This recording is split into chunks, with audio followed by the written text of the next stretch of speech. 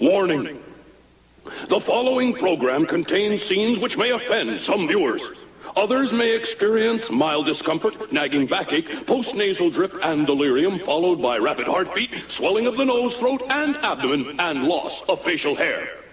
Repeated viewing of this tape may result in the loss of one's bodily functions, redistribution of facial features, premature baldness, and a difficulty in forming simple sentences.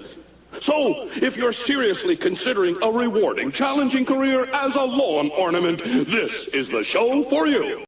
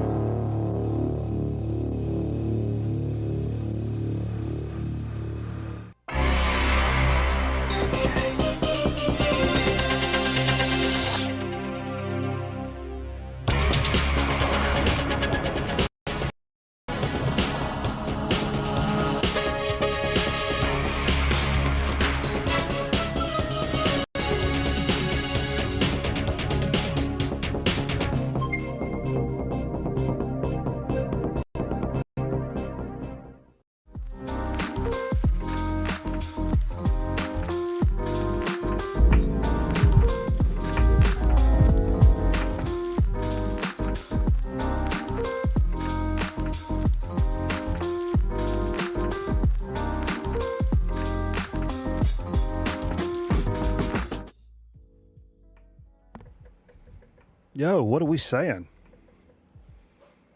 What are we saying?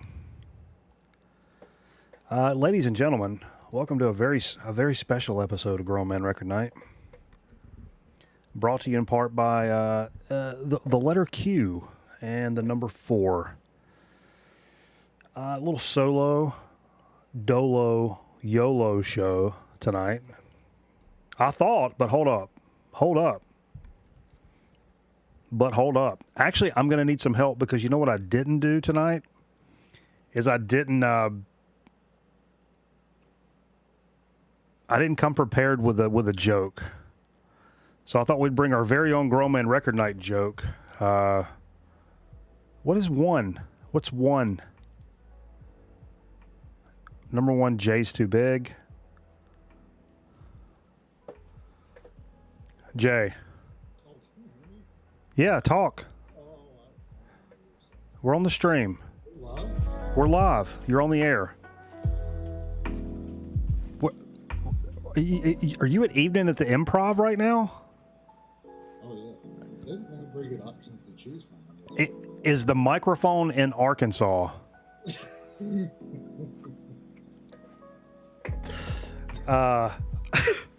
I feel like the microphone is located in Arkansas, and you're what? I do look low key. I need you to come up with a joke real quick. I didn't have anything prepared. You got to find a joke real quick. So, ladies and gentlemen, a little different spin on the show tonight. Had some circumstances out of our control. Not allowing the whole crew to be together like we normally do here in the studio. So we're doing this little remote thing, but it allows us to do this incredible thing that we've done once before where we integrate the StreamYard vibe that, you know, a lot of the YouTube streamers and shit use with the OBS vibe that we use here. Normally, which reminds me, I need to move this logo up here.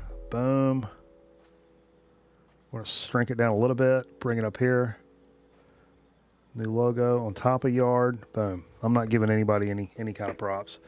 So what we're going to do tonight, we're going to bring some people up here and hither and yon, lickety and splitty, and try to cover that logo. You got it, baby. You saw Stallone back there? Can't hear Jay. It's just like when he's there in person. Yeah. Truth be told. All right, Jay. Do you have us a joke, Jay? And then we'll get into it. Yeah, I do. All right, you gotta say it loud because motherfuckers can't hear you and shit. To you by womansday.com. Hold up. I gotta pause the music because you can't. You gotta holler it. Oh, whoa, wait. All right, sorry. I can't hear you. Oh, I'm just God damn it, you motherfucker. Making me think everything's fucked up. All right. This one's from Woman's Day magazine. Woman's Day magazine, okay. I think it's womansday.com. So if you need anything, go No there. self-promotion, please. Why can't you tell a window a joke? Why? Because it could crack up.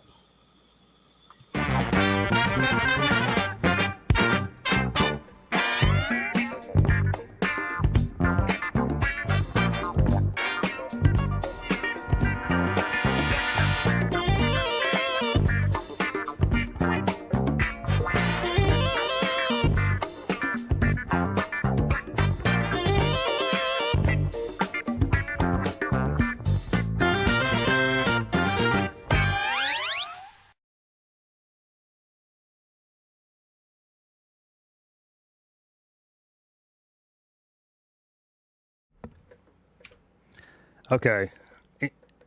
In case you folks didn't know, Jay's appearance tonight is brought to you by 10-10-3-2-1. Oh, sorry. That brought that. It's a weird thing. It's a weird thing that happens. I need to put it in studio mode. I never used 10-10-3-2-1. Were you a 1-800-COLLECT guy? I was a CD. You got to speak up, Jay. You got to speak CD up. Now, you ever call that? 1-800-CD now? Yeah. Oh, yeah. 100%. Definitely.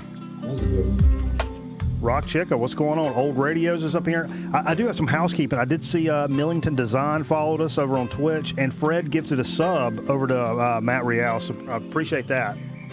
Thank you, Fred, for the support. Thank you for the new follow, Millington. Yeah. 1-800-CALL-ATT. That was another good one. I kind of went back and forth between different carriers. I did try 10-10-3-2-1. I did try 10-10-220, which gave you up to 20 minutes for one low flat fee. Right. Jay looks so serious. Jay is serious. Well, I'm looking at my work. This is kind of my workbench in front of me. You're in front of your workbench? Pretty much. Like, I'm in the process of... No shot. No shot. No, I'm in the process of putting back together a thing for my kid. Oh. So I'm gluing this back together, and I've got like all years of music. bus circuit that I've wired that I've got to put in the box tomorrow. What are you doing? It's a fuzz circuit that I wired, and have this young lady's torso. Okay. That's... If you ever need a 1986 Bo Jackson rookie card, I got one sitting right here. Whoa. That's something, all, Jay. That's it. I have to tell you. That's all I got. That's something. Yeah. So what's been going on? Some kiwi shoe polish. Hey, you never know, man. You never know. Maybe you didn't heard. I don't shine shoes anymore. Yeah, you just never know. That's all I this is Unsound Rob. What's going on? 188 Call USA. I don't remember that one. That sounds like a that sounds Canadian. That's like one of those early Czech scam things, right? You mean Czechoslovakian? Christ. What are we even talking about? Junk drawer dig of the week? Yeah, I feel like Jay's like literally inside of his junk drawer right now. Jay does have some junky drawers. But that's a story for another day. Jay's taking a shit at Sheets. That's what Scotty said. That's fun. In the same stall with a trucker. Yeah. That's some good stuff. Let me see if I can I want to boost the StreamYard shit. That's all right. That's all right. I don't want to. This is a. Anytime we do this kind of shit, when we bring this shit in, it's like a complicated situation. Look, I'm pretty versed in all this stuff, but integrating these two technologies together, dude, you're like walking a fucking line of dental floss across the Grand Canyon. One false move and the whole shebang just comes crashing down. It really is a whole process. But anyway, so explain the format that we're on then. So, well, number one, you're kind of frozen. You seem to be frozen. Or really still. But no, the format would be what we're going to do tonight is we're going to, periodically we're going to bring some people up. We can do a little one-on-one powwow. We can talk about stuff. We got some things we want to talk about, some things popping off in the VC, some things popping off in the world of vinyl records. Also, I'll go ahead and tell you, like, I didn't go out and buy, like, new records this week. We had a lot of shit going on. What I did instead was I pulled out, thanks to Michael Cron, because I reached out in Discord looking for, like, inspiration. Looking for, like, Are you frozen, Jay? No, I'm yeah, right you're here. Frozen. I'm literally right here. Okay. Oh, now it unfroze. Okay. It's on your end. Don't be telling me about my end. Sorry. That's one thing you don't do in life is talk about another man's end. That's what I'm saying. A wise monkey is a monkey that doesn't monkey with another monkey's monkey. So periodically tonight we're going to bring some mofos up to talk shop with us, get greasy, get involved, and one-on-one. Because like I've said before, this is not one of those I bring 40 motherfuckers up on the screen streams. God bless them. I love them. This ain't it. I'm the entertainer. You guys are the entertainees. And we can come up and have a little conversation. But, like, come on. I mean, what are we even saying here? Hey, though, on a serious note, I just listened to P-Funk for like 2 hours straight. 2 hours of P-Funk? Yeah, I watched a P-Funk documentary this week. Have you seen the one that's on Tubi? No. There's a Tubi P-Funk documentary? Yeah, really good. Really good. Nice. So check that out this weekend if you got some We time. watched the Minutemen documentary over on Twitch on Wednesday, and we had a blast doing that. That's actually the last record we played tonight. We Jam Econo. That shit's fucking legit. Awesome. Legit. Hell yeah. Hell yeah. Hell yeah. All right, well, I enjoyed it. What do you mean? It's I gotta go to work tomorrow. It's 11:55 on the East Coast. Oh wait, you're leaving? Yeah, I got my bed right behind me here. Right behind the wall is my bed. And so your bedroom has a brick wall? Yeah, this is the head end right here. Okay. If you know what that means, I don't know. I guess we'll talk to you later. Oh yeah. Yeah. Have a good evening, guys.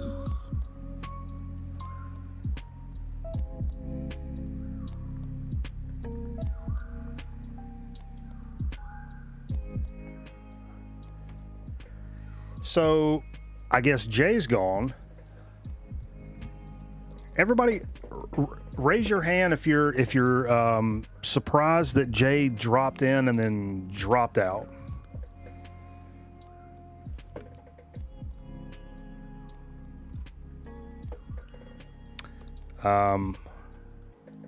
Okay. Well, now on a more serious note, I don't even have. Do I even have my rundown pulled up for crying out loud? Like I said, we're gonna do some bad record covers. So look, if you've got some like horrible ass looking, haggard, hilarious record album covers in your collection, and you want to come up and show them in the Dig of the Week segment later on in the program, we'll do that.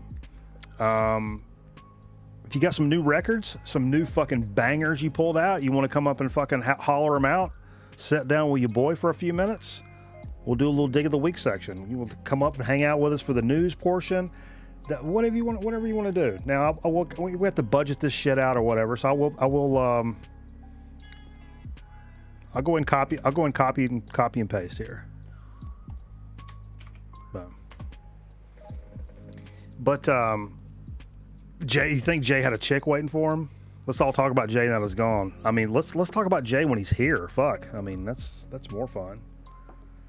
No new records this week. Yeah, me neither, man. You fucking monsters have sent me so much great shit in the last recent weeks. I've picked up a lot of stuff online. Actually, I picked up a couple of records in the Dr. Fred Putterman. This is a freshy pop-off. Picked up a couple of records from Dr. Fred Putterman last night in his auction. A couple of Doom records should be coming my way. God bless him. Stoked for that and happy to help out and shit. So that'll be cool.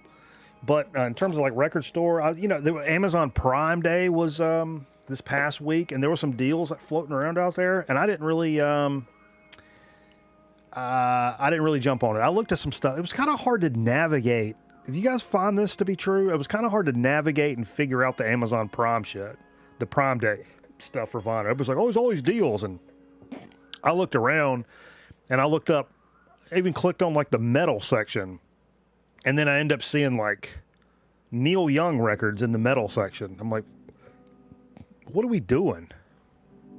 It was weird. Yeah, I did. I know Aaron got that Garth Brooks set for like $20, like a box set for $20. That's a fucking hell of a deal. I mean, I don't want it. I don't give two fucks about it, but that's cool. I'm not anti Garth Brooks, but I'm not going to go like physically buy any of his records either. But like, yeah, what a killer deal. Killer deal. Who we got here? Yo, hold up. Yo. All right, hold up. What's going on? Let me bring you over. Sweet. Look who we got, folks. First time, long time. Dude, the oldest homie from back in the day, the first mod we ever had. A lot of you mugs have never even seen Shane before. You know him, you love him, you want to be him. Boom. Shane, what's been going on, dude? Nothing much. Join the show, another Friday. Hell yeah, baby. Hell yeah. Did you pick up a bunch of records this week, or you I got a couple. Hell yeah.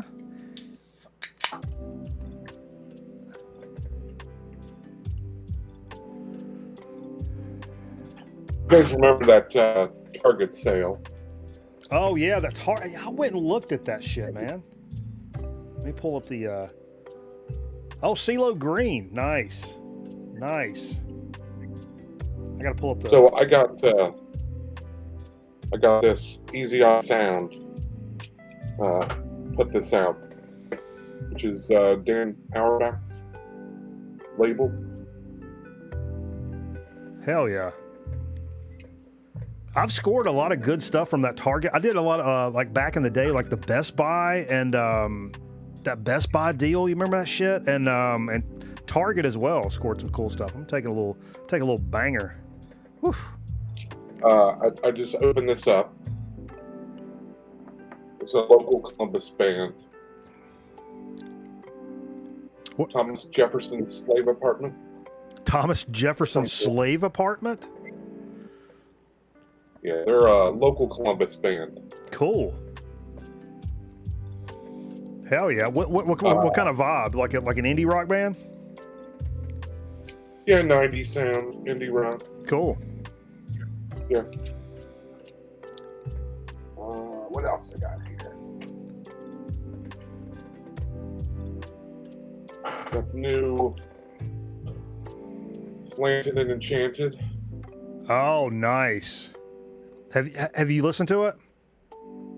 No, not yet. Cool. I did see that was popping around. I don't have any Pavement. You know, I always get Pavement and Quicksand confused. Am I the only one? Somebody else told me they were the same way. Pavement and Quicksand, to me, I'll always get twisted up in my brain. This Don Bryant record? Hell yeah. Looked interesting. That looks cool. So you just took a blind stab on that? Blind stab on this one, yeah. Nice. Hell yeah. It's got to be blues. It's on Fat Possum. Oh, I know that. We talked about that on the show like 3 or 4 years ago. I can't remember the story, but I do remember that record because it is Fat Possum. Hell yeah. This Earl James on Easy Eye Sound. Oh yeah. I really dig his production, Dan Auerbach. Oh yeah. Yeah, one of the there's a really big band that he produces that kind of surprised me. Who was it? Somebody fairly recently. I just ran across. I'm like, holy shit, he produced that. That kind of blew me away. But I really It'll come to me. Like I really love the Black Keys. And one thing that it always sticks in my craw is that little spat that he had with Jack White. And he was like, oh, yeah. They were like, I'm actually going to fight. And Dan was kind of like, no, I'm a pacifist. I don't like, it was like a little, he was kind of a bitch about it. And I'm like, oh, come on, dude. Like, I mean, I get like, you know, you get grown up and you're like, man, I ain't trying to throw hands as a grown man. But like, I think how he handled it always kind of stuck in my craw. But I love the music and the production that he does. I think is pretty kick ass. I mean, I don't. There's not a bad Black Keys record really. I love. There's a great documentary on Rolling Stone's YouTube site about kind of the history of the Black Keys. It's really, really good. Oh, I need to check that out. I remember working with a guy back in the day that said, he was like, man, it's like one of his favorite bands, and he like knew like literally nothing about them. And he was like, man, I thought these were like a couple of like old black dudes, you know, from like back in the day. And he's like, turns out these like kind of hipster white dudes from like now. And it just blew his mind, completely blew his mind.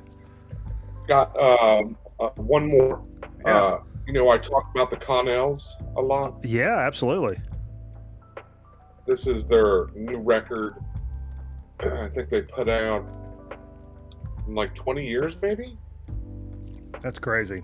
So, and this is one of my favorite Connells records. Oh, yeah. They tour a lot, man. They're always around they're around here. And this is sealed. In the shrink, wow. Still sealed. Where are they out of? North Carolina, somewhere. That's what I thought, like the Raleigh area, maybe. Steve says Connells are playing a free show in Winston-Salem next Saturday. No shit, They're a Steve. great band. Wow. Kind of jangle pop. Yeah. You know? I like that stuff. I like a little jangle pop in my life. Can I put a bad album cover up? Oh, absolutely. Absolutely. I think everybody comes up needs to pull up a bad album. I hate this album cover. Yeah. And it's another example of my, I mean, do you like the record? I love the record. Yeah. I mean, but I hate the album cover. I was going to say, it kind of goes without saying, that's a tremendous album, right? A lot of people said it's better than Thriller. I don't know if I'd go so far as that, but it's a killer Michael Jackson record. And it's, but it's, that covers, yeah, it's a little suspect. I'm not a big fan of this cover. Bob Dylan's. Is that Scotty Strychnine right there? I'm pretty sure that's Scotty Strychnine. This is awful album cover. Really bad.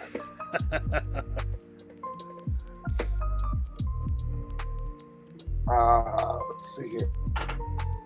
Really bad album cover. Oh, the Brecker brothers, yeah. Oh, you know, Deep Track Zach. Well, first of all, what's up? What's going on, homie? He just nailed it, Shane.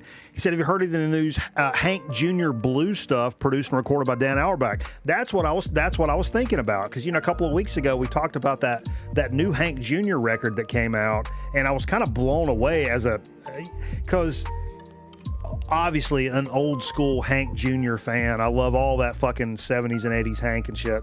And then when he started ponying up with Kid Rock, and I was like, man, get the fuck out of here. I was done with him. Done. That was so corny. And those years, the late 90s, early 2000s, Hank was embarrassing, like literally. But I don't have any Hank at all. But that new one, it's a Dan Albrecht produced it. Yeah. Yeah, if you like, back cover's even worse. Hey, let's embrace around your horn right quick. I mean, if you got time. He's whispering in his ear. Don't stop the music. All right. I mean, whew. I've got a Brecker Brothers that's just about as good.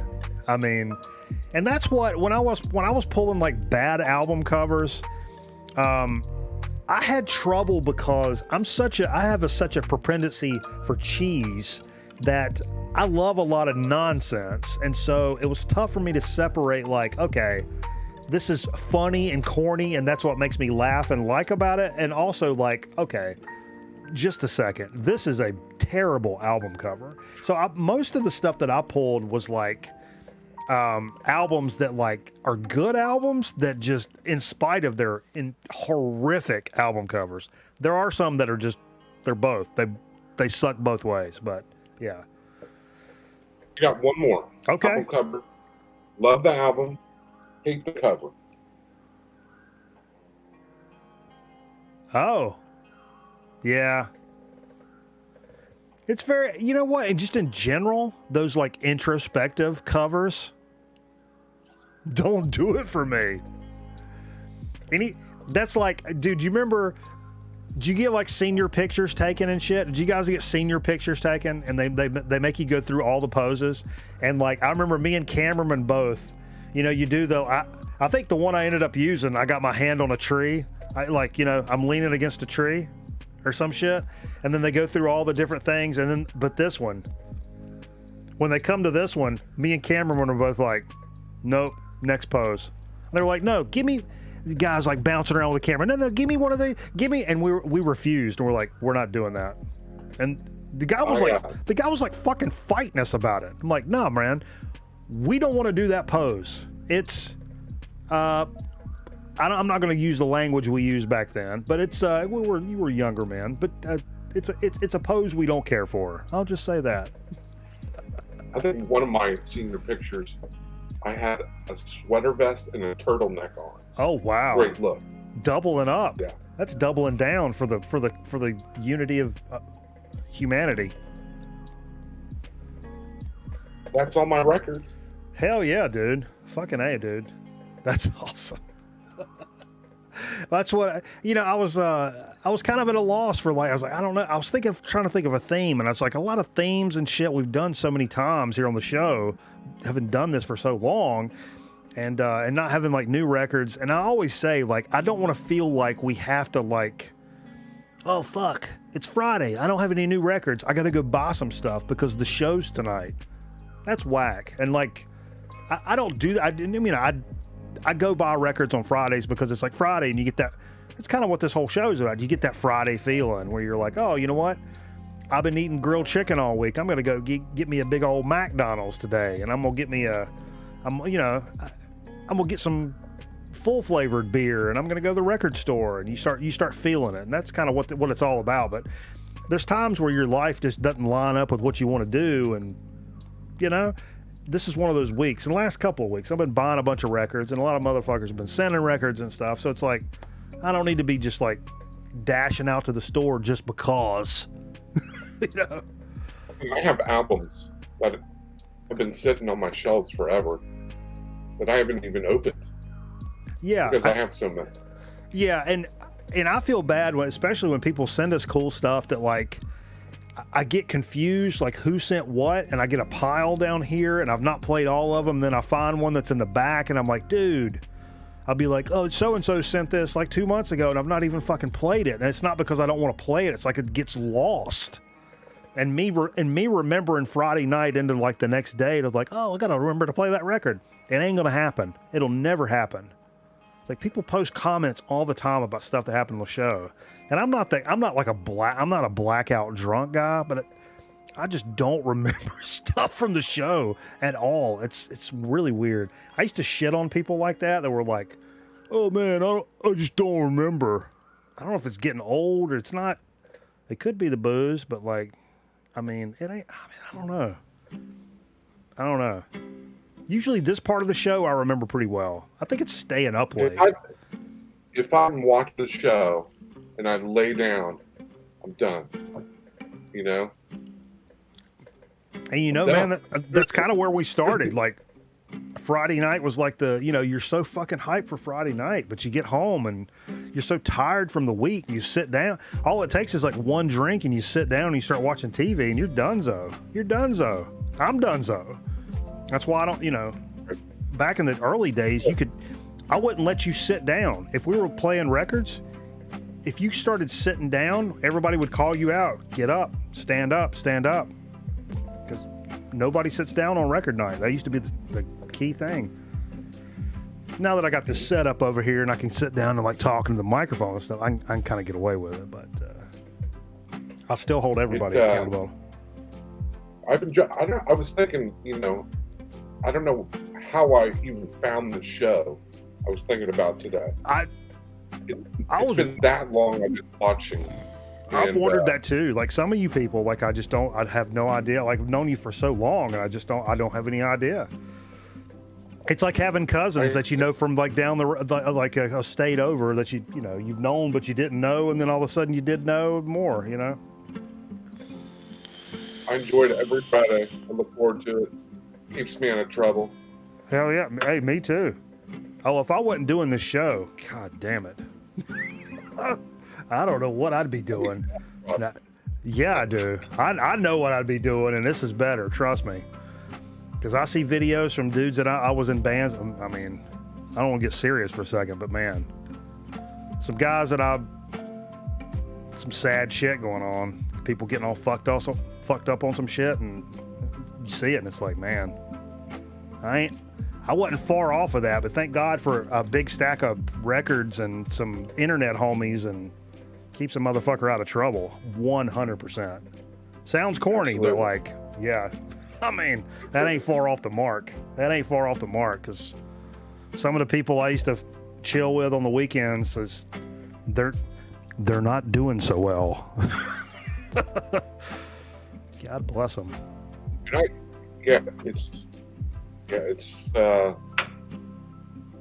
hard to get out sometimes, When I'm 44, I have 2 kids and I'm married, I work from home.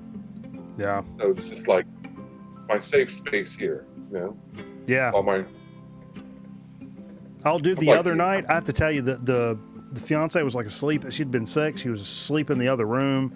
And like, so I came home, I took a nap, and when I got up, I come in the record room, and I got a CRT over here in the Atari alcove. Got a little, antenna hooked up to it. And I watched like 2 episodes of Rockford Files in the record room on a CRT with my feet up. I don't know, man. That just felt kind of good. It's just, like you said, it's a safe space. It just felt good. Everything about it. It just felt good. That was like a Tuesday, you know what I mean? But, yeah. I'll let somebody else come up. Yeah, man. Dude, thank you so much for everything all over the years, man. I know a lot of these some bitches never even seen your face and shit, but like, thanks for everything, dude, for real. Yeah, absolutely. The whole community should thank your fucking ass, 100%. I enjoy the show. It's nice to see that it's grown so much from the old Ustream days. Oh yeah. To YouTube, to a new camera. Right? All kinds of shit, man. It's crazy. We just keep moving and grooving. As a guy I used to work with, I'd be like, "Hey man, how you doing?" He's this real old cat. He's like, "I'm just walking along singing my song, man." I always remember that. I'm just walking along singing my song. All right, man. Well, I'll back you off and see if anybody else wants to come up here. I just saw. Thank you, Shane, again, man. I really appreciate you, dude. Yeah, man. I'll be. Oh, I just cut him off. I'm sorry. But I did. But yeah, I did just see Tight White in the chat, or Tight White's brother. So I got to give the move. Woo! I ain't seen Tight in a minute. But look, you guys are in for a treat right now.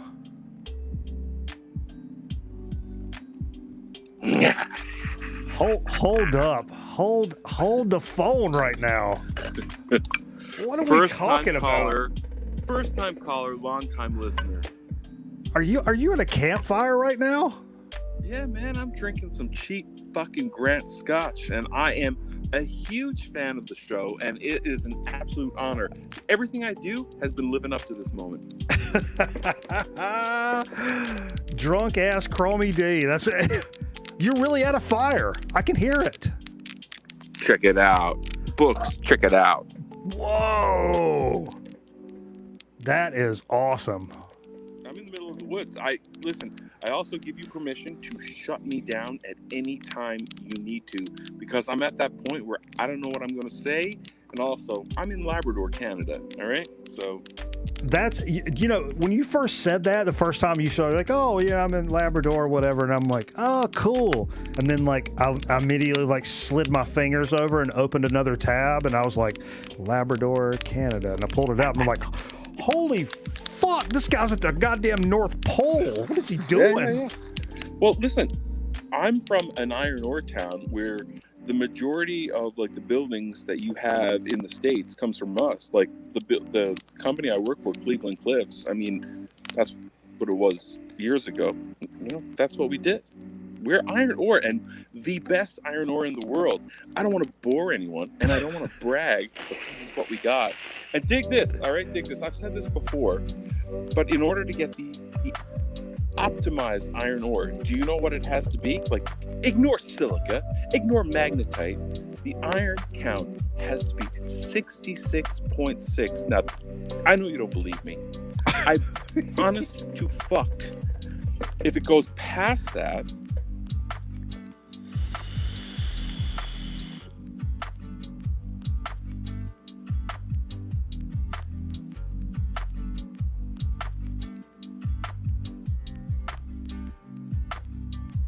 oh no, we didn't lose you.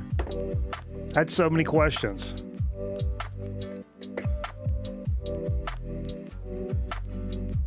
Frozen in time.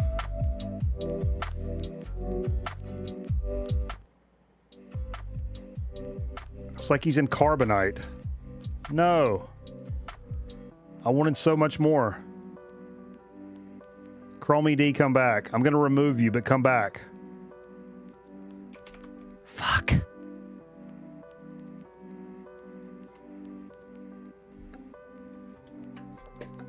No, I want him to come back, though. I had so many questions. No kidding. Look, I pop off an interview like that. I mean, that's what the fuck I do, son. Got eaten by a bear. The wolves came. The fire attracted something. I don't know what it was. I keep peeking back to see if he. I did, man. I would love. I mean, I wasn't planning this, but I could do it right now. Nobody's really did a good one-on-one with Chromie D. You know what I mean? Like a nice, a legit interview. Because there's a story there. There's certain people where you can tell there is a story there. And that's what I'm here for, to dig out the story. Need an hour with, yeah. I mean, we need a full show with Chromie, really.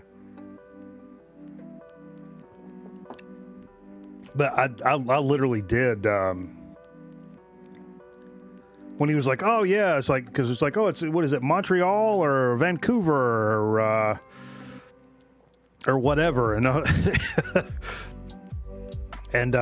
he said Labrador, and I I low-key just like slid over and looked it up, and I'm like, oh my god, that is if you guys don't know where that's at, give it a little Google. That shit's fucking up there.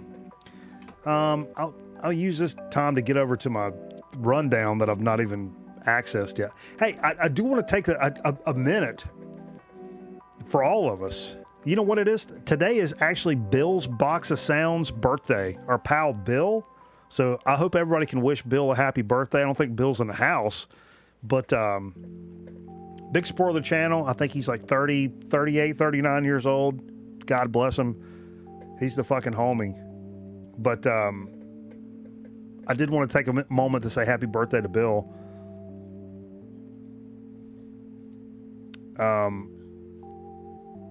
Oh, Jesus. Oh, what are we talking about? What's up? Dude. What's going on? What's happening? You know, just living the dream down here in Durham. Hey, look, it works this time. Yeah, I muted the Twitch stream just because it's a little bit behind. Yeah. Let me slide over a little bit so my fat head will fit in this frame. Yeah, I mean, do you know how to frame up a shot? I mean, do I need to come show you how to frame up a shot? I don't do that. Everything's a wide shot. So those of you who don't know, this is Aaron Griffin. You've probably never seen his face ever. Fat face. Your fat fucking face, Aaron. I'm wearing my Kevin Malone Scrantonicity shirt. Oh, nice. Hell yeah. Playing the drums. Nice. Hell yeah. I'm going to run through a couple things I picked up the last few weeks. Okay, nice. Yeah, I'm down for it. You and you pretty much inspired this one. They just reissued this. WoFat, the Black Code. Yeah, I don't even have that one. This is killer. Yeah. Killer. It's fantastic. Been listening to that a lot lately. Let's see what else. You mentioned it. This actually came today. Girth Brooks, as you call him. That's what we call Jay, Girth Brooks. But for $20, I used to listen to Garth Brooks way back in the early '90s. He was kind of my go-to when I was a stupid kid. And he's got the '90s country. And it's funny. He actually played a show tonight in Charlotte at the Panther Stadium. Oh, really? Yeah. But this is 7 LPs and 7 CDs. What? For $20. I was like 7 LPs and 7 CDs for $20. Yes. That is nuts. It was originally like $70 or $80 or something like that. Dude, I went through this phase. Like, I mean, I've always been there's parts of me that's always been like country guy, but like especially like old school country and like Hank and shit like that. But like in the 90s, like about the time I was a sophomore in high school, when it was kind of cool, like the Garth Brooks era. So I would rock like my Jerry Seinfeld purple button down with the black jeans with the metal tip belt with the black dress shoes that had the metal tips on it. But I would do that same shit, but like with a cowboy hat. And that's what I would go to like the parties and shit.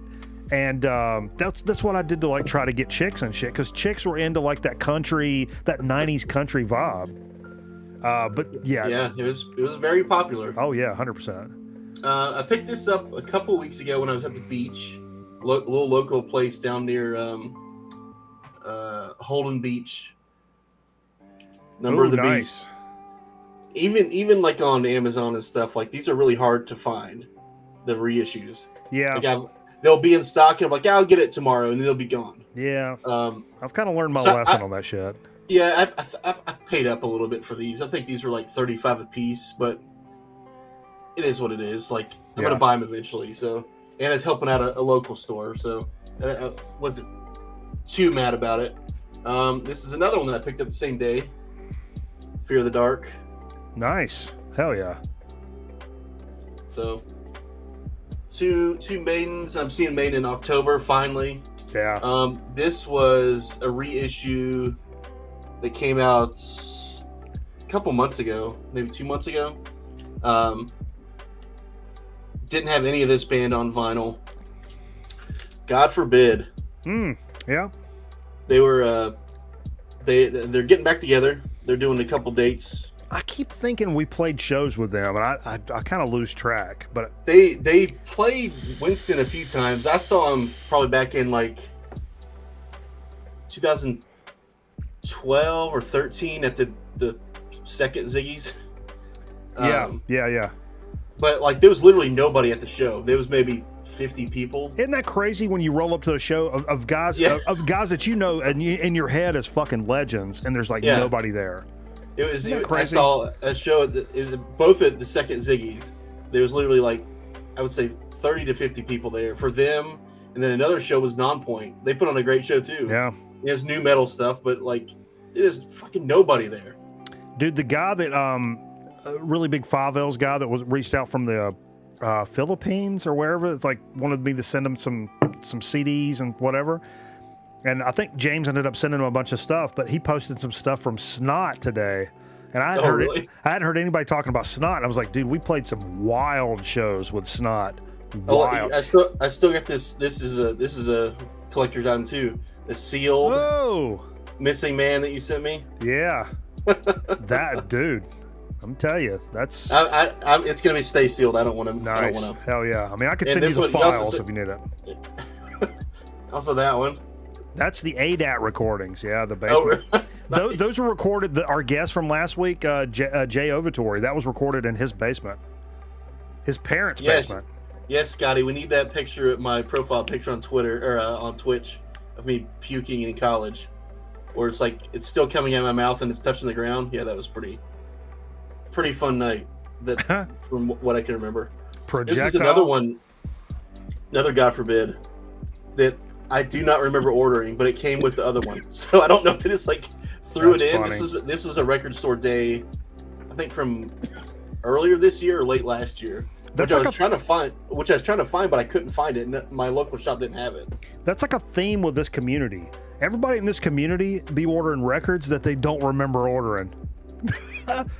Eric Bauer just said like, "Oh, I guess I was super faded, and this record came in, and I've ordered hundreds of dollars of stuff that showed up, and I'm like, what the fuck am I doing?" That's what happened with the that Elder Gold and Silver Sessions thing. I was really drunk when we were at the beach, and that's how it ended up at your house. That's awesome. I mean, hello. So I'm gonna run through a couple of awful album covers. Okay. So this is James. What's his name? James Last.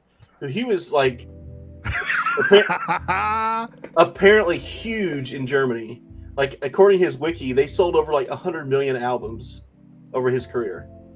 But he according to wiki, he made a ton of bad investments and pretty much died broke. But he was like a big band leader and stuff like that.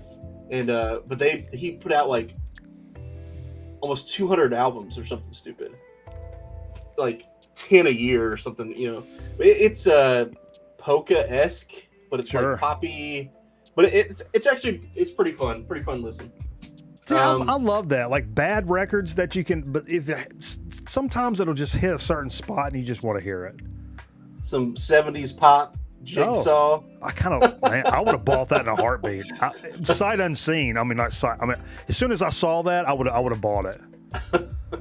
This actually came from pretty much the stack of records that started my collection from my wife's aunt. Nice. They had a bunch of. That's where like a lot of the. I think I sent you some of it, the Bay City Rollers and stuff like that. Oh yeah. A lot of the 70s disco pop stuff. Here's another one that's really good. Larry Graham. Oh yeah, the Larry Graham shit's fucking classic. Oh, that's perfect. He's got that fucking 70s. The 70s. I mean, not 70s. The senior picture vibe. Except he's doing this guy. Yeah. I always wanted to do what I always called the back cover to my my book or my stand-up comedy album is like me doing this. Like It's Pat? Yeah. Was it the cover for the It's Pat movie? Yeah. And I'm pretty sure I've sent you some of these, and I've got more. I don't know how many albums they put out. RJ's Latest Arrival. Oh yeah, look at that. And the back cover, he's got like a choker on. Look at that. Oh, I'd go down on this motherfucker in a heartbeat. I mean, I don't no cap on a stack. Woo. So there's that one, and then there's another RJ's. He's a very pretty man. He's a pretty man. I'm comfortable enough to say. Look at this guy in the back. That's a pretty. Whoa! What are they doing? What? He's got a dude's head in his dork. Look at that. Look at that guy. You know, I really need to find some. What was his name? Oh, the fucking. It looked like DeBarge. DeBarge. I need some DeBarge. This is. I actually like this album. It's The Time. Ice Cream Castle, but the cover is ridiculous. Oh yeah, that's a great cover. That's a great cover. Classic. And then classic my shit. last one. My local shop was moving stores a couple weeks ago, and they set up a bunch of dollar records. I guess they just like, fuck it, I don't want to move those. So I went and found a bunch of stuff. This record is awful, but I picked it up just for the cover. This guy will steal your wife and fuck her in front of you. Woo! Lord have mercy. Speaking of stealing your wife and fucking in front of you, Chromie says he demands to be redeemed. Whoa. Some strong words in the chat. I think he's chomping at the bit over here. I think he said his headphones melted. He's sitting too close to the fire. Who gets melted in Canada, for fuck's sake? Yeah, that's all I got. Just wanted to jump on and yeah, show dude, some of that shit. That's awesome. I love being able to do this. Also, apparently, I get more viewers when I do this, so maybe I should do this all the time. Yeah, you should. The metrics. Do it every other week. I'm gonna write it down. Fever and Jay that their services are no longer needed. You stay home, you fucking idiots. Won't you stay home? Drinking a tall boy.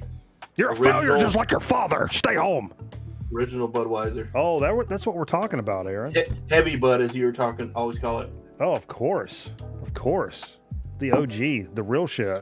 Yeah. If I wasn't just a fat fuck and I'm drinking hard sodas tonight. How are those? They're fantastic. Dude, they're like drinking soda pops with fucking alcohol in them. But they're also 2 carbs. 2 carbs, vodka. That's not bad. I'm coming off a week of like, okay. I mentioned this. I'll do this real quick. I said I wasn't going to tell everybody about this because it's something I would have like bragged about when I was in my 20s. But did you eat a lot of something? Well, all week long. So, but you're on vacation. It's fine. Yeah, right. But so Cameraman came up here Friday. I didn't tell everybody this, but Cameraman came up here Friday when Jay Ovatori was here. We went back to Raleigh the next night. Well, I dropped the car off. I came back. I got a new car. That was the whole point of the thing. But when we went back to Raleigh, we went to the store. We got a couple of ribeyes, a couple of baked potatoes. We picked up a case of Busch Light. We went to the store and got some liquor. We came back and anyway, long story short, the next day, because he was like, "Oh man, only a couple of beers, whatever," and I'm like, "Wait a minute, are you telling me we split an edible?" Right? Like a fairly potent edible. We split an edible. We drank a case of beer. And just for your protection and job security, you're talking about edible arrangement, one of those fruit baskets? Yeah, absolutely. Edible, everything's edible, for fuck's sake. I've eaten sand. What are we talking about? But no, like, and then drank a case of beer and a fifth of vodka. And I was like, Wizard, it does sound like a Garth Brooks song. I was like, wait, did we? And I was like, this is like in the 20s, we'd be like high-fiving. In my 40s, and I'm like, God damn, dude. We are fucking, we're sad motherfuckers. I'm just as disappointed in myself. Yeah. It's like, I ain't telling nobody about this. And here I am. It comes to Friday night. And I'm like, hey, guess what we did? I couldn't handle it. All right, let me see if Chromie's in there. Yeah, AC's on there. I appreciate you, Aaron. Yeah.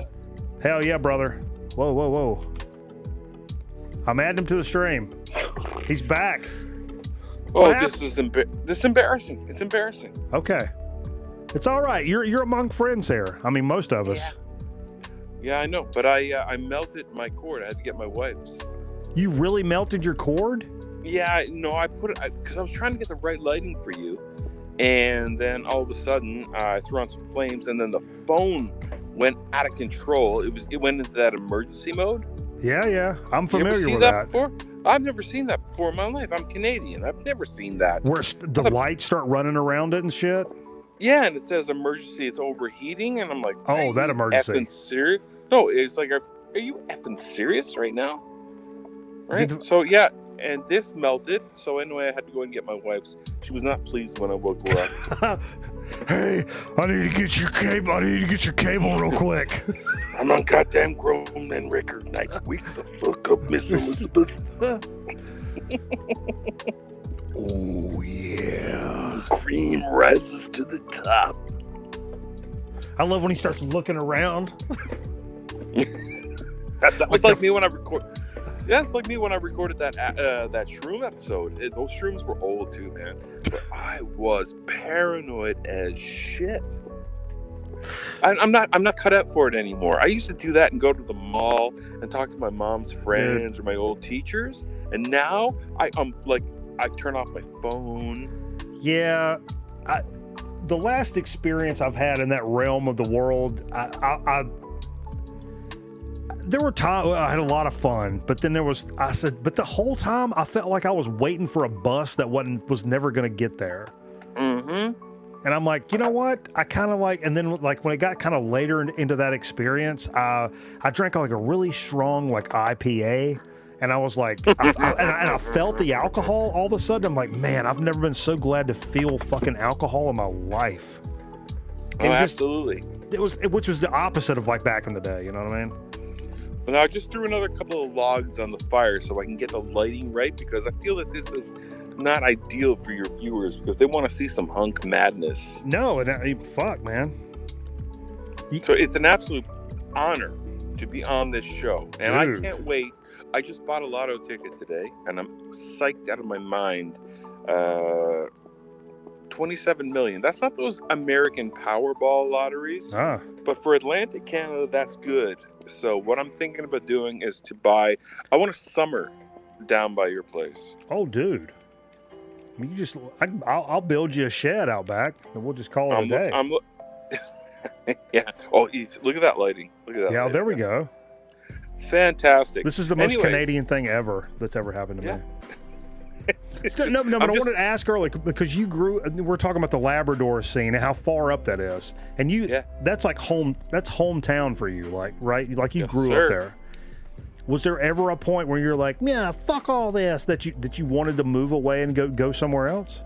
Yeah, that's exactly what I did. I moved to big city Canada, to Toronto, to become an ad guy. Yeah. And I got into commercials, and I was goddamn good at it too, by the way. Not to be a braggart, but yeah, I was good at it. And I was the guy that was doing all the backgrounds, all those toy commercials. Oh, that's right. Yeah. Oh, this is when I became like, I was just like, oh, I'm a fan of his. To became like, I kind of want to marry this guy. He's like, oh, you remember like there's backgrounds like G.I. Joe commercials, and like then I'm like, there's a man cave of doom where you can watch me going. Like, you made those? Because when I was a kid, I was like, man, the places I play never look like that. Mm-hmm. And I'm like, but that's crazy. I was the guy just messing around with like twigs and woodland scenic stuff and LED lights, and you put that in the background, and they made those toys pop. Because those toys really sucked, a lot of them. Yeah. Right? But if you made the right... But listen, that said, there's nothing more superior than a child's imagination. Not to get all softy on you, because I'm telling you now, the best time I ever had, and I goddamn guarantee you were the same way, when you found a couple of rocks, a little stream going by, and you made a base for like barbecue and like Flint and all those guys, man, there's nothing better. It sticks in my head, and I've told this story a bazillion times, but I love to talk about it. It's at my parents' house. On the side of the house, there was two big shrubs. But for a kid, even as a fat fuck kid, there was this space between the house and the shrubs that I could get back in there. And when you get back in there, the shrubs all of a sudden become like a fucking jungle or rainforest, and it's like this microcosm to where I could even I could run Alpine, like I could run Alpine's little thing between the trees, So it was like this micro scale thing, and I had all my Joes like set up back there. And as an only child, I mean, that's what I had was only imagination. I mean, same thing. I'm an only child as well. It's pretty fucking obvious. Yeah, that's what I say. What you didn't fucking know? Like, come on. When I say like, hey, I'm bringing one person up to talk to me at one time because I'm the entertainer. Yeah, that's only child syndrome right there. Yeah, I tell my son all the time. I was like, I'm sorry, I totally gypped you by bringing her in, my daughter into the scene. But that's the thing. That's what I brought that sense of imagination and adventure into when I was doing those commercials, and it was never ever acknowledged. No one gave a shit. I'm not going to say I was a hot shot. I wasn't. I bet you're a hot shot. Pretty goddamn good at what I did, and I'm pretty proud of it. And I still do that stuff. But my kids have the best play sets you could possibly. You should see the hot system from Empire Strikes Back I made for my kids. You'd cream your jeans as a child, because I sent you the Jabba's Palace thing. Mm-hmm. That shit got a working trapdoor. Yeah, chef's kiss, man. And I'm gonna say it. I'm not holding back. But anyways, we're talking about a lot of geek shit tonight, and there's a couple of record guys out there, and they're all furious right now. They're like, "Who is this piece of shit right now?" Well, actually, yeah.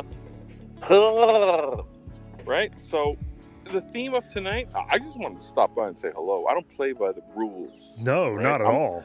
I'm like Hunter, and I know that you love Hunter. Dude, I was watching Hunter falling asleep last night, and it reminded me, like, I remember, like, I woke up, like, in the middle of it, because I was like, oh, they tell me I should cut all the lights and shit off, or you sleep better. But, like, how fucking good is Hunter? Like, I said that out loud to nobody. And, like... Hunter has the second best theme music ever created next to Hardcastle and McCormick. Ooh. Oh, really? Strong words. Yeah, those are strong words. Speaking, like, of music, I feel that Hardcastle and McCormick has that kind of, like, arena rock, AOR vibe that you know that I goddamn adore. Yeah, I'll say that, but... I'll see that and raise the intro. I mean, at least the first several bars of fucking Barney Miller. Doom, doo doo doo, doo doo doo, doo doo doo doo doo doo doo doo. That drag beat. Is it better than the bass intro to Night Court? You know, God rest our bass player back in the. We jammed that Night Court intro so many times. I do love Barney Miller, though. That's one of the earliest shows. I remember being a kid and in Walbush, because we had scrambler boxes, and we had, my parents brought me, they gave birth to me in this desolate zone, but we had scrambler boxes, so we had access to shit all across the world. And I remember seeing the porno movies. Oh yeah. And I saw Barney Miller. I remember my like pop culture first time, being aware of that shit was Barney Miller, and I saw Superman 1 on TV on HBO, and I lost my fucking mind. Do you have like an analog satellite? Back then we had scrambler boxes. That's what we used to have, and we used to have the big satellite dish. Yes. Huge satellite dish in our yard. I remember, like, we got, I can't remember if it was before we had cable or if it was after we had got a little, because I remember coming home in third grade and got off the school bus. I went in and my dad's like, hey, Michael, because my family always calls me Michael. Right. Michael, why don't you turn on TV, boy, see what you see. And I was like, what's this remote? The big clunky, and I turned it on, and I'm like, what are all these channels? And it's like, I got cable this afternoon. And I remember I switched it over, and I found ESPN, and I'll never forget, it was BYU versus Air Force football, but it was a Thursday afternoon. It was one of those, like, and we now move ahead later on in the third quarter, where they were, like, compressing the time and all that shit. And it blew my mind that there was actually college football on a Thursday, like in the afternoon. But like later on, I remember me and my dad going to, much like I was talking about on the arcade episode, where my dad was like, "Hey, let's go get a pinball machine." Yeah. Some of the biggest memories of my life was like my dad, like he was into stuff like I was into stuff now. And he was like, I'm thinking about getting a satellite. Hey, Michael, you want to ride over to Greensboro? We'll take a look at some of these satellites. And I'm like, yeah. So we jump in the van and head down. He goes into like a little store. They got all the monitors up everywhere, and they're like showcasing like what satellite can do for you and your life and your family. And there's all these feed, and there was like a feed running, and it was somewhere in the Middle East or like, I don't know, Kosovo or whatever the fuck. And they're wheeling some poor son of a bitch out of something, and he's bleeding and cut, and half his leg is falling off. And I mean, like it's graphic as fuck. And I'm like freaking out. And I'm like yanking on my dad's shirt, pointing at this monitor. I'm like, look at this. And I was like, you can see this, and you can see the cameras moving around. There's like bars and tone in between stuff. It's the stuff. I now realize as a former newsman, they were feeding the footage back to the station, via satellite. They were feeding the footage back, but it was this horrible, like graphic, unedited. You thought you discovered Videodrome. Dude. And I told my dad, I was like, we have got to get a fucking satellite. My mom was like, my mom goes along with everything. She's a nice Southern woman that just like, don't make no waves. But she was like, you ain't putting that shit in my front yard. Yeah. You can fuck off. We ain't doing that shit. They were goddamn ugly. But, that's the one thing my mom put her foot down about. But yeah. And I remember, dude, Cameron, even as late as like less than 20 years ago, Cameron was like, dude, you know what freeband TV is? And I'm like, no. He's like, like the big analog antenna, satellites. I'm like, yeah. And he's like, the direct TVs. And I'm like, yeah. It's those white ones that are on like motels. It's the in-between ones. You buy those off of like eBay or Craigslist for like nothing. You hook them up and there's all this like free band TV floating through the air, still analog for free. But it's all crap. It's all crap you don't want to see. It's all like, hey, it's a Pakistani like Christian gospel show, but perfect. But you find it's like ham radio. You're finding it by tuning it in, and it's like a whole thing. It's a whole process. But yeah, I've always I got a soft spot for that shit. I do too, and I tell you, really, the reason why we got it, I remember, was WrestleMania 3. Oh yeah.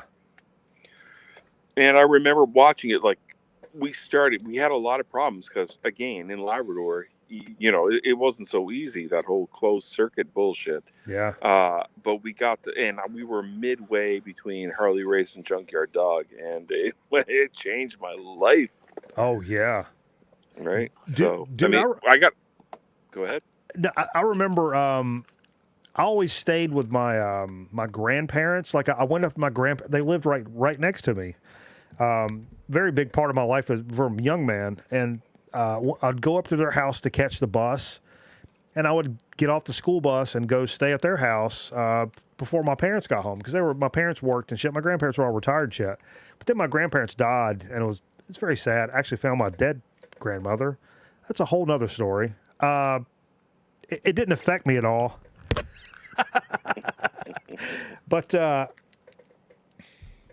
wake up, mama, wake up, mama. I know. I used to call my grandmother Nan Girl. I used to love her so much. It was like the Waltons. Yeah. So I know that. I know that pain. Yeah. I know that pain because I lived with them. But after that happened, I think that my parents didn't know what to do. Like, this fat fuck kid of ours, when he gets off the school bus, where's he going to go now that all the grandparents are dead? So they signed me up for the Salvation Army Boys Club, which is where I learned how to shoot pool. Yeah. That's what started everything. But like some very awkward but very beneficial socialization skills that I learned, meandering back and forth between different cultures, realizing how to read a room, how to fucking talk to different kinds of people. But anyway, one of the days I got off the bus, they would pick us up in elementary school in a van and take us to the Salvation Army Boys Club.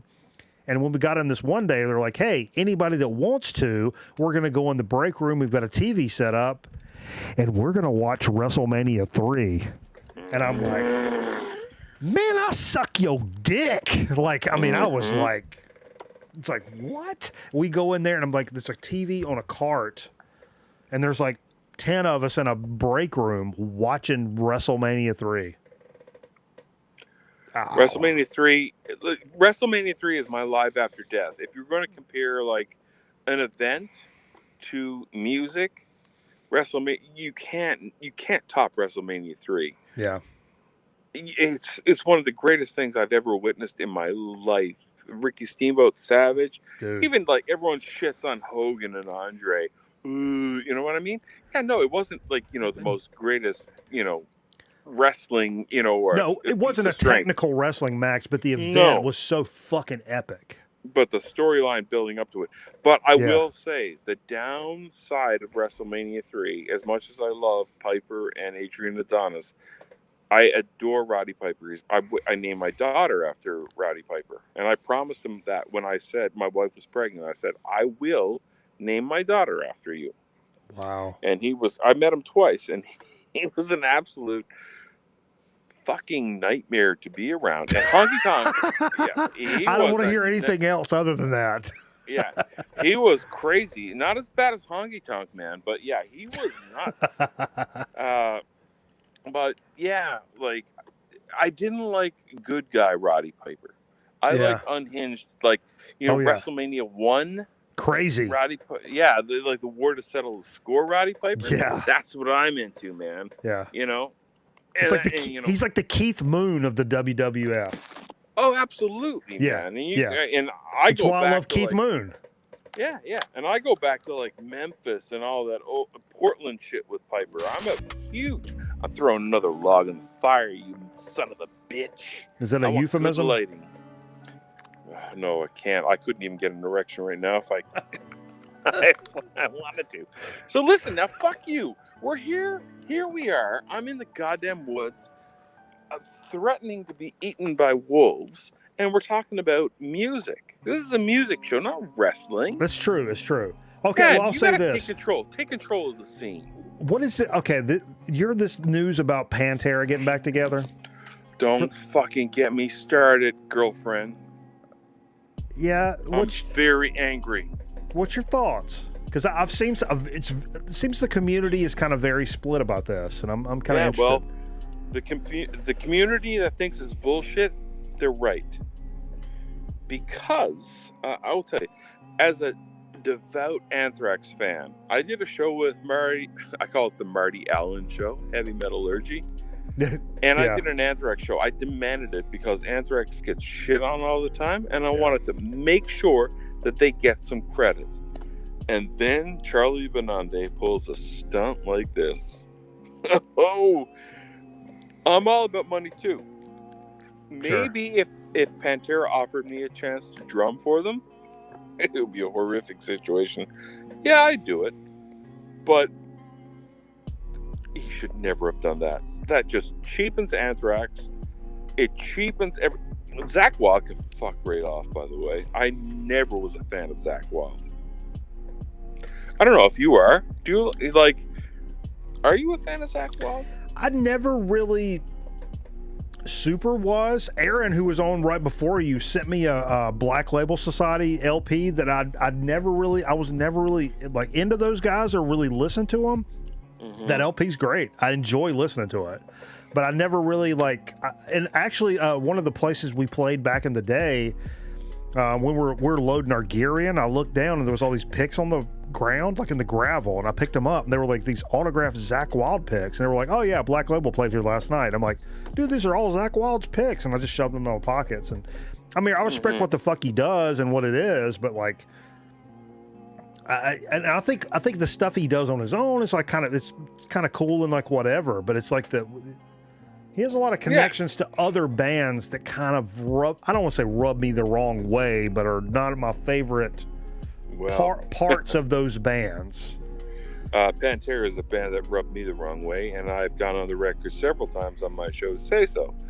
And I've been a devout Anthrax guy, and I love them. I think they've made many mistakes, and I think Charlie Benante going on to this Pantera bullshit reunion, if you don't have Vinny and Dime, it ain't Pantera. Give me a fucking break. Call it something else. Yeah, Aaron's right here. He says, I'm a huge Zach fan, but I feel kind of weird about the whole Pantera thing. That's kind of where I'm at. And I mean, I felt on a much smaller level. I talked about it earlier when our bass player died, and we were like, well, we still got to play the music. And we had this argument of like, he would have wanted us to carry on and like use it and use the same name and like just keep trucking versus like other people that are like, I think we can all still play music together and do whatever. Maybe we write some new music and we call it something else and we just keep jamming because like Homeboy's dead, this shit's dead. You know what I'm saying? Like that's just, it's dead. Everything's dead. When it dies, it dies. And I think with Pantera, it kind of feels like that to me where it's like, it kind of died. And sometimes, man, you just got to let it fucking die. Yeah, but, you know, we understand that. If you have a Disney subscription and you're watching Star Wars right now, and you're watching like Obi-Wan and you're getting all wrapped up in how shitty it is. Yeah. You know what I mean? That's what they're doing with music right now. You know what I mean? Like, yeah. It's not even. You know, there's going to be a new Pantera album with those two assholes, and those guys betrayed Pantera. Those guys quit, and they didn't want anything to do, and that's why we got Damage Plan. And you know what? Yeah. Fuck Pantera. I'm not a huge Pantera fan. I really like the old like hair metal scene. You know what I mean? Dude, it took me 40 years to find that shit. I mean, but. Pantera, like the original, like, you know, like Vulgar Display and like that kind of stuff is like what, when I was eat up with grunge and Nirvana and stuff like that. And then that stuff just blew my mind out of the water. And I remember asking my guitar teacher, how do I make my guitar do that? Like, dum, dum, dum, dum, dum, dum, dum. Like, and he was like, oh, you mean palm muting? And I'm like, I don't know. That Pantera sound, make that, show me how to do that. That's how I found that. I'm a huge admirer of it. I love I Am the Night, and you can shit on that all you want. I just did a show with my wife, an unplugged chromium dioxide episode by the fire, a fireside chat, and I Am the Night and Projects in the Jungle. She loves those albums, and she's right. She's absolutely right. Those albums are so fucking good. I love them. And it's funny because I just made this point tonight. Like I'll listen to those albums every day for a week straight or whatever. Giving two flying fucks about Vulgar Display or whatever, Southern Trendkill or what. I haven't listened to those albums in years and years and years. But those early Pantera records, I'll listen to all day. Anthrax, the same way, because I play tonight. Here at like fucking 4 hours in, I haven't even got to what we played, but I played that first Anthrax record tonight, and I said this on Metal Theologians videos. It's the best Anthrax, and I can listen to that all day long, and I like the later Anthrax stuff too, but like I'm not reaching for that stuff either. I'm reaching for that first record. No. Hand over fist. Right? It's a weird time. And, you know, we like what we like. And I'm kind of like an old school fuck. You know what I mean? And I'm unapologetic about it, to be honest with you. Oh, no. No, I think people that just spew it out. That's where you kind of find the common vein and all this stuff, and they're like how the thing ebbs and flows, man. It's not a linear move, man. Like the stuff that I listened to 5 years ago, it's like here on the show we've went through so many phases: prog rock and fucking psych rock and 80s metal and fucking 70s hard and heavy, and like it goes up and down and da da da, and the people that don't do that, God bless them. I don't know how you live, because that's how for the last 10 years we've done this show.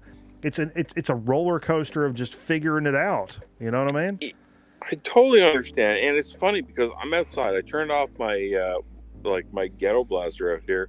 I call it a ghetto blaster. Can you even say that anymore? Is that like I wondered racist? that. That's what we called it. Yeah. People always say, "No, what's the term everybody uses now?" My boom box. I boom hate box. Boom box. That's we garbage. always said jam box. We were jam box. We were jam box guys. Well, I brought some tapes out because I know this is about music tonight. Hold on. I feel like I'm playing. I feel like I'm playing Afterburner. Left is right and shit.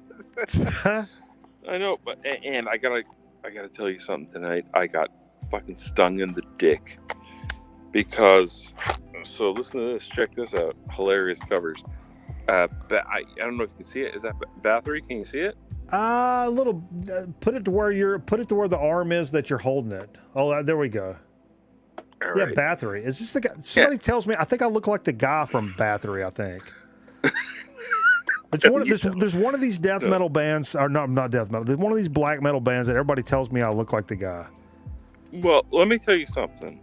You can live your life, party like there's no tomorrow, but sometimes tomorrow happens and it's going to bite you in the ass. And you know what's hilarious about this? Quote of the night. All right. I don't know if you can read it. It's Rod Stewart.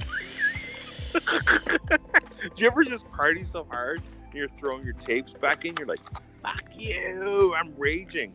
So Rod Stewart is in Bathory, and I don't think mathematically that has ever happened in the history.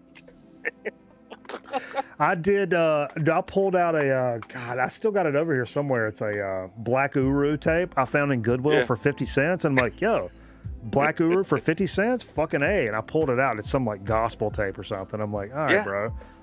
That was a lesson. Like, you better open your tapes and look at them, motherfucker. Yeah, I got you. Yeah, I got you. That's what I've been doing. So, speaking of terrible covers, because I feel that's the theme of what you were doing tonight. But it's totally the theme. I was just partying tonight. I don't play by your goddamn rules. No, man. Well, let me throw another fucking log on the fire without. Oh shit! Everything dropped right now. Who cares? Can you see me still? Yeah. Who cares? I'm trying to make sure you can see this, but I have. Oh no, this is not good, is it? Hold on. I don't want that. Okay, here we go. Exciter, long live the loud. Exciter, dude. Yeah. But this Canadian band, right? Yeah. The drummer's the singer and shit, and like he is hitting banshee wails, but her arm is uncomfortably long. It's like, because I studied the human form as an animator. Sure. This is unnatural. That's hilarious. On a couple of fields. Yeah. I got to tell you something right now that I feel everybody loves the earlier Exciter albums. Yeah. I really think that you need to explore this one. And this is also on Bonsai Records. If you're a Canadian and you picked this up at a tape store, you were ultimately disappointed. Oh. Bonsai is like the video treasures if you were a VHS collector. Oh, yeah. I'm very familiar with the VHS treasures. Yeah, it's a lighter VHS. Yeah. And it just, the transfer sucks. Yeah. But either way, you have, and now this is a status symbol, which is hilarious. I don't know how people, like, where they stand on video treasures, but I will stand by the fact that I think video treasures is garbage. Oh, they're garbage. Oh, they're garbage transfer. Like, really garbage. I'll buy them all day long. Don't get me wrong. I'm walking to Goodwill. I'm buying everyone that you got. But, they're terrible. Yeah, absolutely. But, yeah, that's two things I've been... man, it's been in, like, my Amazon cart, like, multiple times. Is Exciter and Razor. Speaking of the... and I've... all right. And it's just... for whatever reason, is not there was a couple of sales, and then things go off sale, and I was like, yeah. Canada's a weird place when it comes to metal, and we'll say that. But I'm gonna tell you, why don't you just settle back, just empty your cart, and just get Razor Executioner song. That's a fun album. I like that record a lot. Yeah, I've listened to that a lot. Sure, right? And Evil Invaders, the video is really good too. It reminds me of The Wraith with Charlie Sheen. It has that vibe. We're gonna watch that on a Wednesday night movie stream. That's in the queue for that. I've never seen Wraith.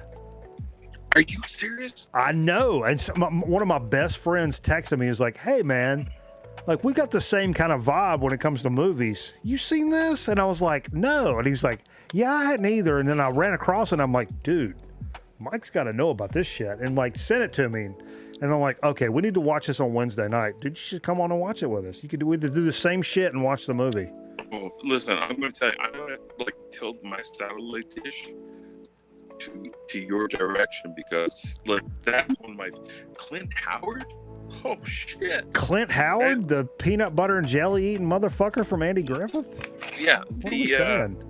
Yeah, the superior Ron Howard. I'll tell you something else before I go, because I know you got people in the wings. You're a goddamn celebrity. Yeah, but you're VC royalty, so I can't kick you off. I mean, fuck. I'm a goddamn I'm like Grimace. If you were doing a show about McDonald Land, and he was like, "Well, we got Grimace here, dude." Well, let me tell you this real quick, and this is no cap on a stack. I wrote I don't mean for school, I mean off school. I gave it to my ex-fiance, but I wrote this three and a half page essay about Grimace and how he doesn't have an endocrine system. And instead he has what I called a prize box, which is a drawer like in the middle of his big fat belly, and you pulled his drawer out, and you had to pull his drawer and empty his waste out via the drawer. And it was a fucking 3.5 page dissertation about this. And she was like, "You are a goddamn psychopath motherfucker." And I'm like, "You either sign up for it or you don't sign up for it. I'm not telling you what to do, but that's a true story." Let's watch a viewers drop. Well, I'll tell you something. Yeah, fuck them, man. If you don't want to talk about like Mayor McCheese and Officer Big Mac, you're a fucking poser. What I'm going to say is that being like half French in Canada, I figured out what Grimace was a long time ago, because in Quebec, Grimace is called Le Gros Douceur, and I'm like, what does that mean? He's a giant taste bud. Giant taste bud. Whoa, that's crazy. Yeah, and it was confirmed with the because I own the actual McDonald's character specification guide where they made the characters. It's on my. Why don't you check up my Instagram site? I have all that shit going on. Yeah, and we no self promotion. No self promotion. Not at all. ChromiumDioxideRadio.com. What? Mute him. Somebody. Right, so you La Grosse Douceur, which is the giant taste bud, and that's where he is. And he used to have 4 arms, and he was evil Grimace back in the 70s. And he sold Jodie Foster's milkshake in the first 70s commercials. I was a big fan of the Croque Monsieur. The Croque Monsieur. Croque Monsieur. Ham and cheese grilled. Oh, no, that wasn't McDonald Land. No, just in general. Yeah, all right. Well, let me tell you, because I specialize in McDonald's, and one of my I love. Do you know where the chicken McNuggets came from? No. 1980. Oh, I love this, and I'll drink to that motherfucker. Hey, this is what Ragnar sent us from Iceland. Look at this shot glass. It's like all off kilter and shit. Can't see it. You're gonna have to tilt it more towards your right or left, depending on the. See, the bottom is like uneven, so it looks like it's all. I can't see it. I know. I'm like it's hard. It's hard to see, but it's uneven. Listen, and it's a skull. Skull. Oh, it's a skull. You're interfering with my McDonald's trivia. I'm sorry. Because the McDonald's nuggets were invented in 1983 by the professor, and no one remembers the professor. Anyways, go ahead.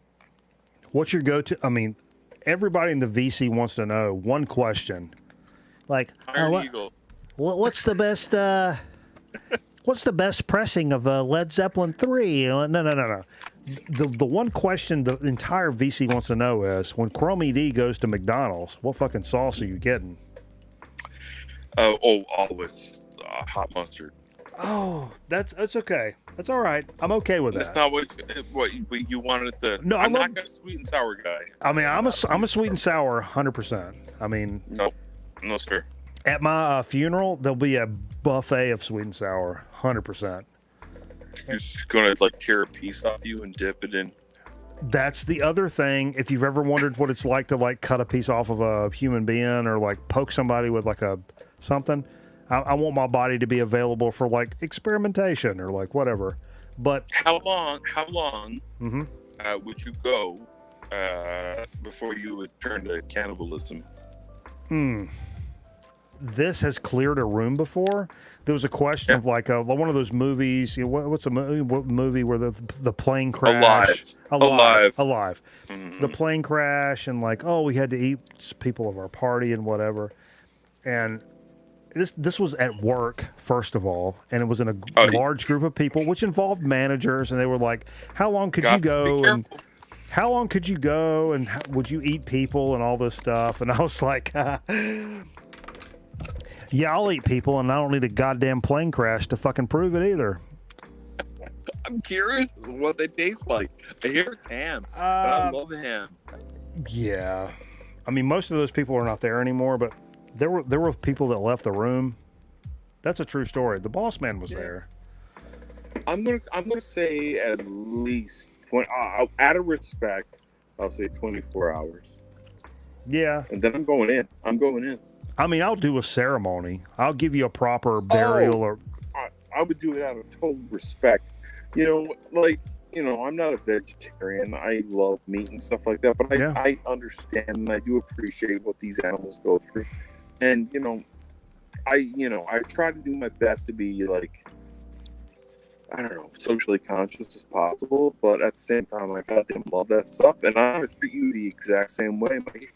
Yeah, I'm going to eat you, man. I ain't going to eat you. I was grew up as a hunter, and we hunted, and everything we hunted, we ate, and a lot of things that we ate, a lot of people think is weird nowadays, like squirrel and rabbit and stuff like that. And here in the Carolinas, we ate the fuck out of those. And I wasn't much of a deer guy, but I eat deer, and like, I mean, I've eaten caribou, and like I'll eat it all as long as it's like.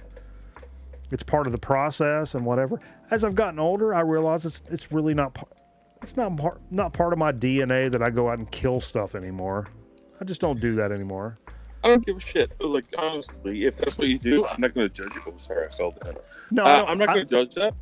Yeah, I don't judge it. It's mostly that I don't want to get up early in the morning to go do it. I actually got up early in the morning to bury a squirrel. We have Stymie, and we've had them for about 3 years. Oh, shit. There's about 17 Stymies. Don't come on. Let's be real, right? But anyways, my wife wakes me up in the morning, and she's like, "Oh my god!" And she can't control her emotions, and that's what I love about her. And she's like, "Stymie's in the middle of the road. His leg is broke." And so I'm like hungover because I'm on vacation right now. But I run out and find this motherfucker. He's out on the road and his leg is broken, his bottom is bruised. He fell from a pole, right? So I pick him up and I bring him out into my shed. And in the video store, actually, from that show. Yeah. And like I'm feeding the mom in the water. My mom's hilarious. She's like, "Can you give him some Tylenol?" And a little Tylenols for squirrels. No, it's bad for the liver. It's bad for his liver. But anyway, like not even 24 hours later, he died. So we had a funeral for him, and we all were there. We said some words for him. It was like Superman's funeral in '93. The black bag? Is that a black bag story? Oh, listen. Dude, I busted my black bag open. Yeah, I know. Because, who gives a shit? I mean, really. But like, I had to read it, right? We're getting into comics, dead squirrels. I feel that we are like, I feel that I have fucked up Grown Man Record Night tonight. You guys lost 7 subscribers tonight because of me and my Canadian Tales by the Fire. Yeah, but those are 7 subscribers with weak ass knees and fucking fat ass Cheeto guts, and just really like you don't need them. I don't need them. Just weak ass ankles. I don't need weak ass ankles, motherfuckers. I'm going to tell you right now. Those of you who don't know me, like and subscribe, hit that pound button because we are changing the world. My show. No self promotion. Somebody ban this guy. Who's this guy? He's fucking Canadian. Where does he live? Look, I'm by the flames, man, and I'm living it to the extreme right now because I got another 72 hours before I got to go to work, and I don't give a fuck. I'm raging with the machine. That's funny. Hey, keep talking. I got to go check on the fiance. She just had back surgery. Keep talking. Tell us a story. I can do it. Tell us a story. All right. Oh, damn. Now I know how fucking Steve feels. Jesus Christ. So I can't even see your faces anymore. But I'm going to tell you right now that I'm feeling pretty disgruntled right now because on top of the bullshit week that I've gone through, I've been trying to like raise money for the show because this show costs an awful lot of money. So I applied to the Canadian Arts Council, and they pretty much, they didn't say this, but in so many words, they told me that I was the whitest guy in the world. And in Canada, that's a big no-no, right? So I'm not going to get any money out of them, which is sad. But I did spend the whole day cleaning out my garage. And if you ever watch my show, and I'm sorry I'm rambling here right now, I'm trying to like give you some fucking content. Half my garage, I wish I could show you if you could see it right now. Half my garage is a video store which takes place in 1997. And it is all like 100% VHS and shit. But the other side is a spaceship. And I am not like, very good with woodworking. I'm not a carpenter whatsoever. But I'm doing my best. But I work in a mine. And this mine has been on the go since like 1967. So there are all kinds of old Star Trek like buttons and knobs and shit, and it is absolutely incredible. So I've been going around on my shift and I'm like stealing all these knobs and like pieces of equipment and wiring to make the Star Trek show. And I gotta tell you, man, everybody who I work with thinks that I'm an absolute psychopath, and I kind of deserve it. Holy shit, I'm so fucking glad you just showed up here right now, Bananas, because I was just like rambling like a goddamn motherfucker. Did you hear that? You know how many times I tell people like, "Hey, tell me a story. I got to go do this or that," and everybody goes, "Huh? What?" And I'm like, "Dude, tell me what you did at camp in 4th grade. Fucking dude, tell me something." And Jay and Steve, they're like, "I don't know." Jay will start mumbling. Did you hear my ass rambling? No, you got to go back tomorrow. Get up tomorrow, pop a wizard, and just fucking hang out with my bullshit that I just got on with. But it's 100% goddamn true, man. I'm building a spaceship in my back garage. Okay, I'm down with it. I appreciate that. I lost a sesame stick down my shirt. I lost my Sesame Street fever. Oh God, oh God damn! Look at this. I'm down to my last stick of flame. I feel like this is one of those. Fuck! I lost the joke. Can I talk to you about something? Can I interfere while you're getting your bearings together? Absolutely. Look at this! Look at that glow! Look at that lighting! Yeah, see, I was trying to make a Blair Witch Project joke, but now it's like 45 seconds later, and it's not funny. But yeah, go ahead. Yeah, but it could be funny in a few more minutes. I was talking to Metal Theologian a little while ago, and he was shitting on this album, and he's 100% right about this album. It's garbage. But I really think it needs to be re-examined. You like this album? What is it? Are you familiar? Motley Crue, Theater of Pain. I've heard his shit about this record. Not my favorite Crue. Nobody's favorite Crue. Nobody. It's like one of the look from the classic. I don't want to go that choreography shit or whatever, however the fuck you pronounce his name, but I would really like to have a counterpoint with Motley Crue, Theater of Pain, a re-examination, because it's a very interesting time for the band. The band, they're dealing with like they say, an edge of an overdose. You know what I mean? And like Razzle's dead. Vince, not only did he kill Razzle, but he also left two teenagers like almost brain dead. No one ever talks about that. I think for a lot of Crue fans or just old school metal fans, it's an album that's worth going back and checking out now that you're maybe a little bit older and a little bit more like level-headed about shit. You know what I mean? Yeah. City Boy Blues is like dog shit. Save Our Souls is hilarious because it's about like Motley Crue talking to God, which is hilarious. Can you imagine Motley Crue like on Judgment? Imagine Motley Crue on Judgment Day. It's like, hey man, and they call God dude. It's like, hey dude, you know what I mean? if you want to like live up to like Christian Saint like Peter's Gate, Do you know the cartoon about the slang cartoon, the Tex Avery slang cartoon, where the guy gets to St. Peter and he doesn't understand him because he's talking all slang, and then the whole cartoon is about all this slang shit?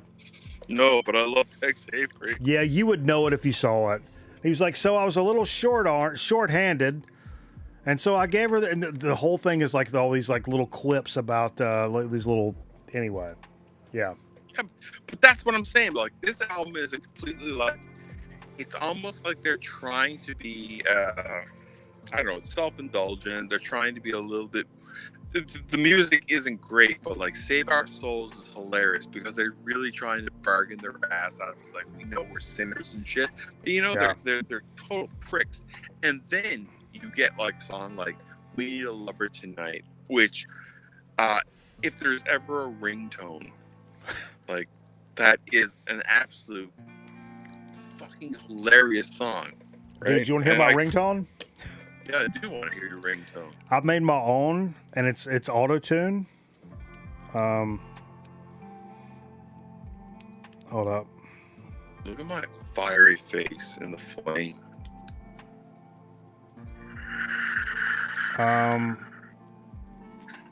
Wait. Sound. Your records are slanted so bad. What are you doing? No, everybody says that. It's an optical illusion. It really is. It really is. When Pilmer came here, he was like, dude, on your camera, it looks like it's fucking like super like over the top, but it's really not. Listen, I say the same thing. I'm not as fat in real life. Hey, look, I'm telling you, she looked 13 in her picture. Wait, what did I say? Yeah. Jerry? We need a lover tonight. We need a lover tonight. I can't find it. I'm not doing this now. I don't want to do this now. I want to just sing for the next 4 hours. We need a lover tonight. Because no one likes that song, and I'm trying to make it like catch on, like Kate Bush with Stranger Things. Oh yeah, I'm trying to make that happen for Motley Crue. I'm trying to make sure that Bush catches on for. I was trying to make a Bush joke. I got nothing. That's as much as I got. We've got Bush. I'll tell you something, man. Speaking of Kate Bush, yes. I watched Porky's trilogy the other day. Oh yeah. Let's work on that. That's where you were going. The Porky's Atari game? No, actually No. The Porky's trilogy movies, and I watched Porky's 2, and Porky's 2 totally betrayed the entire trilogy. It's the one with where the Native American guy, he's trying to be in the play, the Shakespeare play. Holy shit. It is absolutely dog shit. That's so funny. Yeah, I know, but it's like, instead of trying to be a tits and ass comedy, they tried to make it into like some sort of social. Can you imagine the balls on you to make Porky's a social commentary? Some guy fresh out of film school. Hey, I got this idea. Look. Everybody, hey, everybody, take a knee. Look, let's get serious for a second. Yeah, that's funny as hell. Porky's 2 assholes. It's 2, right? 2. The next day. Tits and ass, first one. Yanked through the crank on the first. Look, that's the first record. That's the first movie. We're moving on. We got other ideas. The fourth one, it's nothing but opera. The whole fucking thing. Speaking of Kate Bush, she had Bush in the first one. The next one was the plight of the Native American. Can you imagine the balls on them? Exactly.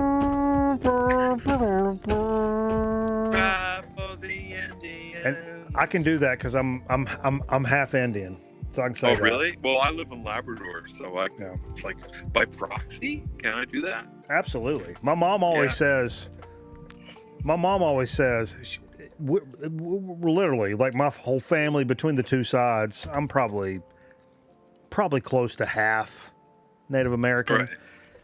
But my parents will be like, no, we're fucking Indian.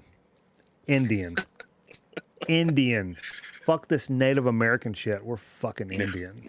Yeah, well, that's bullshit the way people came up with. But I'll tell you something, man. You know what's hilarious? I feel like I'm hogging all your time. I feel so bad. But I will say that I really fucking love the Kate Bush gatekeepers, because that is mostly like metal dudes that are like, fuck no, I was in the Master of Puppets back in the 86, right? And now the Kate Bush people are up, like, because of Stranger Things, but like, you don't know shit, because we were in the Kate Bush when it matters. So you're fighting over Kate Bush now. You were talking about like abortion and shit, like Republican and Democrat and all that bullshit. Now I was like, no. The Kate Bush people have finally come out. They're not standing for it.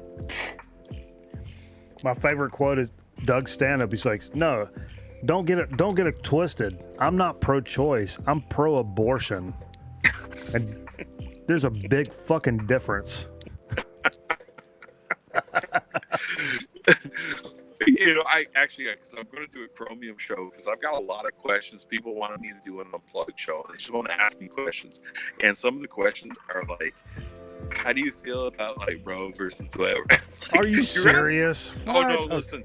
I'm serious, man. Can you imagine the quality of the human being that asks a guy that has puppets and a Cyclops Elvis what he thinks of abortion? You can all fucking die as far as I'm concerned.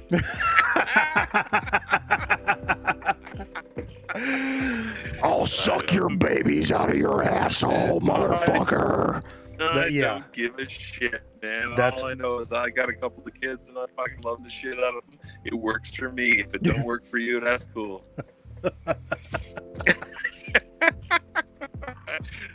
There's nothing more Canadian than that. Leave me the fuck out of it. Yeah. Oh, say, I don't know. It looks like you guys got something going on down there. And hey, hey. The trucker convoy. And I will say one thing about our prime minister right now, that piece of fucking human garbage. At least he's made Canada 13% interesting. Because most of the time, Canada is the most boring fucking place on earth. And it is. You don't even have to pander to me or anything like that.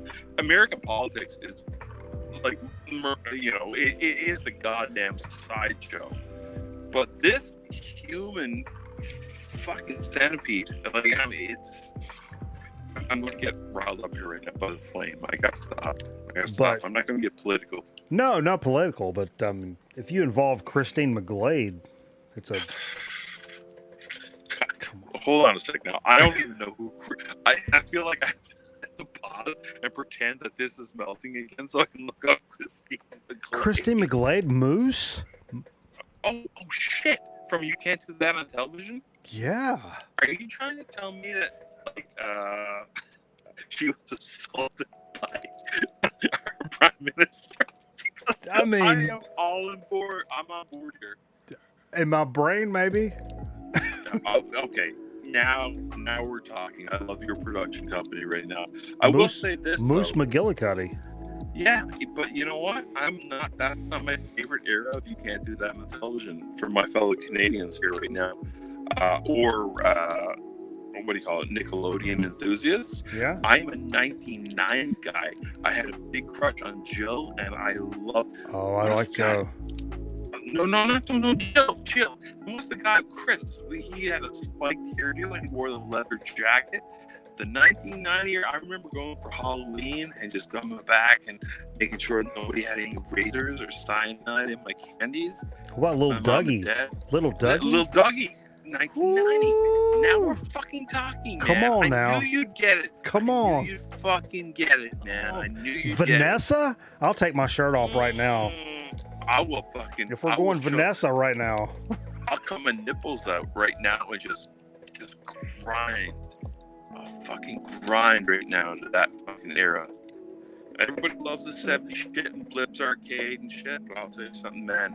I'll go nipple to nipple with the 1990 era of You Can't Do That on Television. Ass to ass.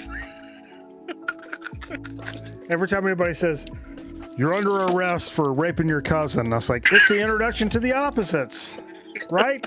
And it's never worked to this point, but listen. Actually, I'm just kidding. My cousin's been dead for a long time. Listen to me. I begged you tonight to not let me on the show. I hope I was not out. I'm gonna use this to just derail your channel. I'm like, look, this guy, I'm telling you. He's for against abortion. Yeah. You may think it's fucking Sesame Street, but I'm telling you what, this guy's fucking Newt Gingrich with the goddamn fucking girdle on. Goddamn right, man. And I'll tell you something. I'm going back in this house now, and I'm going to get another fucking wizard, and maybe a Corona with a little slice of lime, and then I'm going to bed. And then getting some McDonald's with an Officer Big Mac Happy Meal toy. Oh, that sounds super Canadian and shit. Yeah. But anyways, I love you, and I thank you for having me on this show here tonight, man. Hey, man. It's been an honor and a pleasure. Dude, 100%. All right, we made some memories here tonight, eh? Best Friends Club forever. The Best Friends Club gang. Best Friends Club gang. Who do you got next? Who's the wing?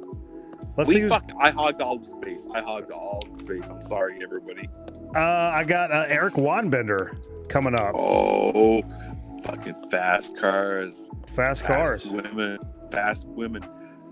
You know what? Before he comes on, yeah. I'm going to tell you right now, besides, and I am influenced by the movie Phantasm, which is one of my favorite movies of all time. Phantasm 3 shot 3 miles up from my house right now. I am just grasping my invisible penis, and I'm exaggerating. No, it's Hellraiser. It's Hellraiser. I'm sorry. Hellraiser 3? Hellraiser 3 was shot a couple of miles up from my house, or 4. Okay. One with the CD face centipedes? It's... right?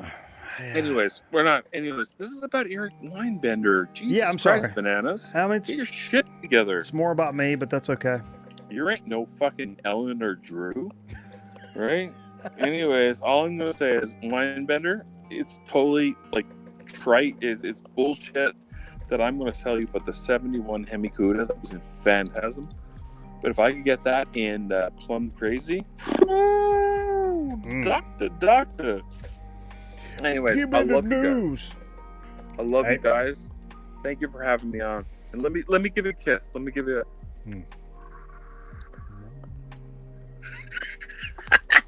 Grimace forever. Prize box, baby.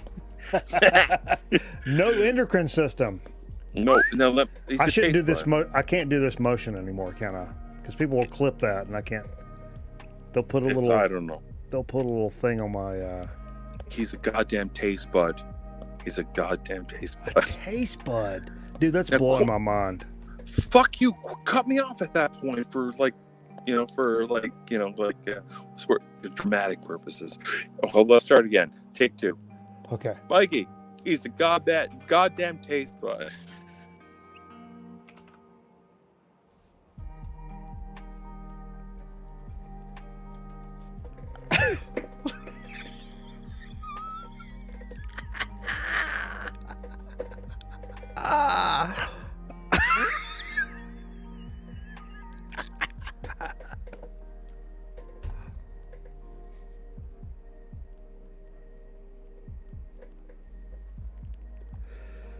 What in the fuck? Yep. See, this is when you need to be able to, like, if you had the slime button or the slime chain, you know, to go with, you can't say this on television, it'd be fucking idyllic right now. Let me get this fucking angle right here. Yeah. Let's That's come on. perfect. Let's square it up. Let's square it up. Hello, Bananas. How you doing there? I'm all right. I'm hanging out in my PJs. Just how about fucking, yourself? You know, fucking lingering before I go to bed. You know, PJs, fucking comfy. You know, I don't usually drink vodka, but in honor of you, man, I'm having me a little vodka drink. You know. Well. Now then. This is my cheap heat. A little 3 olives, which was on sale, already inexpensive, more cheap. But yeah. Here's a couple things. I don't know if Chromie D is going to be joining us briefly in the chat before he disappears, because, you know, I have some things to run with, because, you know, we don't want to cluster the channel with too many people up here. One, cheers to everyone. I don't want to see those. I can't see them because I'm on the stream. You have to give it right in front of the microphone. Oh, that's offensive. Yeah, that's what's up. I'm pretty flexible, though. Yeah, it matches your carpet. Should I heel hook myself? Yeah, oh, no. Oh. You know she did. Oh, God. Dude, if you could north-south yourself, that's the fucking next level shit, dude. If you could north-south choke yourself, that's really the next level. But cheers to the peanut gallery. I've been hanging out watching the video show, the programming from the StreamYard. Yeah. So I've been texting, but I've been here the whole time. I love everyone. A couple quick things here I'm going to get into to run. Just I'm going to take the ball from Chromie D, slightly less intoxicated. Good. I'm just going to take that Chromie D ball and run with it, right? I got good luck. First thing, I got Pantera. Oh, there we go. Because this is a bad album cover. This is fucking doo-doo garbage of the cut and paste, kind of country and western sepia cowboy sarsaparilla mustache cat with all the fucking they're out of scale. Are you an old school Pantera guy like back in the day? Bro, I'm 39 and I grew up in the Carolinas. Pantera was the soundtrack of my youth. Absolutely. What do you think about them like doing the tour back, like what we're talking about? Dude, people want to keep on making money and tour and play music. Like, I don't think it's like everything isn't designed to spite people. It just happens. Yeah. I think fans' emotions get more involved in it than the performers. Performers just want to perform their shit. Yeah. And, you know, it's like Dimebag's dead. I was supposed to see Dimebag in Rock Hill, South Carolina. I had tickets and he got murdered, but it was like 2.5 weeks out from a show. At that club? What's it called? What's that Rock Hill club called? That janky one. I saw a Battle of the Bands there years ago. It's kind of like stone brick and I played the bars when we first walked in. I played there like two or three times. Yeah. And so here's the thing. Cheers. So I didn't want to show Pantera. Oh, cheers. I didn't want to show Pantera without also showing Anthrax. And the reason I pulled this one is Mike would appreciate this connection right here with the wrestling shoes. Oh, nice. Tigers from back in the day, bro. Oh, yeah. Let me tell y'all, if you've never worn like casually, either if you like the gym or errands or chores or whatever, they're not very good for rainy days or rocky, uneven terrain. But wrestling shoes are fucking comfortable. Yeah.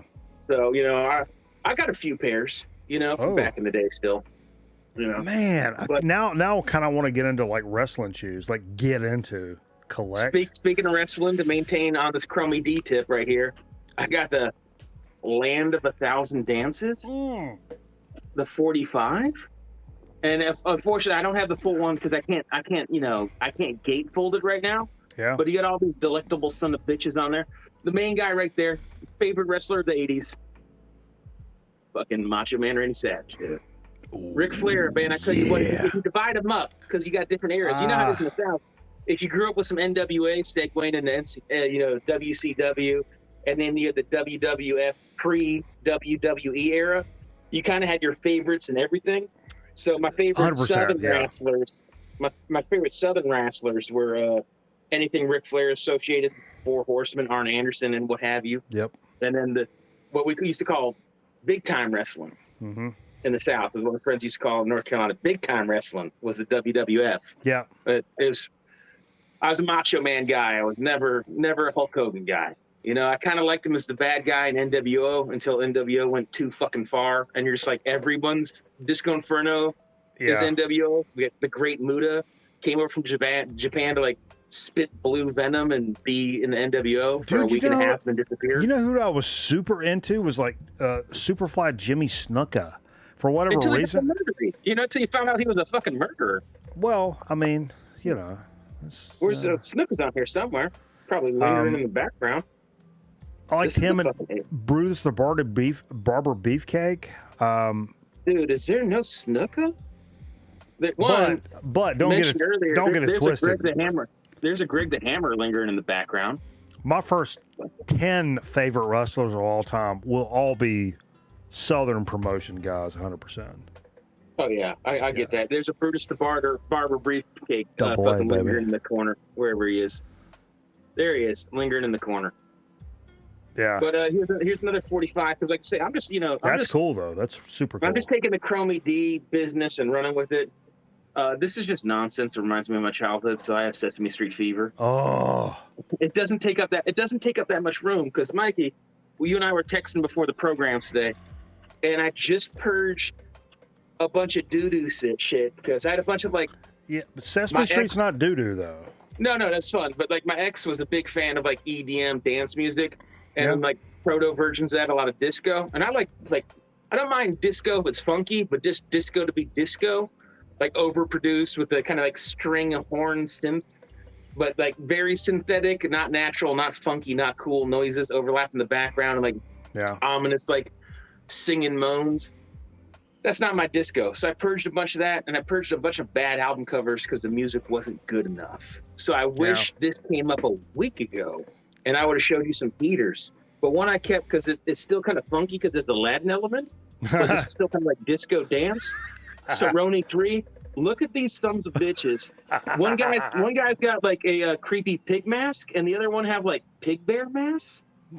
Like you remember that short scene from The Shining, where like the dude they walk up on the dude and he's like fucking the butler, but it's like some weird creepy like janitor guy wearing a pig face mask. I mean, maybe you probably struck it out of your memory because it'll haunt your dreams. But there's more of it in the background, just these weird creepy pig faced mask creature people. One on the drums there too. But yeah, this is a fucking So Awful It's Awesome album cover. Yeah, I've got a bunch of those. 100%. Yeah, so I purged a bunch of those because I'm trying to make room. Yeah. Yeah. Some stuff is just like, it's so funny, but you're like, dude, I'm never going to listen to this. And I could blast through some of these pretty quick because I know people, it's like 145 and people are getting antsy for their marbles. I can already fucking feel I didn't even think about marbles. I didn't even touch. Like, I'm gonna skip all the news and. But I will say this. Now, I'll bring you in on this. Yeah. The MoFi news. About Michael Jackson, the pedophile? All this big MoFi shit. So some of the stuff that MoFi has popped up in the past however many years or whatever, maybe it possibly, allegedly, in some process of the like, it's all analog and the whole process, there's been a digital step involved in some of this. Right. Oh, here's the thing too. Just to keep it on Michael Jackson, because MoFi has taken advantage of suckers. Because I know limited edition really applies to whatever you cap the number at. Any number could be the limited edition. It's limited to whatever number you predetermined. But limited edition also intrinsically implies that there's a limited quantity. So the fact that there's 40,000 units on Mazzy's video, and then Michael 45 RPM audio file. One video I left limited to 40,000 is somewhat oxymoronic. And the other one is saying, this being limited is like calling squirrels endangered species. Yeah. That's it. Yeah. I didn't bring up style of music or price or anything. Both of them were received with some rando, because you can't talk about Michael Jackson or audiophile presence of course without ruffling the fucking feathers. Both of them were received with paragraphs just paragraphs, bro. And that's kind of my point to this, is like, not only like, yo, are these some bitches been like screwing all of us? Because my initial thought is like a fucking a chest check, a little fucking bump back. Are you fucking with all of us? All of us, meaning record collectors. You've been lying to us this whole time? Because we'll fuck you up. And this will also tie into your channel, because I love you and I like to give you a shout out, even though it's fucking pretty redundant because I'm here on your program. I played this on a late night stream. Oh yeah. On over there with Mikey Bananas. So whenever this shindig closes down, make sure you guys linger for the spins. But I don't pursue or chase MoFis. But I got this in the shop, 4 years ago or so. Yeah. When, people weren't so fucking jerking off to every fucking idea of like the excellence of like Preston's and everything. And this was like sealed, I don't know, $23. And then people get into the whole, it's a gray strip, not a yellow strip. And if you ever find an original, I don't fucking know. I don't fucking care. I bought a 2 for fucking B-52s because I like and appreciate the music. And both of them were in the 20s. And I don't care all the logistics that go behind it. Plus, I just wanted the album, and that's how I acquired it. Do you think this recent news that the fact that allegedly MoFi has maybe been a little bit less than forthcoming with their information of source material with their stuff, do you think that it degrades the credibility of the VC audiophile folks? Well, one, don't care doesn't affect me, because like there's some stuff like I'm on a mission for condition. The longer I keep on collecting, like if I've been looking for a record for like 8 years, and I like to organically stumble into stuff like Flipping the Wild, and I've had to let records go because you're just like, man, I know I'm not gonna play it because it's beat up and it's gonna sound like shit. If it was ultra rare, I'd take a step back and be like, put it in the collection. But as you acquire more and more fucking shit taking up space in your house, I like, good quality. And sometimes that comes with a price. But if I got a really clean, here's a fucking example of shit I've just owned forever and I don't give a fuck about. Here, I'm just trying to fucking flip through. I've owned this for a couple years. I shouldn't say for fucking ever. And forgive me, because now I feel like I'm pulling a fucking Chromie D, apologizing for no reason. But like some people like discredit this, like, well, this isn't the most important Japanese press, and if you're gonna buy an audiophile copy of that, you should really pursue getting you want a UK mono first press. Don't care.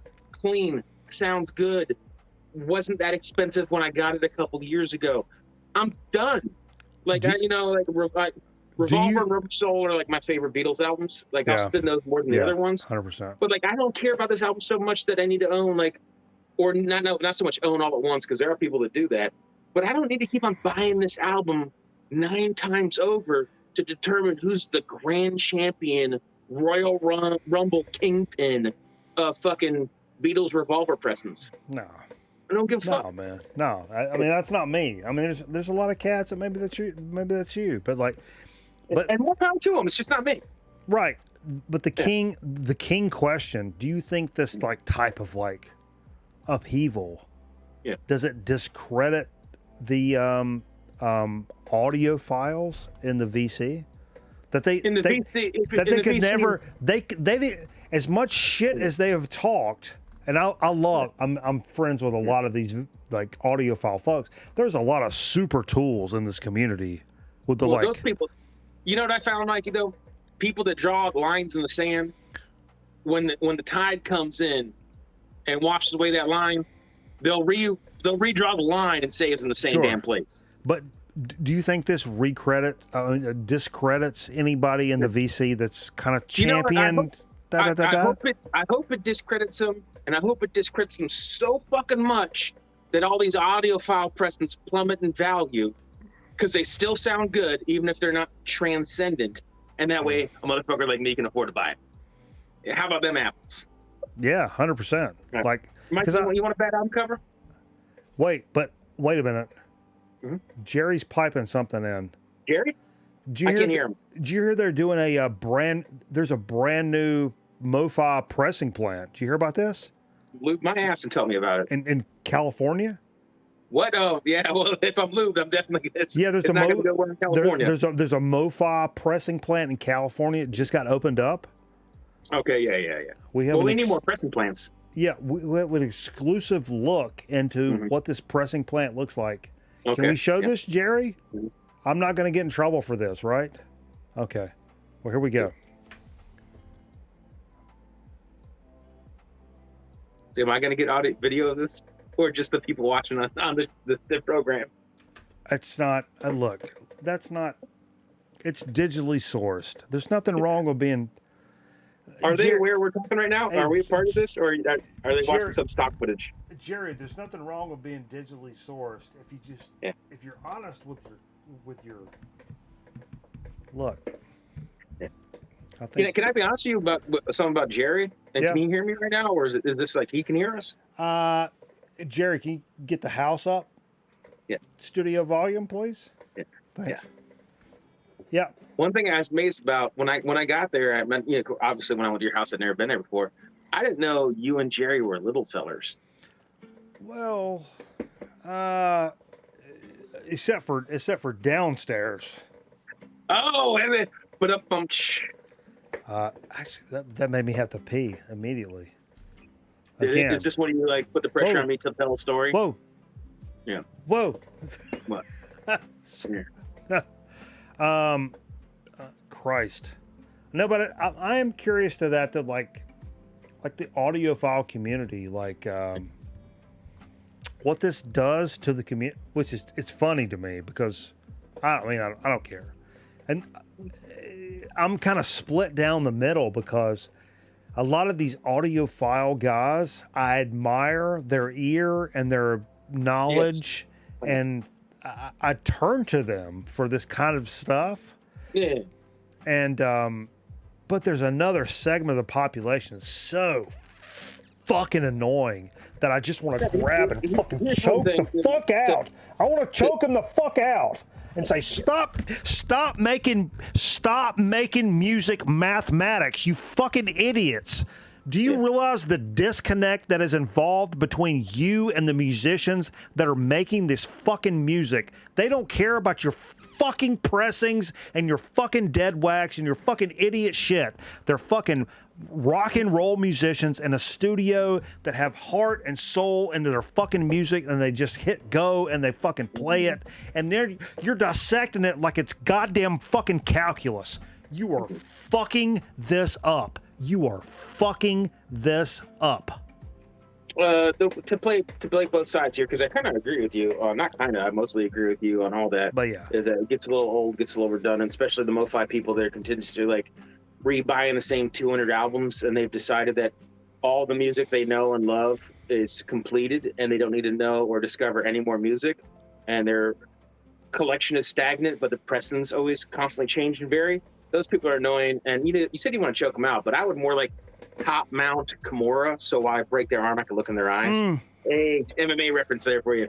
Yep. But one thing I do appreciate about the audiophiles that are going to go do all the research and shenanigans that I don't give a fuck about.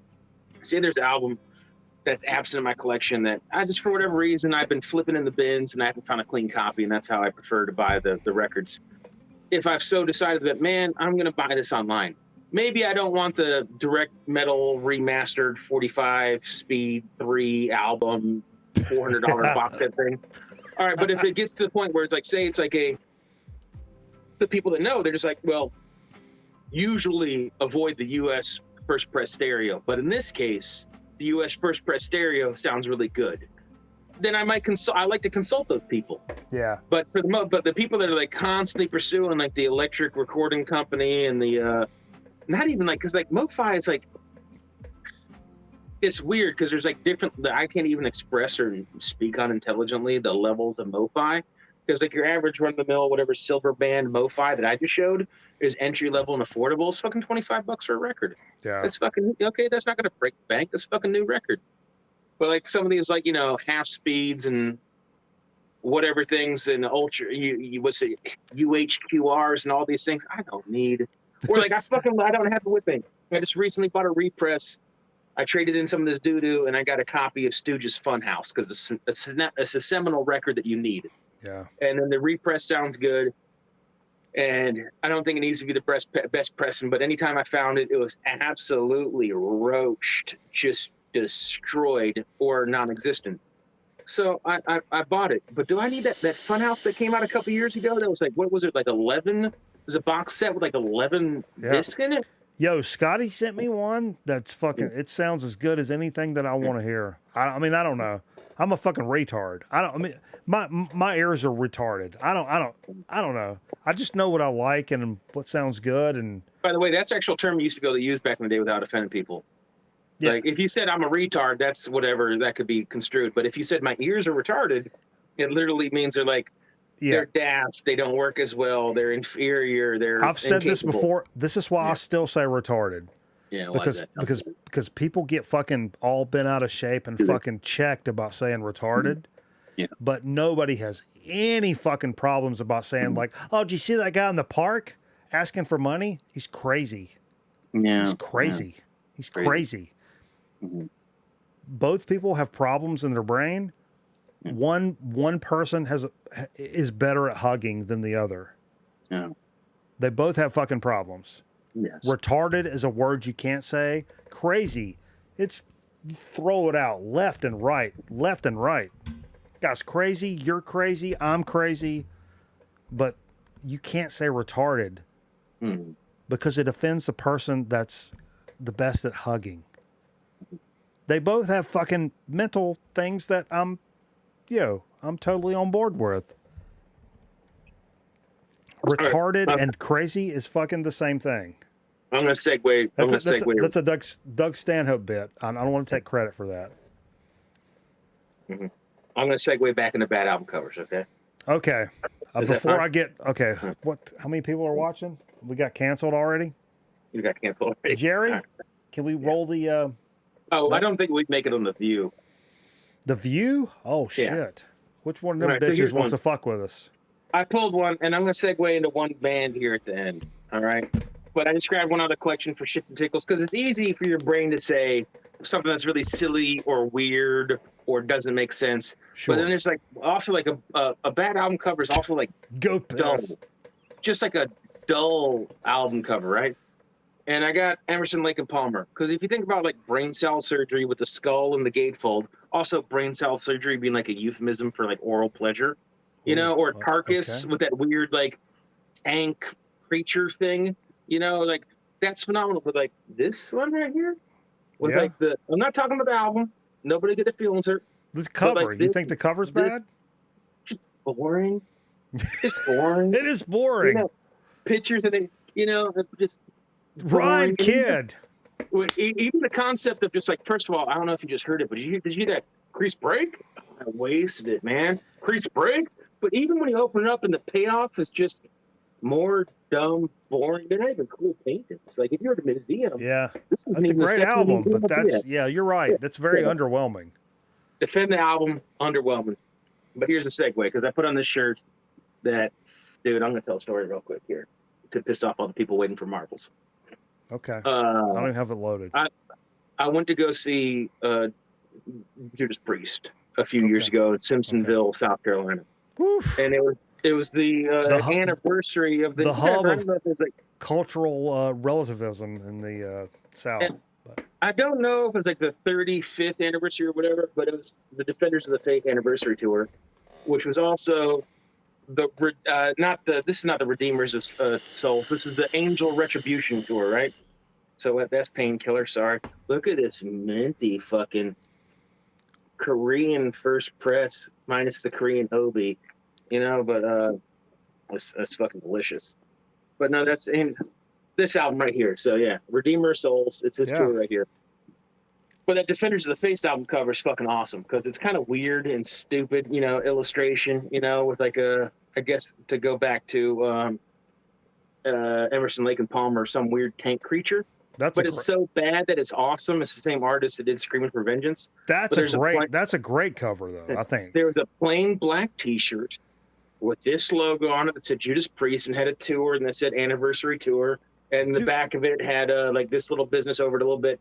And then to mirror this, it had the tour dates. Dude, that's a cunt hair from a fucking Transformer t-shirt. Are you kidding me? That's great.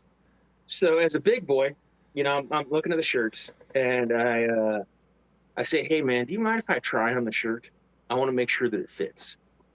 And so the person was cool. I was like, hey man, it's the start of the show. I'm not sweaty. I'm not smelly. And I said, can I just please try on a shirt? I want to make sure that it's long enough. It fits in the shoulders or whatever. Security. Security. Anyways, the lady was cool, right? So I tried it on. It fit perfectly. I'm with a bro. All right. One of my best friends was like, brother. So of course he talks shit. He's like, oh, you're going to get one of the cheap shirts? And I was like, what? Because it's just bro mentality. He's just fucking with me over something. He doesn't even mean it. It's just dumb shit where guys are giving each other a hard time. He doesn't have an opinion about the shirts. He doesn't care. He's a Priest fan, but not like me. And he's just there for a good time. But so then he's just like, you're not going to get for the tour that we're on? And I said, well, the tour we're on is also anniversary of this album. But he's like, yeah, but that one is blah, blah, blah. And so he convinces me into this fucking, like, this fake-ass tie-dye that's like a screen print that has that, like, dumb shit where it doesn't print. Whoa, is that a tattoo? You know what I mean? What the fuck are you doing? Yeah, because it's just like, because it's a big screen print. And so, yeah, it's like a bogus job of it, right? Fucking janky as shit. The logo and image isn't as cool, but I washed this thing. And when I say, and people now in retrospect, like Monday morning quarterbacks, you should have washed it on cold and dried it on a hanger. And I'd never done that with any other fucking t-shirt ever in fucking history. No, and I started with this. I've never done any of that with anything ever is because I'm not a woman and I don't do that. I'm not going to treat this t-shirt like some people, like people that treat records like they're fossils and they're like, like that. I take care of my records. You've seen my records. I take care of my shit. But at the same time, like I don't treat it like it's like it's fine crystal, Anyway, so I bought this shirt. When I say I washed and dried this shit, and it fucking shrunk up, honest to God, 7 inches, and went from like hanging down below the belt to a straight up belly button shirt. 7 inches. Until I find a friend who's like fat and 5'8", I just wear this shit as pajamas. Well, I mean, let's just on record say that 7 inches is substantial. I just want to go on record. Okay. Jerry, can we roll that? Can we roll the tape back? Yeah. Mike, next time I visit you, I might bring this shirt, man. VTR1. If you roll VTR1 back, just a few seconds, Jerry, please. Let's find a lemon seed. Fucking A. Yeah. All right. So to keep it priest. Okay. All right. This is what we're gonna do. One, I don't give a fuck what anyone says. It's the doo-doo album cover. I don't know what this fingernail. Like no judgment for this transgender hand. Like no judgment. All right. But this artwork. What's that mean? Whoa. Hey, move your head. Move your head. Don't call me out with your poster in the background. All right. Anyways, no judgment. There's no judgment. I don't give a fuck. No, it's funny because Fred Putterman called me out about this, but I don't think I ever showed the entire poster of this. Yeah. It's gender-neutral, non-binary older sibling is watching you. That's a commentary on the Big Brother is watching you thing. Yes. It's not a gender. So I didn't say anything derogatory here. I'm just making an assessment on the thing. No. Nobody's ever seen the full poster. I just wanted to make sure. I'm just making an assessment on this hand. It's just like, if I put red fingernails on this hand and dyed my hand white, it'd belong. Anyways, I don't know. So it's like, I guess because of Turbo Lover, it's supposed to be automotive themed. So that's supposed to, I've been told this is a stick shifter. To what car? I don't know. It looks like a weird candy cane. Like, it's just nonsense. And then on the back, there's those scratches on the back, but it looks like a tire tread. One, they didn't really change the art, but for the anniversary repressing of this, they changed the album cover up a little bit with the colors. But here's the thing. Some people really fucking love this album, and I've never done a ranking video, and but if I ever did, I'd start with Judas Priest. Some people are really nostalgic for this because when they were in high school, this was the shit was on the radio. This is how they discovered Judas Priest, and they love it. And I get that. Like, I started with Screaming for Vengeance. I'm always gonna have a soft spot for it. Yeah, that's my that's my starting spot with Priest. Yeah, I love the old early metal stuff, and like Sad Wings proto metal meets like old school like blues rock shit. That's my favorite. This isn't. I don't know where it falls. Definitely in my bottom half of Judas Priest records.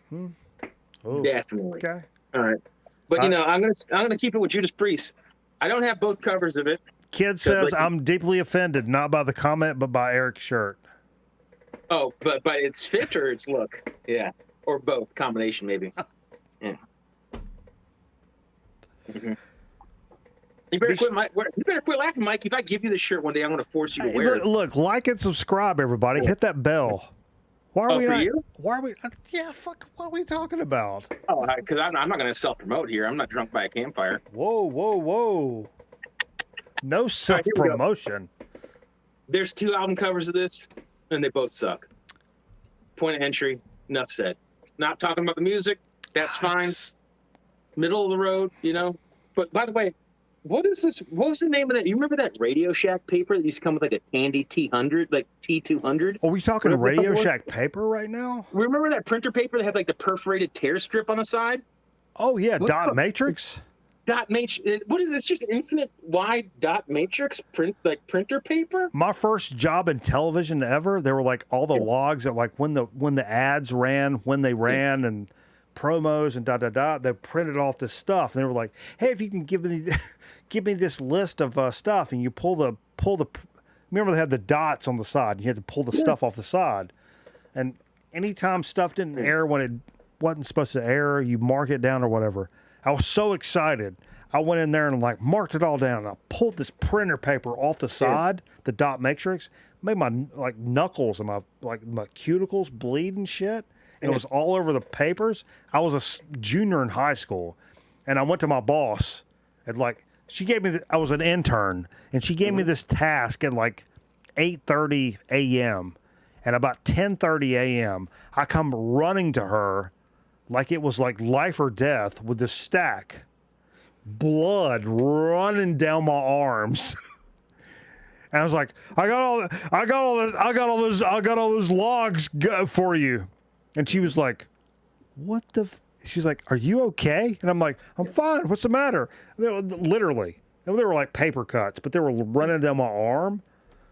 And she was like, I thought that was going to take you to like lunch or like 2:30. And I did it in like 45 minutes. I was ripping off the papers.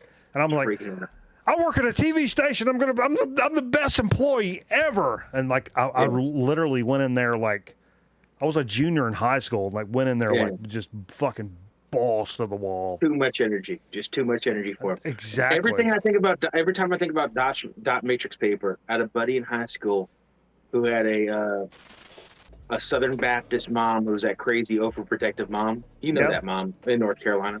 Oh right? Yeah. So he had the hand-me-down Tandy Radio Shack computer in the early 2000s. So like. We had the internet in the early 2000s, and we were like one of 10 households. Like you'd be one of the handful of friends that had the internet. And you'd have like Kaz and friends would be like, "Can you burn a CD?" What's up, Paul? And good to see you, brother. It blow their fucking mind, right? So I remember my buddy had this hand-me-down computer because it had no internet, and his parents had like a computer in their bedroom with like passwords and codes on it, so the kids couldn't look at nudie stuff and etc. So in high school, where you have like this what's it called? Why am I having a brain fart when they give you your entire criteria for the semester, for the whole year? Your syllabus. Right? All right, so you get your I got there first. Me so smart. But so you had a syllabus, and so you have to do all your homework, you have to do your test, and then your like final written exam for English is 50% of your overall grade. Yeah. So my buddy, can you keep a secret? I didn't give his name. smoking a little bit of pot in high school. Whoa! He's slipping up. He's putting D's and V's. You know what I mean? Maybe an A, maybe an M. I don't know his business back then, right? Anyway, this show's taking a turn now. Hold up. He's doing this report on English, and it's like the report is like some of your like precursor bullshit is to how to write an essay and how to deliver like a business letter, et cetera, et cetera. And then you had to like do your books, and then eventually you choose a book, and then you apply those essay writing skills towards a book, and it's 50% of your grade. His mom wouldn't let him go out. She was always worried about his grades and shit and whatever, overprotective weird mom. He printed off on a Tandy that wouldn't format. So it just keeps on printing through the connected lines. And so he turns it in, and the teacher makes him rip the pages apart because he gave him like a accordion zigzag of it. And she took off 15 points for not being proper format at 15% of his grade and had to go to summer school. That's tough. Because mom had him on a Tandy computer in the year 2001. That's tough. That's rough, man. Dude, I just looked. We got three motherfuckers in the hopper. We gotta keep. Yeah. Okay. Last thing here. Yeah. Bullshit doo-doo. Nostradamus. Terrible album cover. Probably the worst Judas Priest album of all time. It's a box that is only at Best Buy. I need it. Things I'm not to be super nerd. Tim the Ripper Owens. Jugulator. Some people say this is a bad album cover. It's so 90s and terrible that it's kind of awesome. But here's the thing. He only did 2 and was out. The second album, Demolition. Yeah, I'm the guy that owns all the Judas Priest records. Come on now. That's the best you could do? Just like some kind of like red paint blood splatter thing with like choose a font? Anyways, that's it. I went on the Judas Priest. You guys are showing like monster records that just happen to have some. I got some bad records that are like. The last 2 records are straight up bootlegs because I'm not paying $700 for Tim the Ripper Owens album. Final note on that. Deuces. Love you, bro. Hey, man. Love you, bro. Holy shit. What happened? Who's next? It's the Wizard of video games. Jesus fucking Christ. Mikey. Yo. Let me put my controller down. It's 7:20. What are you playing? You playing Demon Attack? Well, how could you do this to me? I'm supposed to... No, it's 7:20 time of the night. You playing 7:20? So I'm hitting the I'm hitting the 7:20 hard as I do every night. Exactly. I don't like how much I look like that guy in the shop. Oh yeah, he's he kind of looks like me mixed with Rodney Dangerfield. Yeah, I tend to agree. But how am I supposed to? Oh, Jesus Christ! This stupid autofocus is killing me. But how am I supposed to follow these guys? I don't know. You've got Chromie D. He's like absolutely killing it. He's like the George Lucas / Rowdy Piper of Canada. No. And then you bring in Eric Weinbender, who's the Bobby the Brain Heenan of the VC. And then we go to me, and I'm too busy playing 720 to pay attention to anything. So I'm going to hit you fast. I'm going to hit you hard. We're going to do it. Boom. Then we're going to get on to the next guest, as it were. Terrible album covers. Oh, terrible album covers. Yeah. Yeah, we got. The Bay City Rollers? It's a game. Okay. Look at this plaid font, bubble font, straight out of it's almost Comic Sans-esque, and it's like, what is going on here? I've never seen this actually. You think this is bad, and then you kind of open up the back here, and then you go, oh my God, what is even happening right now?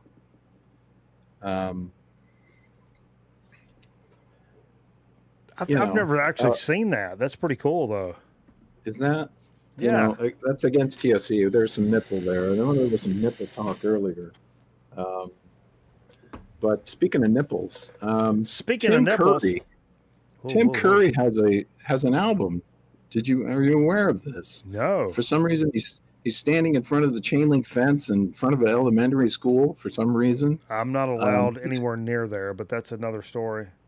I mean, he's fearless. Right. I mean, what is Tim Curry doing? Putting out an album, showing up in The Hunt for Red October when I least expect him. Every time I watch The Hunt for Red October, Tim Curry shows up. I'm like, Tim Curry's in The Hunt for Red October. Holy crap. So, yeah, there's that. And then, okay, 38 Special. That's okay. This is a very valid choice for this. That's a very unfortunate album cover. Yeah, and it's not. It's the functionality, really, is what it is, because this comes off. Whoa! Do that again. Do that again. Do that same thing again. Put it back. And then pull it apart. Whoa, I just got my period live on the internet. No, and it's like the concept is amazing. It's yeah. Like, pull this off, and then you go to put it back, and you're fucked. You're screwed. It's not. I'm gonna try it right now live. And it's like you try to put it in here. No, first, and then we can put the rest in a gift certificate if you want. I mean, you can see. I already. What is it, Steve? What's the Wheel of Fortune gift certificate from back of the day? I had to tape it up. It's it's gotten full. There's all these little pieces that get bent and messed up. You try to slip it into your. I've got some cool records that are like that, but when I play them, and I'm like, oh, for fuck's sake, can I just not play a record? Do I have to when I put it back in, and I've had 4 beers. Trying to put it back on, I have to pay attention to not to line it up like it's a fucking on field day, like I'm trying to win some sort of award. It sucks. I hate that.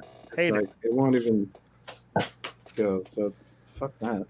And finally, the SS Fools. Oh, that's cool. I've never seen this before.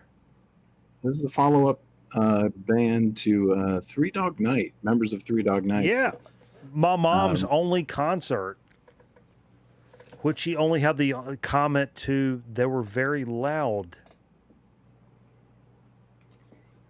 I did not know that they branched off to do anything else. That's awesome. And finally, before I leave you, I forgot to mention them. I'm drinking a little Old German Premium Lager. Okay. A-hole pint, as it says right on the A-hole? A-hole. A-hole pint. I've drank an A-hole before, but that was after a bunch of cocaine, and I can't really. It's fine, Jerry. I'm just making fucking fun. Fuck. I mean, and speaking of cocaine, this final pickup is yes. This is a dig of the week. That's not a record, but we recently had July 4th and Independence Day. Yeah, God bless the USA. And I've been trying to avoid collecting VHS tapes. I started out records, picking up the Christmas stuff. Good luck. Grinch who stole Christmas, Charlie Brown Christmas, Rudolph the Red-Nosed Reindeer. All of a sudden, I see the Karate Kid. Yeah, dude, I love your commitment to Christmas. It's fucking admirable, 100%.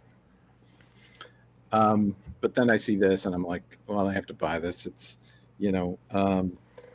Independence Day, fine movie. Will Smith's directorial debut. But the movie that inspired it. V. Holy original Lord. Miniseries on a dual VHS cassette. Nice. I knew I had to buy it. Absolutely, you got to pick that up. Oh my Lord. That's a creepy series, man. V is creepy. It's very creepy. Yeah. Especially in when you're a kid, you watching. Run up and grab that lady's face. Yeah, peeling off. Yeah, V made me feel a certain way. It was weird. It was a weird series. Yeah, 100%. Yeah, it's right up. all the good sci-fi stuff makes you feel a certain uneasy, like way. I mean, Star Trek's the same way. Star Trek or like whatever you're into. It's like all that good stuff makes you, at some point makes you feel kind of weird and uneasy, which is why you like it, because it's like unique and, you know. No, you can't. I mean, you can't turn away. It's like Large exactly. Marge and Pee-wee's Big Adventure. It's like, exactly. Oh my God, I'm scarred now. Mirror Universe, you know, Trouble with Tribbles. I mean, all that stuff. It's like, no, and it's like I didn't even get into like Chromie D building a Star Trek bridge in his garage. For Christ's sake, it's like, this guy. Go back to Chromie D. I'm done. I'm gonna cast a spell and fly out of here. Woo! Chromie D. Don't get back on it. Love you. Don't be dropping stuff on me now. Oh shit. Yo. Can you hear me? Yeah, I can hear you, baby. Cool. Oof. Yeah, I used to have a V shirt in the 80s. And really? The skin being peeled off. I can't believe my mom let me wear this shirt as a kid. But that shit's weird, man. That shit was weird as fuck. Yeah, I liked it a lot. And I'm not a big sci-fi show guy, but I liked V a lot. Yeah, I think it was creepy enough that it kind of hooked me. Yeah, sorry. Hold up. I had to like switch you up. I had to switch your face, bro. There we go. You got the logo hidden? No, not at all. I'm struggling. I'll just talk while you're doing that. No, we're good. We're good. I just had to pull some music up. I don't think the music's been playing for a long time. It's hard to do this and then mix this down with music. It's kind of weird. It's hard and weird. But yeah, you got like some fucking pickups and shit. Well, I've got some bad album covers. I pulled some like shitty covers and some pickups. Perfect. So it's interchange. So I think this is only 45 I'll show. Okay. Stranglers Let Me Down Easy. Love the Stranglers. Just got into these guys. Yeah, awesome band, but like I don't know about this. Yeah. That's like, funny. This guy's hair and so how does this sound compared to the way that it looks? Right. Yeah, actually I like it. So this is later. This is way like 80s Stranglers. Okay. I still like it. It's still okay, but like still bad choice of like cover photo, but like good. Okay. Yeah. That's how I feel. Yeah. Okay. This one's not so good, but Steve Fever Jones. I mean. Oh, whoa! From the Sex Pistols, and this is when he was hanging out on Sunset Boulevard or whatever during the 80s, and he grew his hair out and. That's funny. That one's not so good, but whatever, I'll keep it. So the cover's not good and the music's not good either? Yeah, not really. Yeah, not worth owning. It's Steve Jones from the Sex Pistols. Oh, anything named Steve Jones is fucking bullshit anyway. Now this isn't a bad. I'll intersperse some new pickups. This isn't a bad cover. I just got this, the Fuzz Tones. Lysergic Emanations reissue, and it came with this acid blotter art. Oh wow! It's actually is it cut up like acid blotter? Yeah. Really? Oh, I see it now. Yeah. The way you tilted it, that's crazy, man. You guys remember what was that acid? The had a planet on it, like the Earth. It was called like purple Jesus. Purple Jesus. Remember Purple Jesus acid? Anybody? That's a good name for it. Yeah. Somebody remembers Purple Jesus acid. Somebody had a square of that. Yeah. I'm probably pretty sure about it. This is a Canadian guy. I don't know if this is really bad or good. Like I can't decide. Doucette. Oh, I've got that. I've got that same record, I think. Deuce is Loose, like with all the different poses he's making. Yeah. I remember. I have that. I'm pretty sure like I have Jerry that same record. Larry or Jerry Doucette, whatever. The deuce is loose. I want to say like Greeno maybe sent me that. Oh, really? Like way back in the day, yeah. Actually, that has if I remember correctly, that has a cool, that has a cool label. Oh, the mushroom label. Yeah. Nice. But the cover art, I don't know. It's it's a little suspect. It kind of comes full circle after a while, where it's funny, but. That's awesome. This one, cool Canadian garage rock psych band, and they have this, and like I don't know, I like cartoons and stuff, but I feel like it doesn't really represent the band. Ugly Ducklings or just Ugly Ducks? Ugly Ducklings. Ugly Ducklings. Oh, that's funny. Yeah, I mean, I would have bought that sight unseen probably, but still. It's good though. It's good. I don't know. I just feel like it doesn't quite represent them. For like that's another category actually, like a cover that totally misrepresents like what you're doing. You're like, oh, this is maybe total psych rock, whatever, and you hold it up and you're like, no, it's not. I would think it was a children's record until I looked in the eyes, I guess. It's like I always pull out that like fucking Johnny Rivers record, and you're like, "Oh, it's a psych record." I'm like, "No, it's a fucking Johnny Rivers record." Yeah, this guy looks like me right now. Here's a cover I've never really liked, and I don't like the album either. I'm not really a person. Whoa. I don't know, the little kid in like a band uniform always kind of bothered me. It's like I don't know. That's. I mean, I like it, but just only just sexually. I have another Marillion album with like a much better cover. Yeah, I do. I've heard a lot about Marillion. I don't think I have any Marillion Yeah, I think stuff. Steve Fever might be a fan. Yeah, I think maybe feel like. Steve's in here somewhere. He wants to get in here. Yeah, I'll hurry up. No. Fucking no. Steve gets in here all he wants. You do all. Is he here for the chips? Probably. So here's one, not a bad album cover at all. It might be my favorite. This is a reissue, but it has the original. It's Feeders.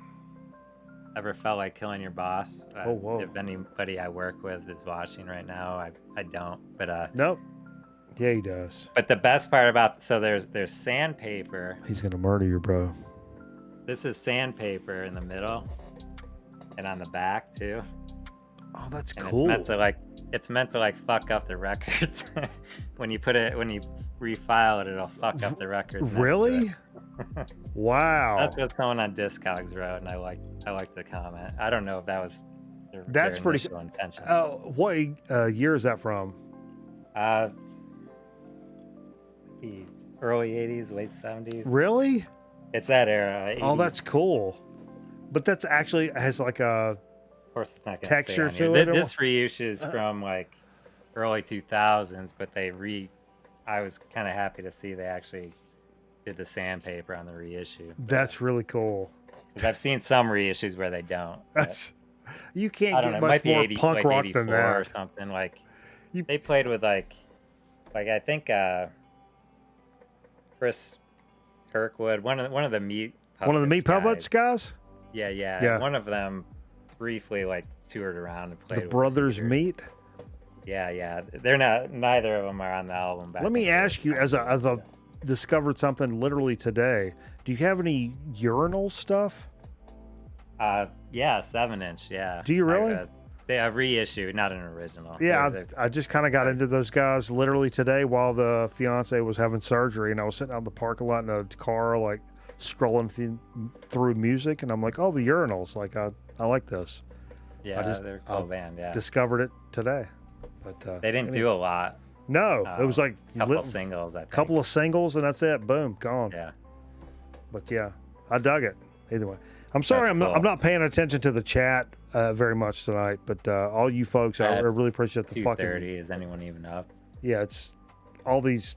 There's a lot of people in here, and it's tough to keep up with, and So here's one I think's stupid. I got this in a sale, the same sale that I got the whatever album, the Fuzz Tones,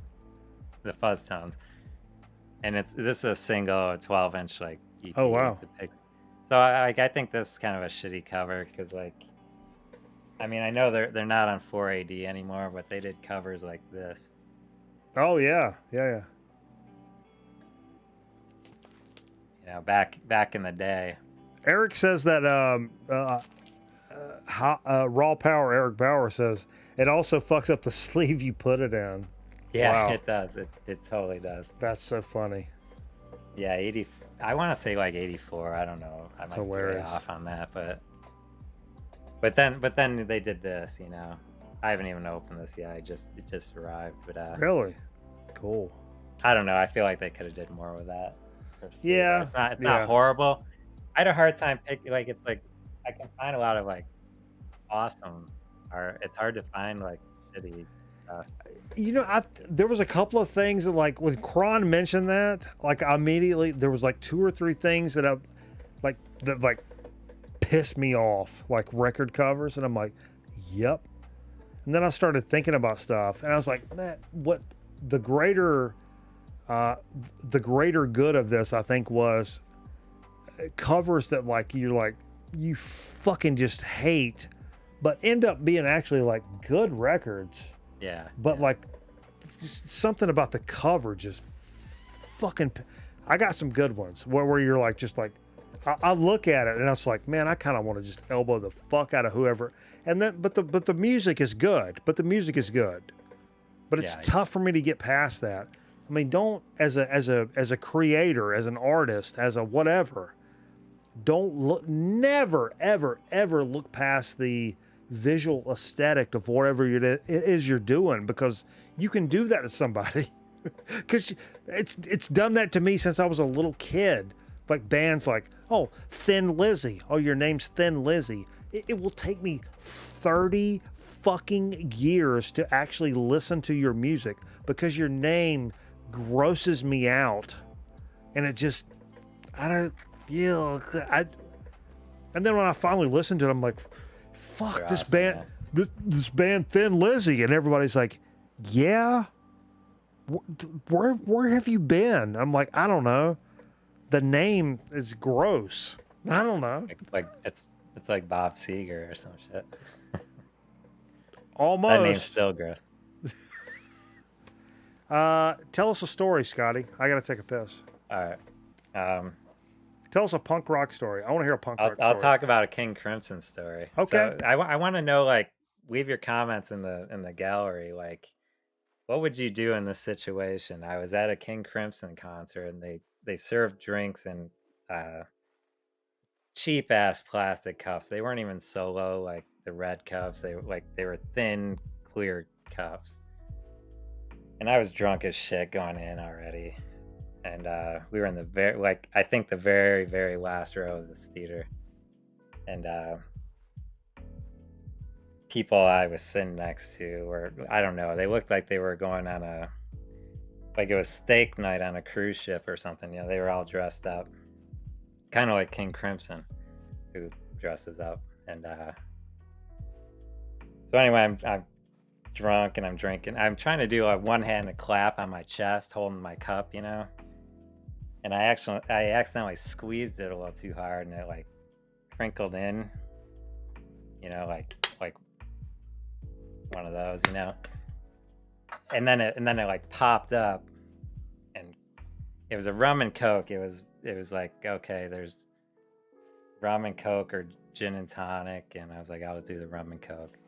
I like gin and tonic, so it wasn't a big selection. Anyway, so this coke, in slow motion, I'm watching this coke and rum and coke splatter all over this lady's arm next to me, and like she knows it, I know it, and the music's on, it's loud, and like I don't have a napkin, so it's like, what do? I like start rubbing her arm, you know, rubbing it off, or so, you know, I'm just ignoring it, pretending it didn't even happen. But yeah, luckily there's an intermission right after that, because that's what King Crimson does. And I made my friend I was with, I was like, you have to switch me seats. I can't sit next to that lady. I spilled all over. And we both looked down at the same time at it. Anyway, we got back in our row, and the husband, she switched seats with her husband already, so like he was already sitting where she was at, and it was all good. We were separated, so everything was good after that. But I would like to know, like, what would people do? Like, would you whisper in her ear, "I'm sorry," during the middle of this concert, or would you rub her arm and wipe it off, or just what would people do? I can't see the comments. I just heard the very last moments of that, and that's all I need to know. I just saw Eric Bauer's comment. Probably. I've seen her a few times.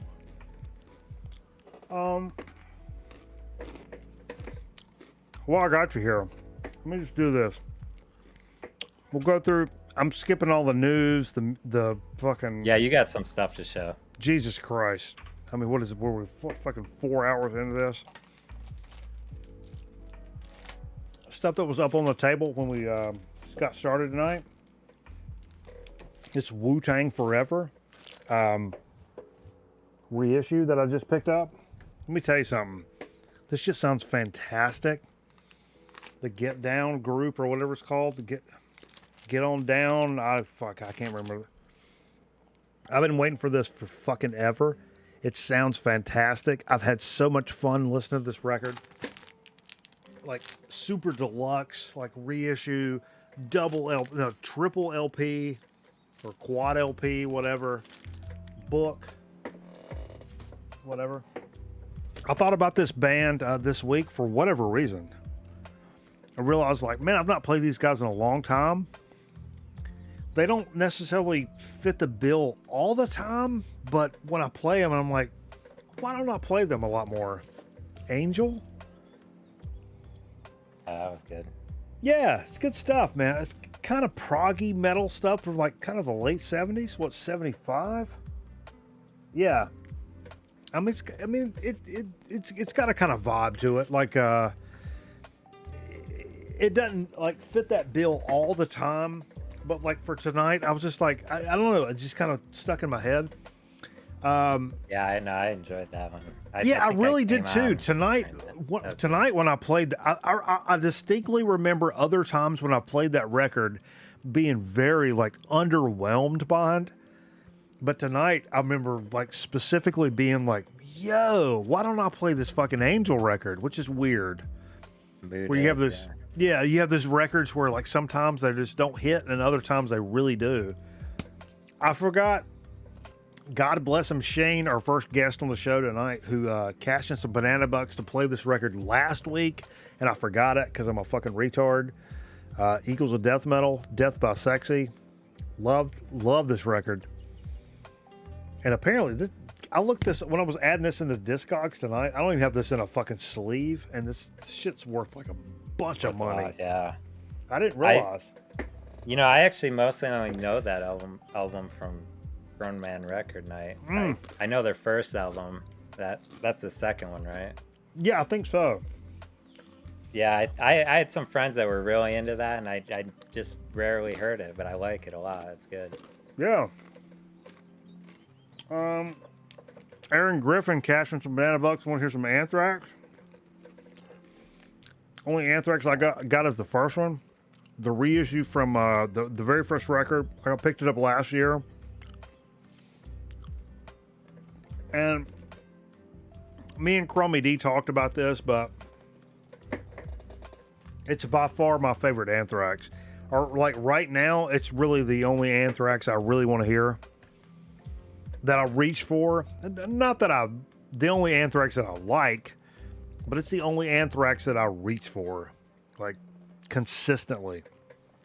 The more like rappy, rocky, like down the line, like I'm the man kind of stuff. It's cool and like whatever, but like I don't really want to hear that for fun now. I want to hear that. Yeah, that brings up a future theme. Like, what's a band that you kind of have a go-to album and you don't even really need any other albums of? That's a good point. I feel like I have bands where I have like 5 of their albums, but when I want to listen to them, I always grab one album. It's like I bands you could weed out, you know? Yeah, or like somebody like Fugazi. Fugazi. Yeah. Like when you're like, if you're not like a Fugazi super fan, when you feel that itch, what are you grabbing to reach to play?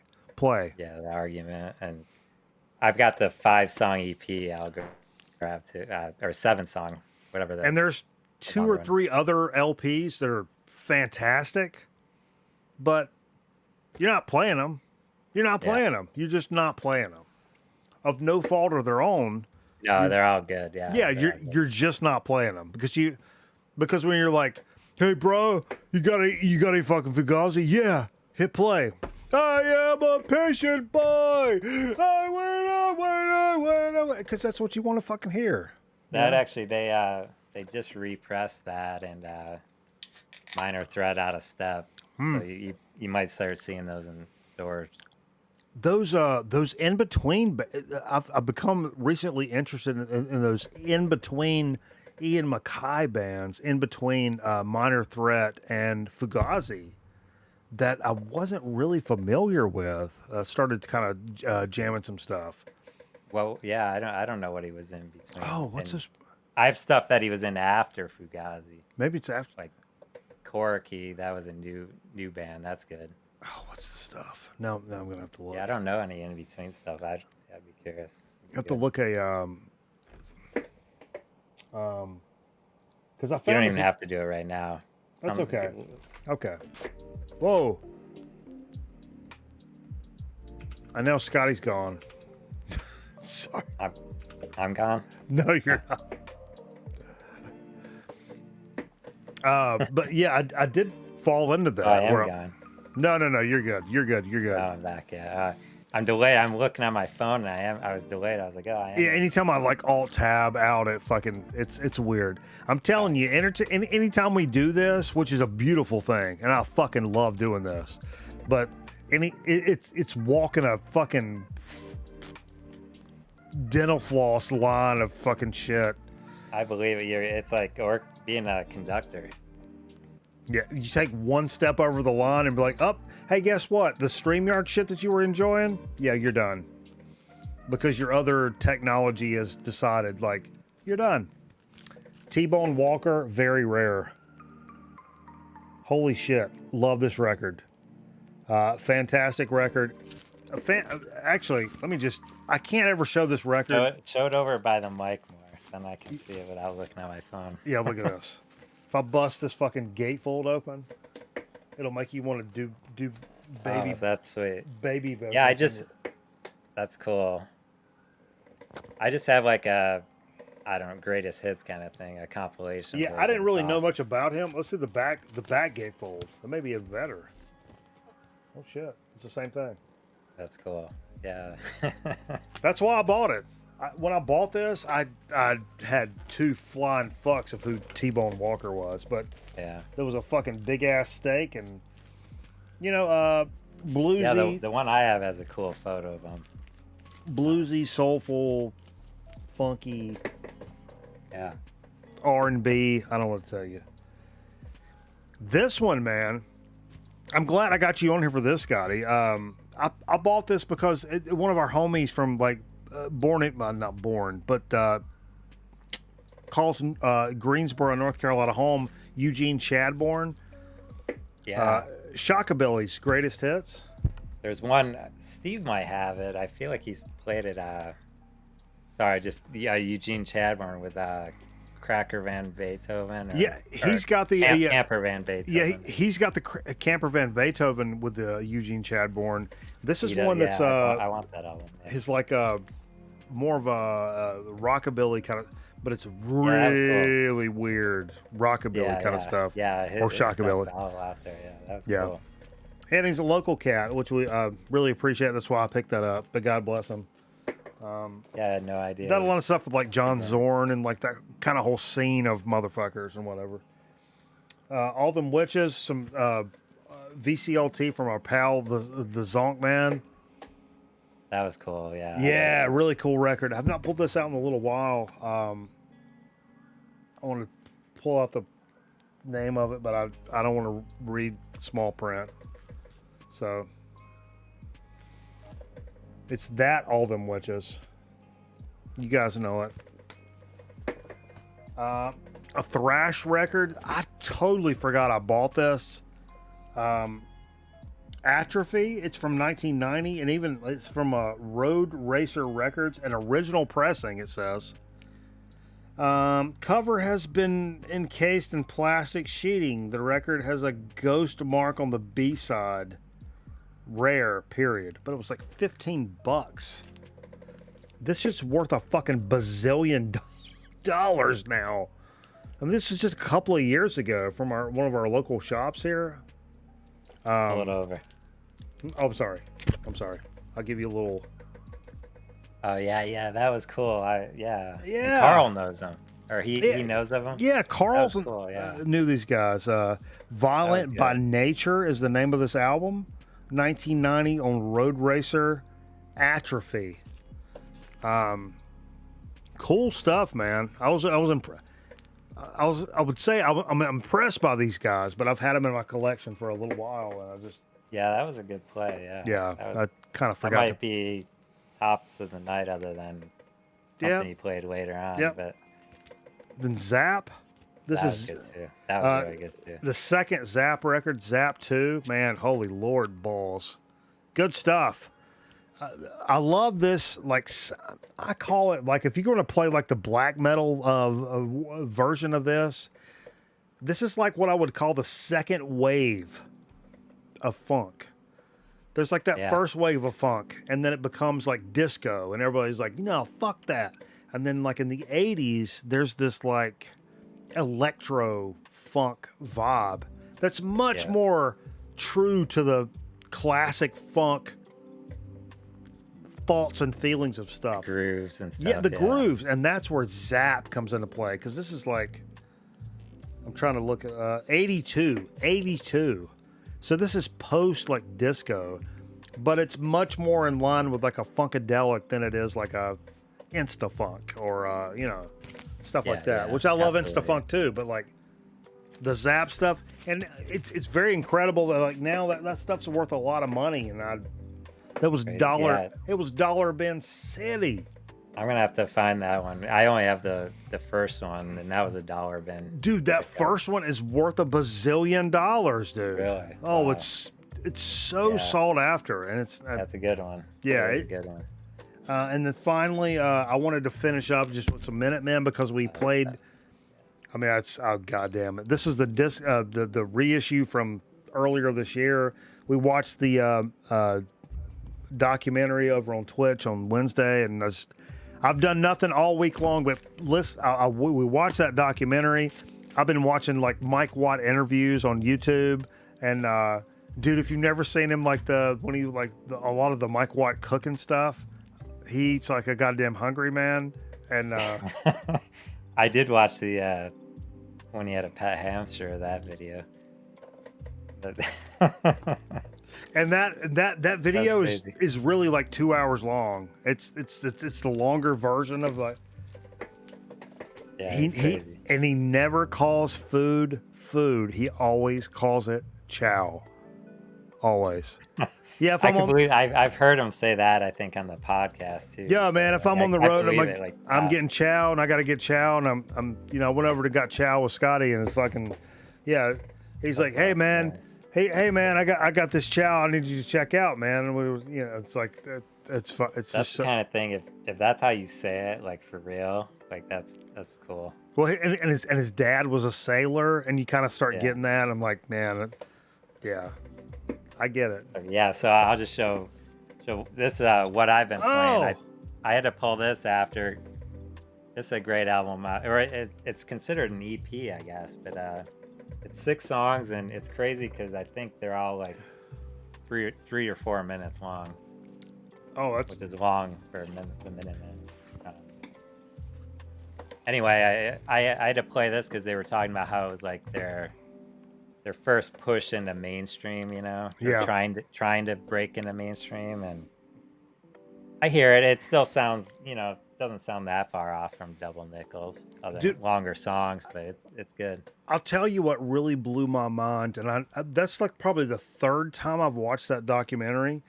But at some point in that, he said none of these songs were supposed to stand on their own as a song.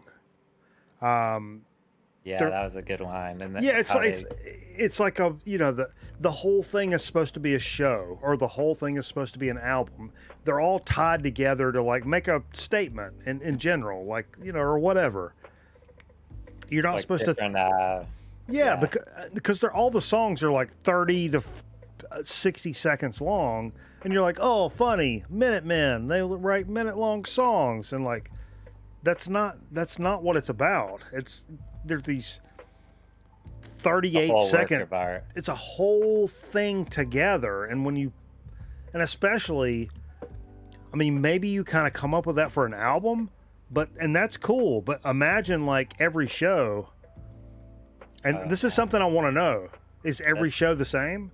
Is the set list the same every time? That through, yeah. No shot. It's always the same. Yeah. I doubt it. I doubt they would it. play their older stuff too, I imagine. But yeah, but they must say split up the opera, I guess.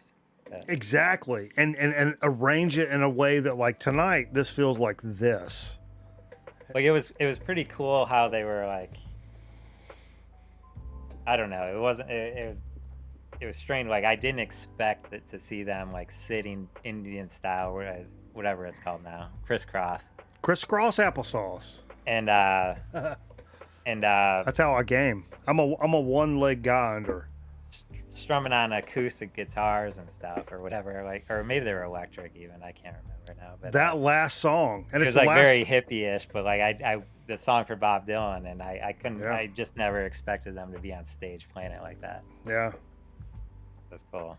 The song where he says we're corn dogs. Yeah, it's like It's like the last song they play on the documentary. I think it's the last song we played tonight. It's like, we're all corn dogs. And I'm like, man, that's just, I don't know. That's corny, no pun intended, but that kind of hits home. I was like, it's your Wednesday meal. That's it. I mean, it kind of hits home. You up for a shot?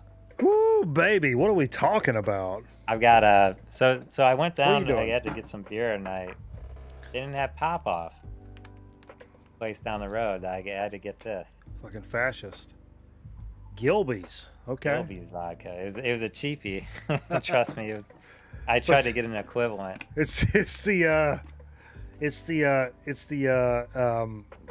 Illinois Polish vodka version. Yeah. It really is. It was Indiana. Oh, Indiana. Like all the bourbon distilleries have places in Indiana now. Like it's that's so funny. Ivan wore. This is my summertime Mike Watt shirt, and somebody was like fronting on me, and I was like, Mike Watt is literally the reason. Like in the wintertime, I don't button my flannels on the bottom. That's a Mike Watt. Oh, right. I don't either. Tribute. My wife hates it. Yeah. Yeah, the floppy, and sometimes I'll roll them up, but the floppy on the bottoms.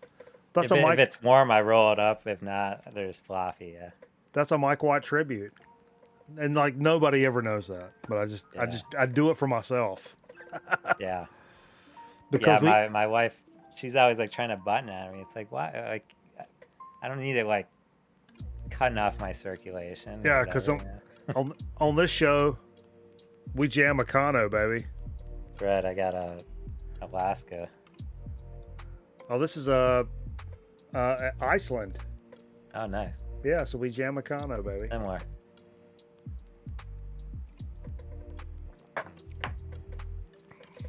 Yeah. Hell yeah. Yeah, this shot glass, I was in high school, and a good friend of mine, like, he had the cool parents.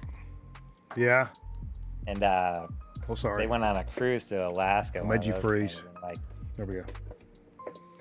Came back with I was like he was my closest friend at the time, and still is. But came back with a brewery T-shirt and a shot glass, and we're like 17. It's like, all right, that's pretty cool, giving us a shot glass. I'll take that and put that to use. Oh, that's awesome. You're all fucked up in school and stuff, or how long did it take you to get it all fucked up? I actually wasn't much of a drinker then. I did other stuff. Yeah. But in high school I was 14 or something. But drinking I did occasionally in high school, but I wasn't much of a drinker till I was in college. I was straight Aero Janeiro to college. Yeah. I didn't know what a cigarette was, or a weed, or a beer. I never drank a beer till I got to college. I probably would have been. I think I would have been on that route, but then I moved when I was 12, and like made friends in this new city where Randy lived. Oh, yeah.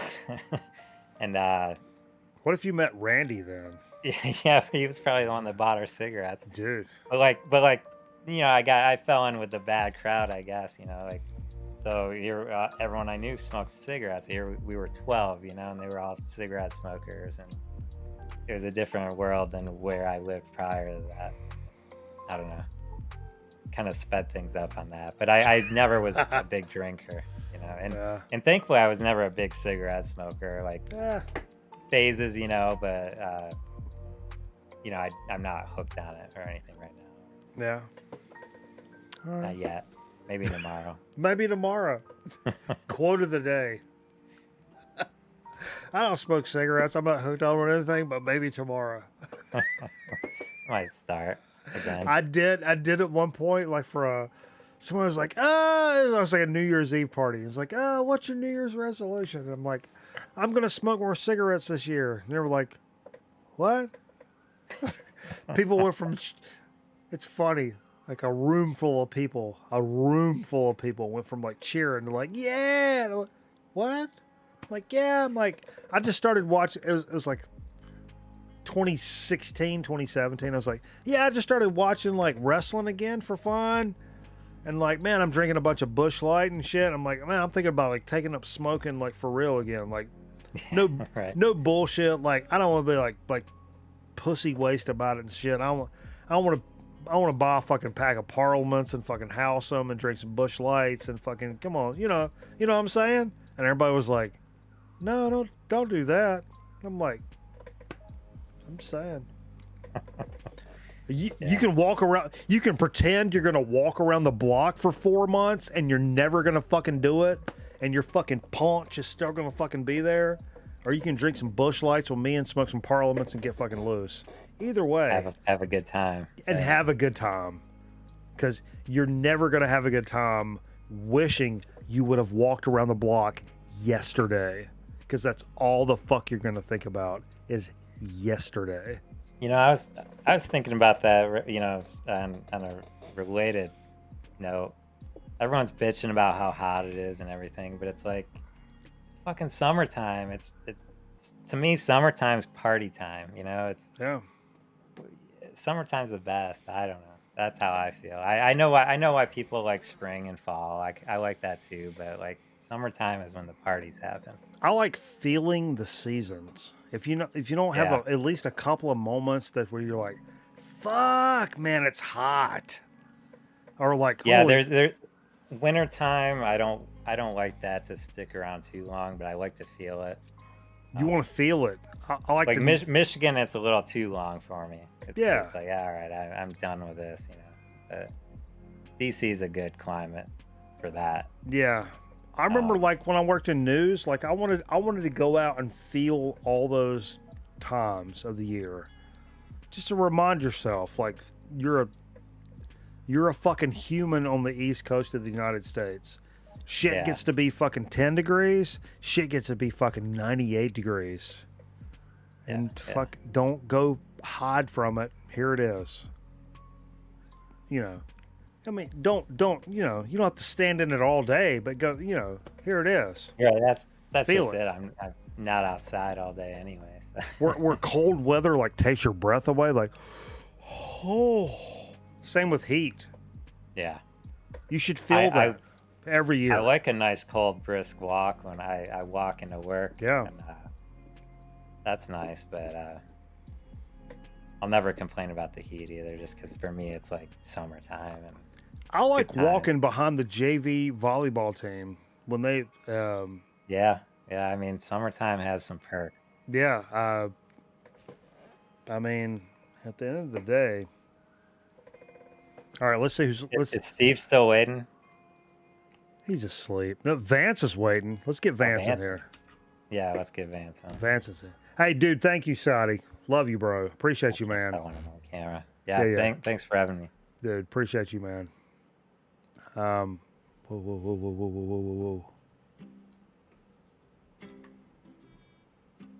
Who's this dude? What up? Wait a minute. Who's this dude? Hey. Vance. What's up, bro? Seat of the pants, Vance. How you doing, man? Good, man. It's a damn cavalcade of stars here tonight, huh? I'm telling you. I'm going to have to do this every week. What do we got? 34 people at fucking 3 o'clock in the morning? Jesus Christ. Yeah. I think I've learned the formula. It's been fun, though. I've been fun watching it. No, it's Chromie D on there. Yeah, man. I just kind of let him go. Scotty, Wizard, everybody up there, Shane. The whole crew, man. Good. Yeah, it really has been cool. Yeah. So, man, you're like the king of the fucking live shows, man. I don't know about that, but yeah, dude. I had a few last couple weeks. I've never known anybody that's won as many live shows as you do, man. That's you know who could top that is John Bip Bop Boom. Really? Oh yeah, you talk to him, he's seen a lot of stuff. So, but we have good stories. Hell yeah. So, but yeah, the last one was Rage on Tuesday, Rage Against the Machine. And you guys probably heard that the night before in Chicago, they did 2 shows here. The night before, Zach either like sprained his ankle or twisted his ankle and said, fuck it, man, I'm just going to sit on the monitor and sing the whole show. So he sang that night, and then he came on the second night, and they put out like an equipment case for him. Yeah. And he sang did the whole show sitting down, but man, there was still this high energy in that place. Interesting. I put that video up, but yeah, sitting down, that guy brought that. Everybody's jumping, going crazy for that. Man, I saw them in '97 with Wu-Tang. It was Rage and Wu-Tang. It's one of my favorite shows of all time. Yeah, I never got to see them, and I bet these tickets I've had since 2020. They were held over to 2.5 years. It took to see that. That's incredible. So, That's incredible. So it was good. It was real good. Hell yeah! You picked some shit up here lately, like wax. Yeah, actually, I got a stack of I'm me on these live albums, these bootleg things, these FM broadcasts. First thing, actually, this I got about a month ago. This is from the Metallica Vinyl Club. Yeah. This is a 12-inch. I guess we're calling them 12-inch singles, but it's a 4 song set live. This is the era nobody really likes, but it's off the Saint Anger era. Okay. And so this is like, they're limited or whatever. So this I threw this back on the other day, and it sounded really good, even for that era. But I got let's see what else here. A tip from Greeno. I picked up those early Quiet Riot albums. Yeah. The Japanese, where are they? I guess these are kind of pirate copies or whatever from No Remorse or reissues. But they're only released in Japan with Randy Rhoads on them. Yeah. Wow. So these are pretty good, man. And they really packed them nice. There's like a poster and inner sleeve and everything. But cool. If you see these out in the shops, check them out. That's Quiet Riot and then the Quiet Riot 2. So I picked them both up. It's a band I was kind of lukewarm on until recently, and now I'm like kind of like, why have I been kind of lukewarm on these guys? Because it's great. It's great stuff. Yeah, man. I mean, I never heard these, and like I said, they were only issued in Japan when they came out. These never were released in the U.S. But you want to talk about weird shit? Look at Randy Rhoads here. Oh yeah. What's that? Maybe there's a reason why this was just in Japan. I don't know. And even the cover here, the football thing. It's like, what? That's so weird. What are they doing in the guys' room there? But What else? And then I can rifle through these here. I haven't even listened to these. A lot of these just came in. I haven't even opened them. This is Misfits live in '83. Oh, very cool. Yeah. So I've never seen that actually. Neither did I. So that's why I had to pick it up. It's from Los Angeles, April 8th, 1983. Is that an FM broadcast thing? That's what they're saying. Yeah. So it probably sounds pretty good. It's probably from one of the. Because I found a lot of the stuff that says FM broadcast sounds way better than things that don't say that. Yeah, well, yeah, because it's depending on the station. I mean, I got some that get kind of staticky too, but some sound fantastic. That Van Halen, I don't know if you still have that or Jay took that I sent you. I gave it to Jay, but no, that's fine. But if it's in the family, great. It's in the family.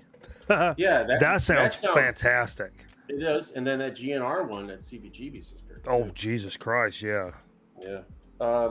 This one, even though Greeno said it sucked, I picked it up anyway. It was a Motley Crue from 82.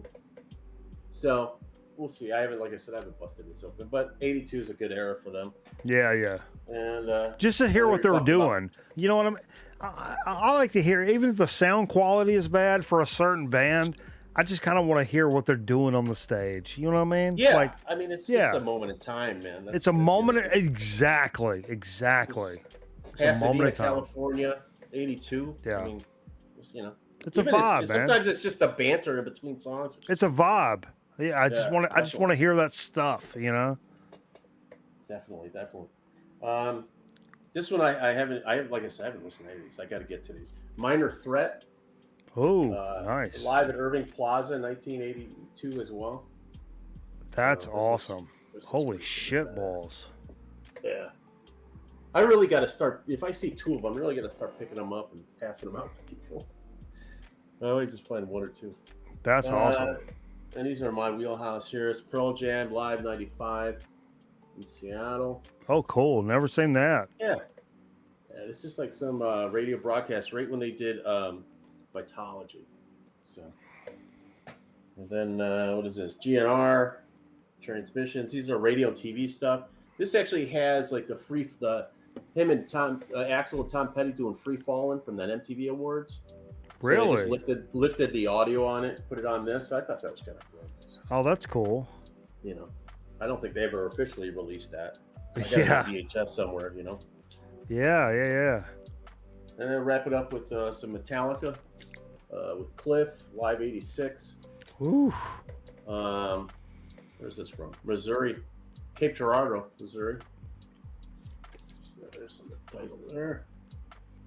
So yeah, like I said, man, though I don't have any reviews on them, but those came in like a couple days ago. Well, actually, probably a little longer than that. Hell yeah. But, I got some bad albums too. Yeah, let's see some bad album covers.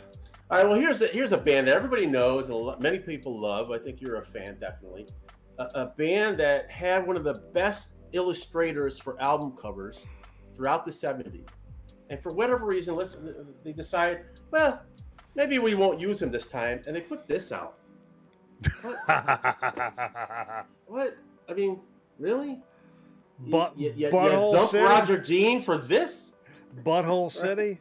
Yeah, I mean, and this is one of my go-to albums. I love this album. It's a great album. Cover, I'm like, yeah, really, dude? It's off-putting. You gotta make 3 panels? You gotta do 3 panels of the whole thing here? I mean, really? So I don't know about that one. But then again, the same band, thought that this album cover sucked so bad they put a tomato and threw it on there. So they knew it sucked. Yeah. Let's throw a tomato on that one. But here you go. This is what you're looking for. This is what you're looking for. All right. I got this down in Southern Illinois. This is a little private press. Okay. This is a Carlos P. Steinblast. I like it already. Oh, yeah. Whoa. I Need a Woman. Oh, this guy's fucking. This guy's fucking his dog, Vance. This guy's fucking his dog, Vance. Progressive rock. What is? Yeah, I Need a Woman, dude. No, this guy's dog's vagina is suspect. Call Sarah McLaughlin, get the ASAP or whatever that is over there. What the hell is going on here? Progressive rock. I mean, this is creepy as hell. Oh, it's progressive, baby. Yeah, I don't know about that. It's so progressive. We're fucking our animals. But to top that, you gotta love this guy. Hey everybody, it's Tubby Boots time. What the hell? Tubby Boot goes topless. What the hell is? What is this guy doing? I don't know if this is worse than the back is worse than the front. Whoa! What year is this from? Dude, oh Christ, I have no idea. This has to be from like the 50s or early 60s. And the funny story is this belonged to my now ex-wife's grandmother. So it's autographed on there by the dude. Is she still single? Yeah, she is gone. Okay. Yeah, please. But yeah, it's Tubby Boots time, man. I mean, it's Tubby Boots time. It's just there you go. Wow. Yeah, Tubby. There's some more pictures. So I mean that's the best I got right with the short notice. You know, I didn't go through no. And Tubby Boots, I mean, come on.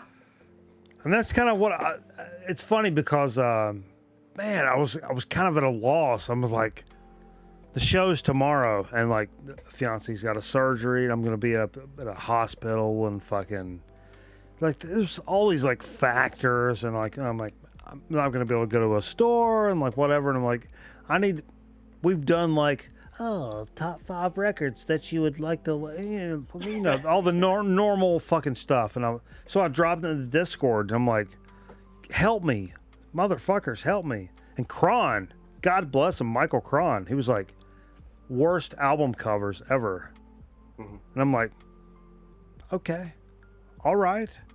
And I immediately thought of like boom, boom, boom, a couple of like right off the rippers, and I was like, okay, so this is the thing. Yeah. I can jump on I mean, those last two definitely fit that criteria. Yeah, and like I said, I was hopefully I was trying to see if anybody else is in here, but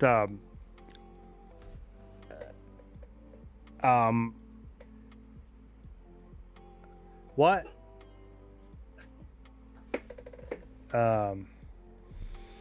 This show is like 7 hours long. I'll do it right now, Vance. I'll show you what I think. All right. As my dig of the week I don't want to say the worst album covers in my collection, but it's the ones that it definitely is the ones that came to my mind. Like bop bop bop bop bop bop bop, like lickety split. And some of these to varying degrees of acceptance of what is a good album. I don't really think this is a great album, but this, and I've kind of been conflicted about this album because the cover is, I think it's kind of cool in a weird kind of way. It's also really ridiculous. Champagne Jam, Atlanta Rhythm. I mean, look, it's a fucking kind of cartoon drawn kind of thing on it. Little cartoon fish with it's a bass with a fucking guitar. And you have another one that has a girl like in a wine glass or something like that. Yeah, and I've just never. This has always turned me off. I think that's what this exercise has really circled around to is albums, covers that have turned you off initially, at least to the record. Via the art has actually turned you off of the music, which is terrible because sometimes some of these, now I think Atlantic, I don't listen to this. God bless them. This is the embossed cover. It's fucking Champagne Jam, Atlanta Rhythm section. God bless them. I'm not going to listen to this record literally ever in my entire life. But I think the cover is stupid anyway. But very different to that is this with the original shrink on it. Apparently, Return to Forever, Chick Corea, Al Di Meola. I kind of love this record. Yeah. It's got a vibe to it, but this cover is fucking horrid.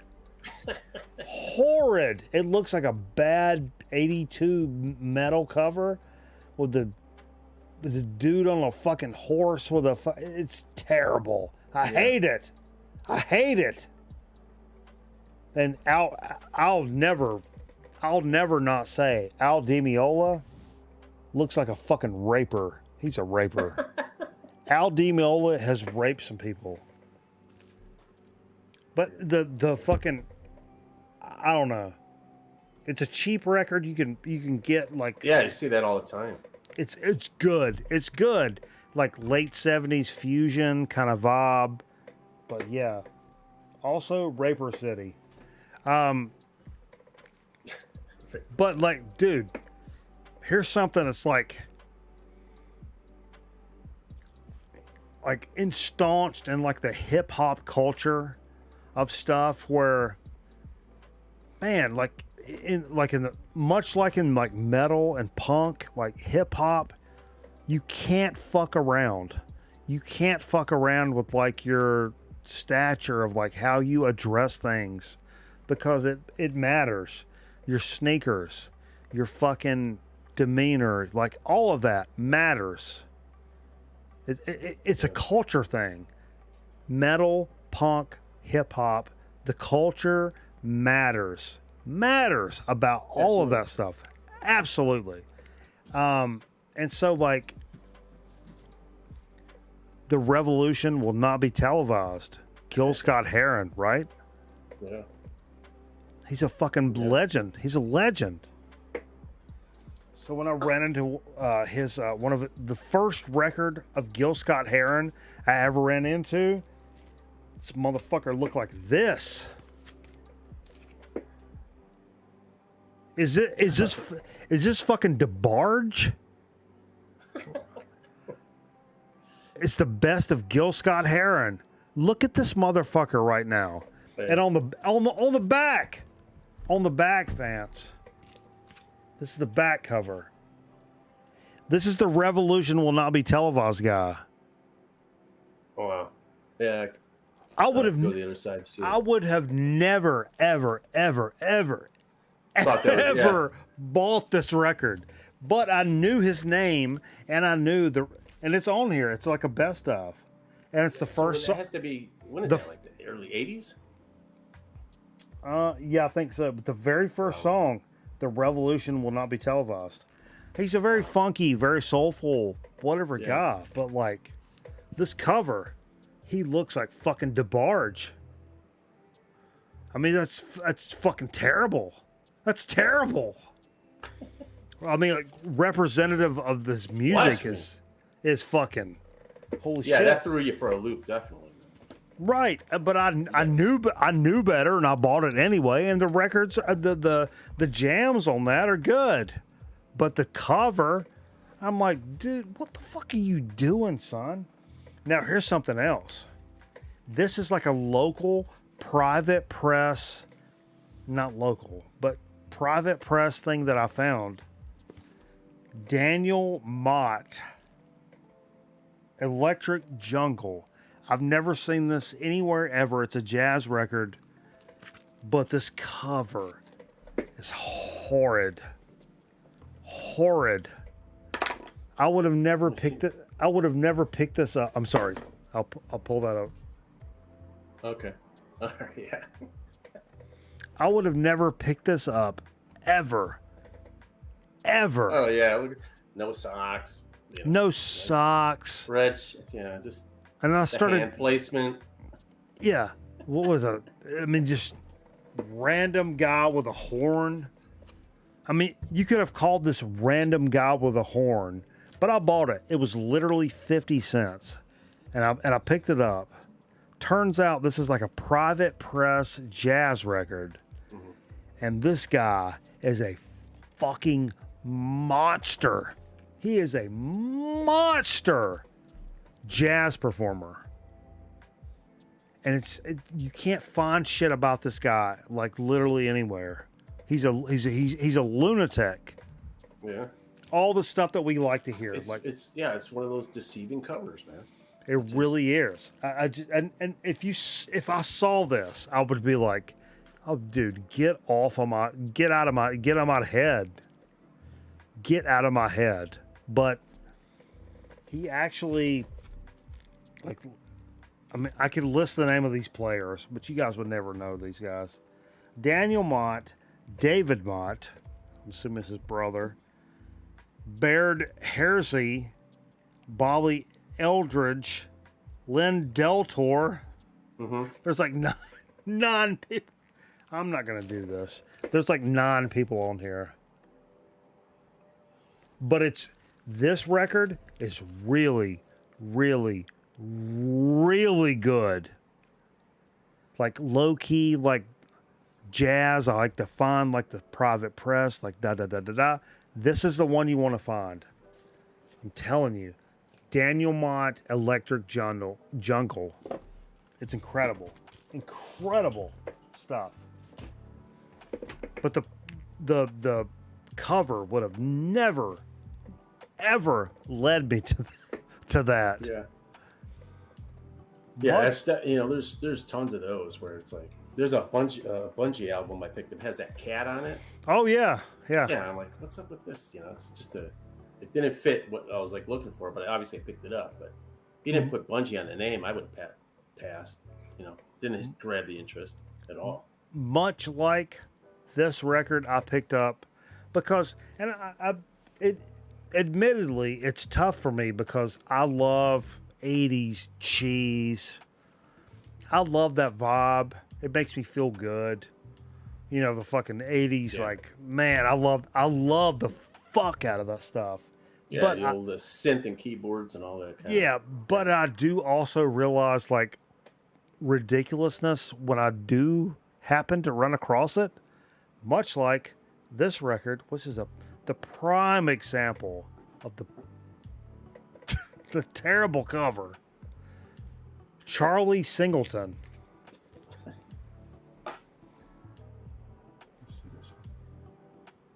Oh yeah, look at that. This was that like a pink sweater or something?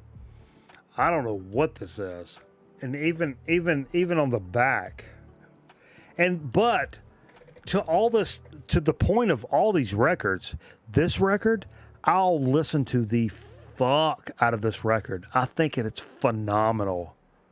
It's like synthy pop and like really good, and like not even like in a cappy kind of way. But the cover is ridiculous. Yeah. You know, it kind of reminds me of that Dweezil Zappa cover. Yeah, it's 87. With the green guitar. Yeah, it's kind of like 87 on CBS. So, but it's I mean, it's ridiculous. But the vibes, the vibes are there. The vibes are there. That back cover's hilarious too. It really is. I'm catching it on a delay, but yeah.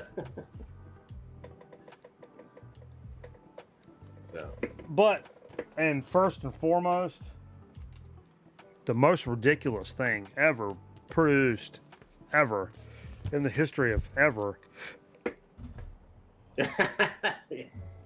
Look how stupid this fucking idiot is. Well, even with that cover, what is that, like a light behind him or something? I mean, I don't know, Vance. I don't know. What is that? I literally don't know. Yeah. I literally don't know what is happening here. Somebody sent you that, right? I was just going to say, why do you still have that? It's from Carl's mom's collection. Oh, right. And she passed. She passed. Right. Yeah. So it's Carl's like, hey, you got it. It's one of your records, and it's from my mom's collection, so you can't get rid of it. Oh, you gotcha. Yeah, you gotcha on that one. And she passed. So, like, I can't disrespect. Well, here you go. It came to use tonight. But it is, I mean, Jesus Christ. God, I hate this motherfucker. I hate him. I'm gonna fight him. I want to fight him, Vance. Maybe Randy knows where he lives. Oh man. Or Scotty. There was somebody who was like, who else? Go Egg Seeker's house. I was talking about the sax player. He's such a great guy. He's such a great guy. Man, if you just knew him, he's such a great guy. I'm like, man, come on, man. Don't be a great guy if he's in his shitty band. Don't make this personal. Yeah. I have to. Don't make it personal. I'm not telling you I wouldn't help the guy move. I'm just telling you I'm gonna shit on your music. I'll still come help you move, brother. But if you make that, I'm gonna shit on you. God bless you. But I'm probably still gonna shit on you. What did we not do? We never did marbles. Nobody's still watching. No, you can. I thought you didn't have it loaded yourself. No, Jesus fucking Christ. Well, I could duck out. We could do marbles. You could load it. I don't know. Let's see what we're doing. You gonna blow up the master control if you start loading? I don't know. I literally don't know. ST. Jerry probably fell asleep in the control room. Dude, everybody's falling asleep at this point. What time is it? 3:30. Chicago, I got 2:30. No, it's 2:30. We still got night's young. We should. I think I emailed. I got a tort email back from Old Style about about mailing me cases of beer. Yeah, what'd they say? I've been trying to figure out how to get you some. I mean, I can get it. Can I mail it? They were kind of aggressive about it. We're not in the business of I'm like, okay. Online sales. I'm like, okay, that's fine. I don't look. I can mail beer though, right? I think I've done that before. I sold full beer cans on eBay, so I think I can do that. Just gotta wrap them up really good. I mean, the kicker is, I think it's me and cameraman just need to make another Chicago trip. Then fuck it, we don't have to load the car up with cases. We don't have to worry about it, right? Yeah. Let's fucking make. Hey, look, make our own. I'll make my own luck, you dumb Swede. That's my favorite. I love it. Okay.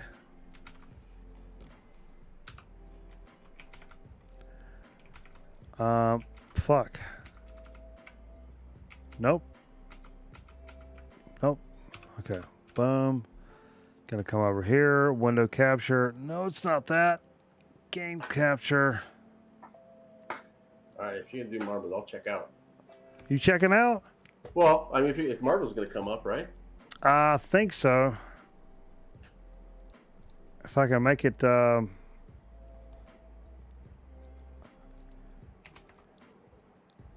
Who knows with this particular program?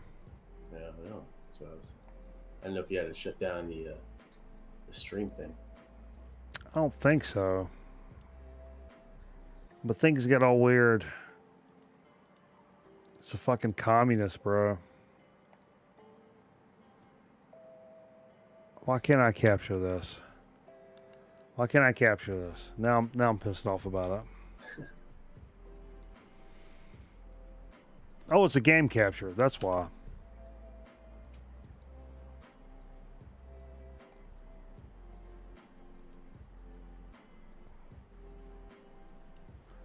Mode. I don't know what's happening. John Cougar wants his shirt back.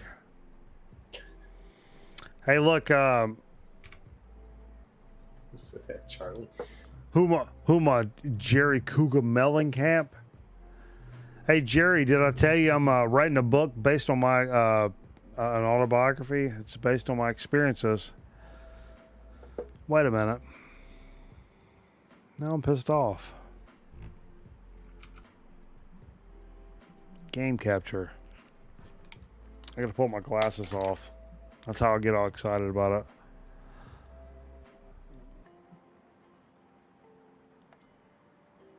What is happening?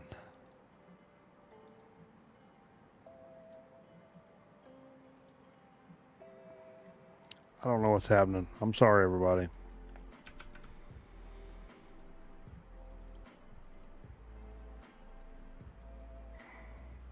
Capture specific. That's it. Come on. Boom. Fuck! Tell me about stuff. I own the internet. Don't be telling me about stuff. Don't be telling me about stuff. That's right.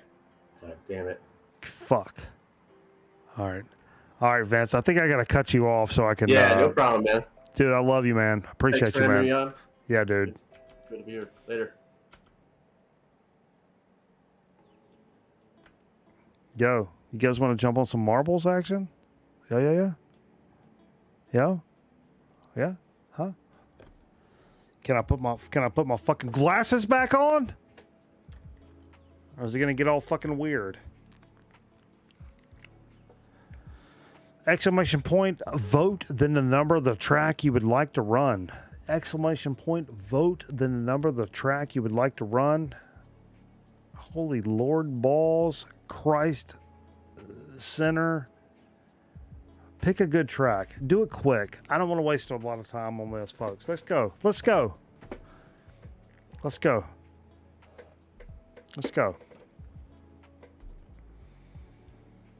You can lollygag on your own fucking stream. Let's do something right for the community. Pick them up, put them down. Let's get in here. Make a difference. Make a difference. A lot of other streams. There's a lot of other streams out here for fucking lazy ass, fucking unathletic, unqualified motherfuckers. But let's get in here for a real fucking test of like, come on.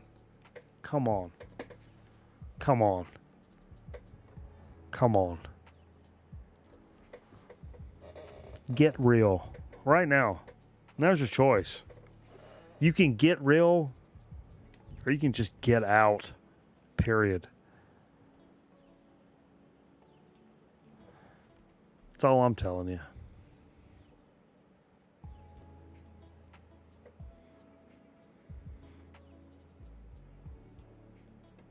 Steve doesn't sub.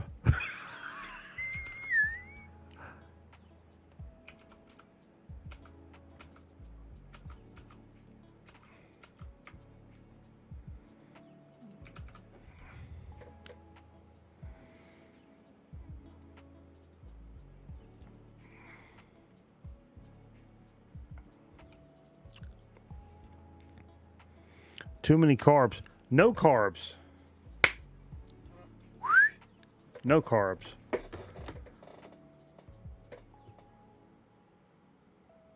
Why are you seeing an ad? Whoa.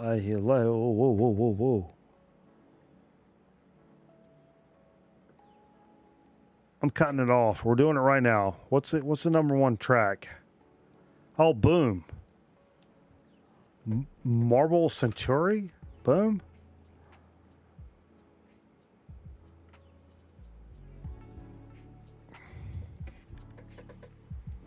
Okay. All right. Boom.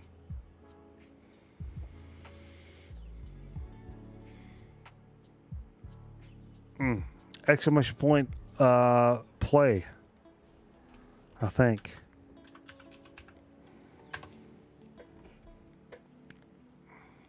My funeral is going to be a lot of fun, is all I can tell you guys.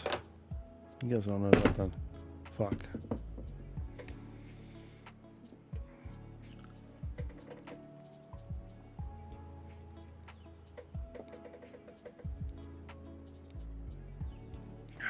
Come on, man. Jump in here. Get a hold of something. Make something matter right now. Now's your time. Jump into this game right now and make it fucking matter. Nothing else in your life matters, and you fucking know it. You know it. I don't need to tell you it doesn't matter, but you know it doesn't matter. But right now, this game, this marble game, does fucking matter. So latch onto it. It's the only thing you got. It's literally the only thing you got. Latch onto it. Make an example of it. Rough it up. Give it the business. You know what I'm saying? Yeah. Come on.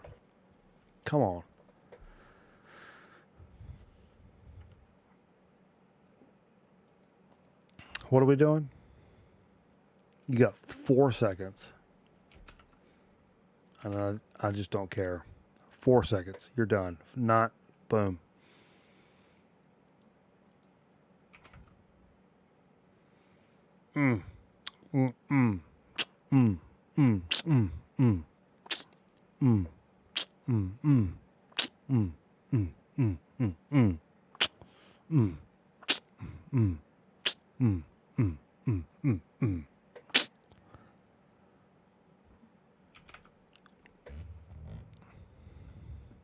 I'm pulling for Reginald Denny. The rest of you guys can just kind of fuck off. I don't know. Whoa. Oh, look at this guy. I like the cut of his jib. He dresses like a fucking human being. I like it. I like it. I love it. I want some more of it. Look at this guy. Ooh, look at Miss You. Causing a commotion up in the front pack of the... What is happening? Somebody may want to call YouTube and to come down here. This is going to be a pretty big deal. Look at Vance.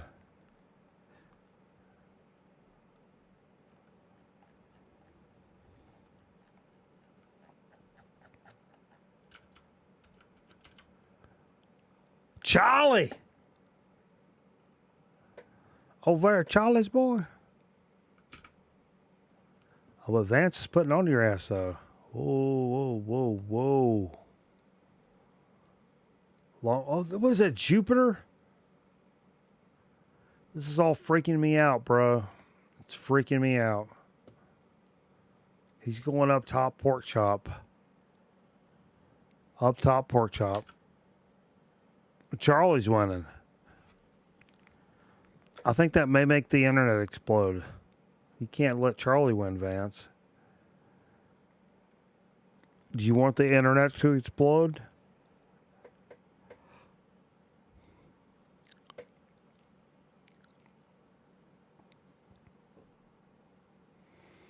Whoa. This is freaking me out. It's freaking me out, bro.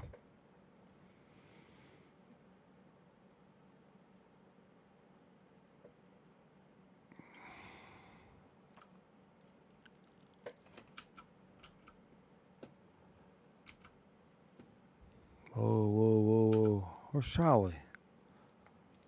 Whoa.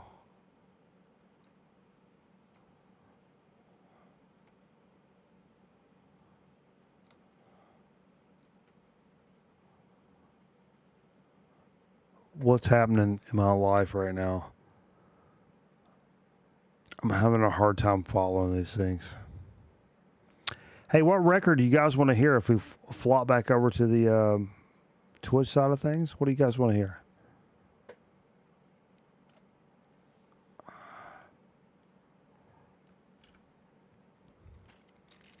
Look at Charlie making moves.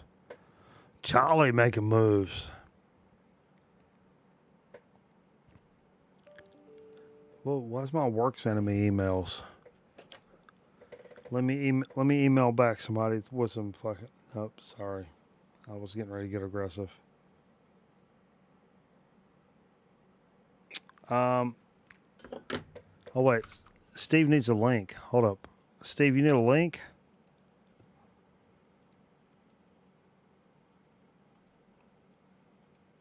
I'm dropping a link. Come over to the, come over there, Steve. Sorry, I just saw Steve needs a link.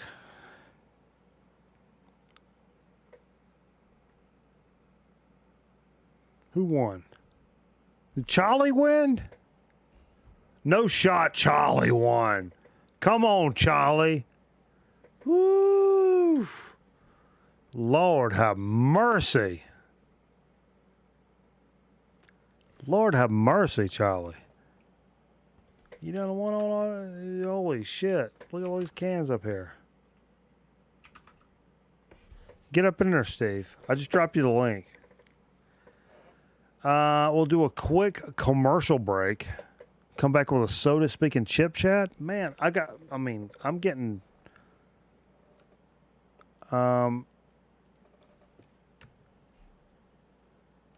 it's the ba da de by no for the soda speak. I got one soda left, and it's one from Mr. Winebender. I've been looking forward to for a long time. Whew. That's me. It's me. It's Ernest T. I don't chew my cabbage twice.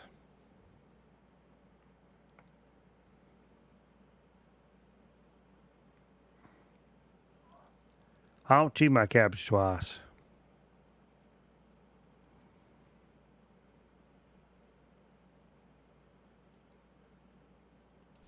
Can I help you? Yes, I have Amazon Prime and I'd like my free sub, please. No, I'm sorry, it doesn't work that way. You take your Amazon Prime, you link your Twitch account, then you get one free subscription to your favorite Twitch channel, like a grown man record night. I like it at Mikey Bananas. He a funny guy and a good looking too. Jay, not so much. Oh, I understand. How about some free soup then? Link Amazon Prime to your Twitch account and subscribe to Grown Men Record Night for free. You gain access to sub badges and exclusive chat emotes. Subject to credit approval, void where prohibited by law. See Twitch Podcaster for complete details.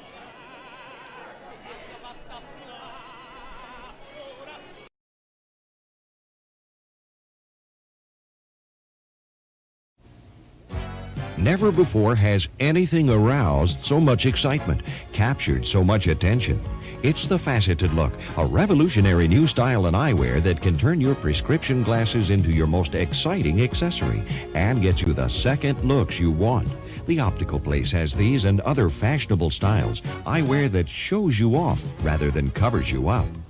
Besides, you've always got to look good, and if you're like me, you only take your glasses off for one reason.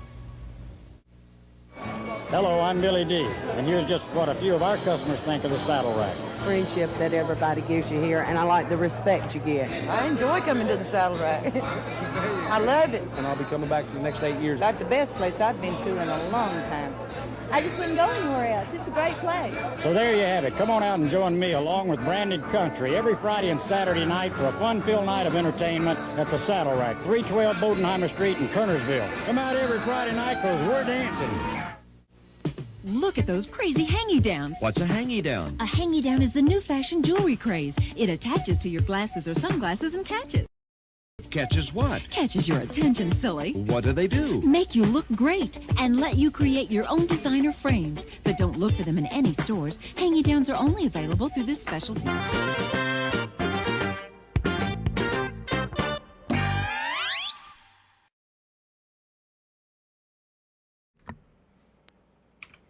Hey, yo, Steve, I'm having trouble keeping up with everybody and everything that's going on. So, apologies. Steve was asking for links and all this stuff. I don't know anything about nobody.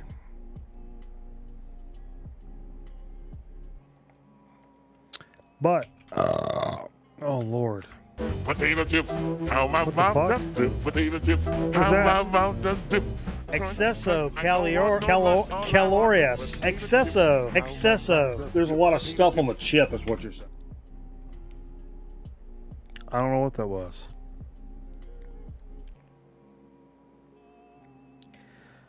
It seemed like tomfoolery to me. I should do a so to speak.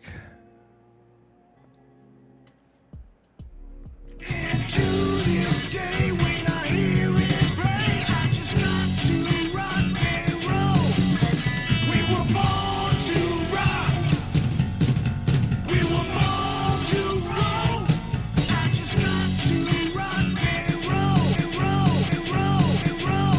speed. Well, let me get it, weird ass internet. Fuck. I got something. Weird ass internet.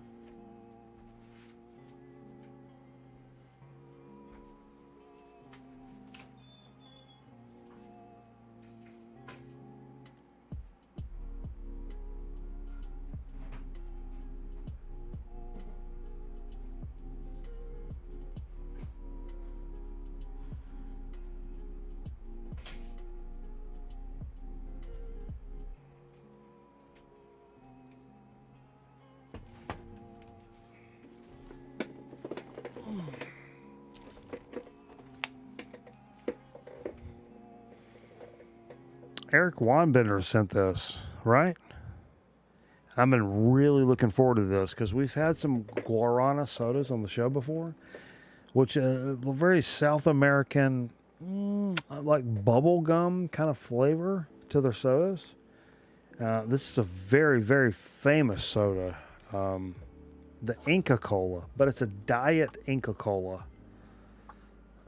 I've been very interested in trying this. The diet Inca Cola.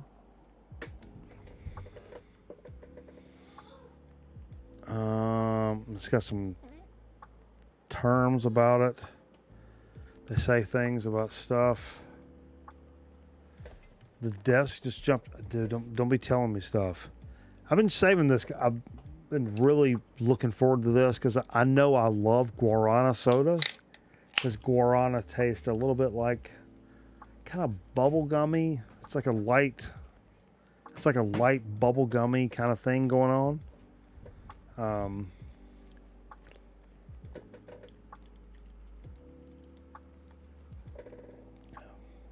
And Inca is very famous for this vibe. Oh man.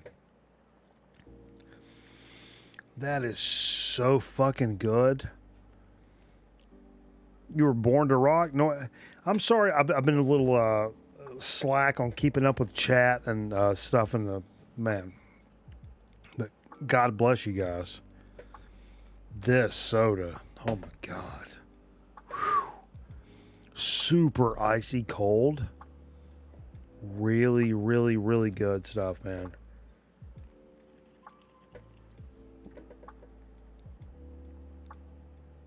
And I don't fuck with sugar other than this show and weekends and being fucking stupid.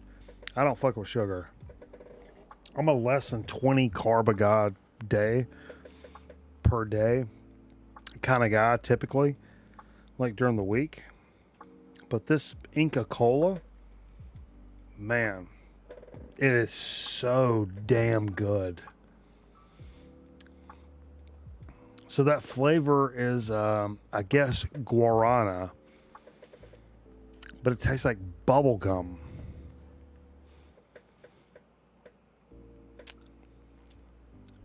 It's so good. It really is good. Honestly, this is the best soda we've had this year. And there's nobody here, and fuck them. I don't give a fuck. It's great. Inca Cola. It's so damn good. Shots, Charlie? Come on, Charlie. Are you doing a shot, Charlie? Charlie, if you're doing a shot, I'll do a shot, Charlie. I ain't just doing it for fucking shits and giggles now.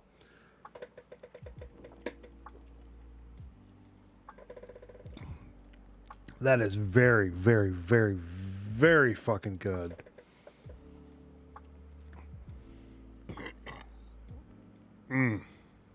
Good stuff. 100% good stuff. Is there a phone number? I think that's the, should I pull out my readers?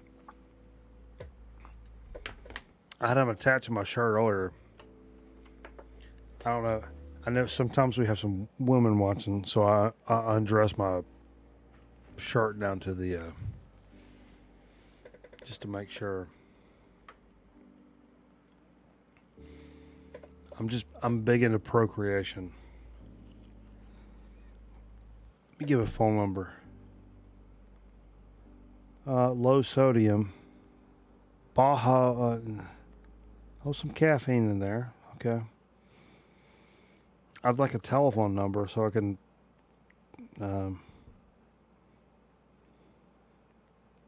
well,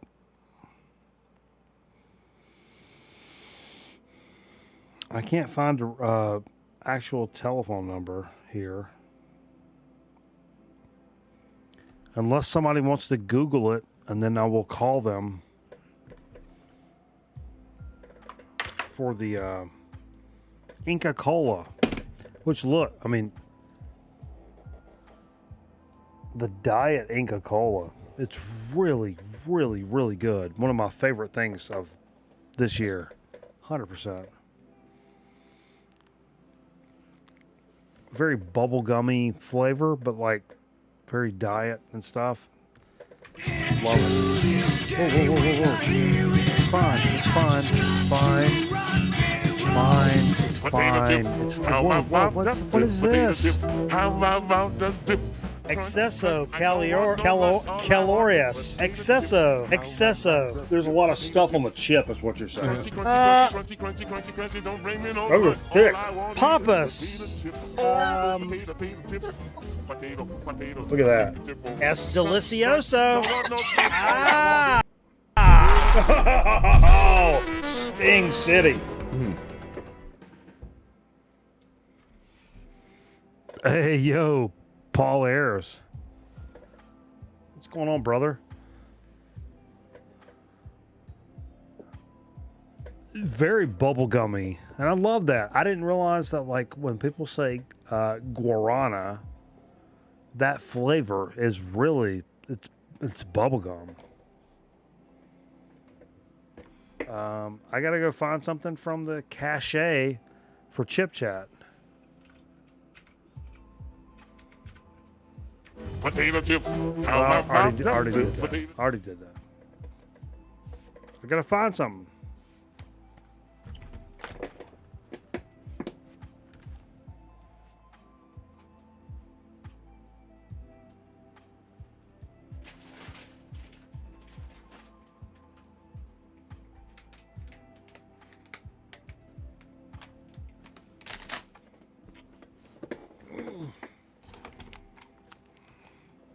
Okay, so oh god, I just hit my damn fucking shit. Good Natured selects toasted thins, half serving of vegetables per serving. It's a ranch flavored vegetable chip from Good Natured. It's a ranch flavored vegetable chip. I don't know.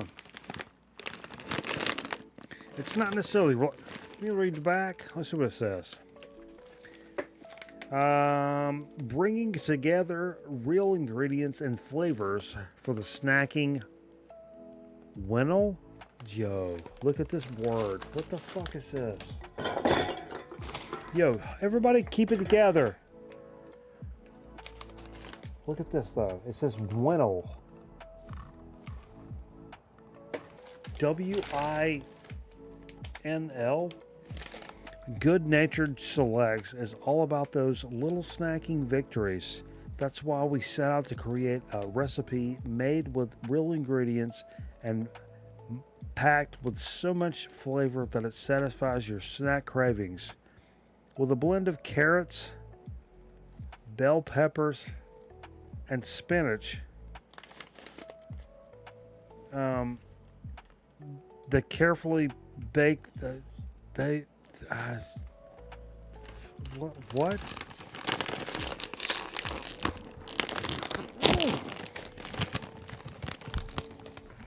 Very strong ridged chip flavor, I will say. They look very much like a ridged chip.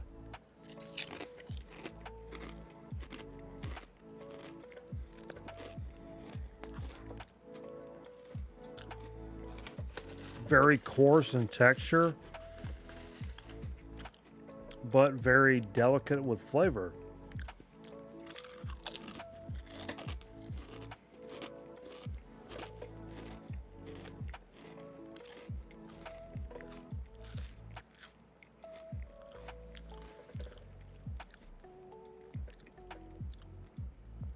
unimpressive initially, but they do like later on just kind of fill that void for like protein chip. Like I need a chip. Boom. Tastes good. There's nothing gross about it or anything.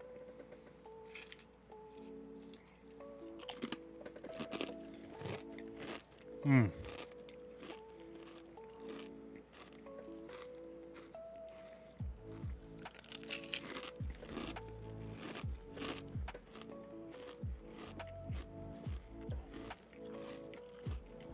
And I don't think that the intent was to replace like a standard nacho cheese like chip of this, but it's a great supplement because this tastes very, very, very good. It's very good stuff.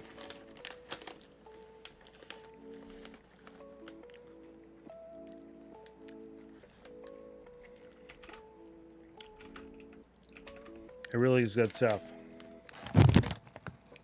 I went on the wrong window. This show. What has this show even been, folks? We got Chromie D by a fucking campfire. Best Friend Gangs Club. Yo, that's a rare glimpse behind the curtain. You won't get anywhere else. That's exclusive.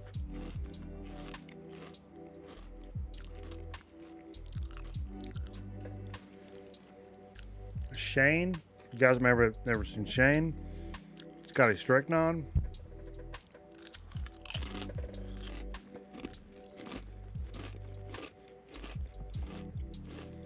If you guys could hear one record when I switch over to Twitch, what would it be? If you could hear one record, what would it be? Think about it. Nurse it. Let's get weird.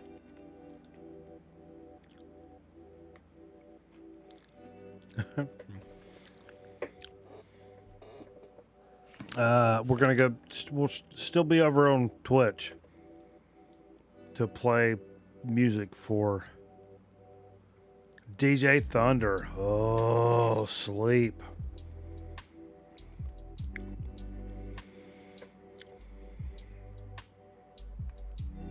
What you guys want? I see Sleep. I see Judas Priest. I may be pulling my shirt off.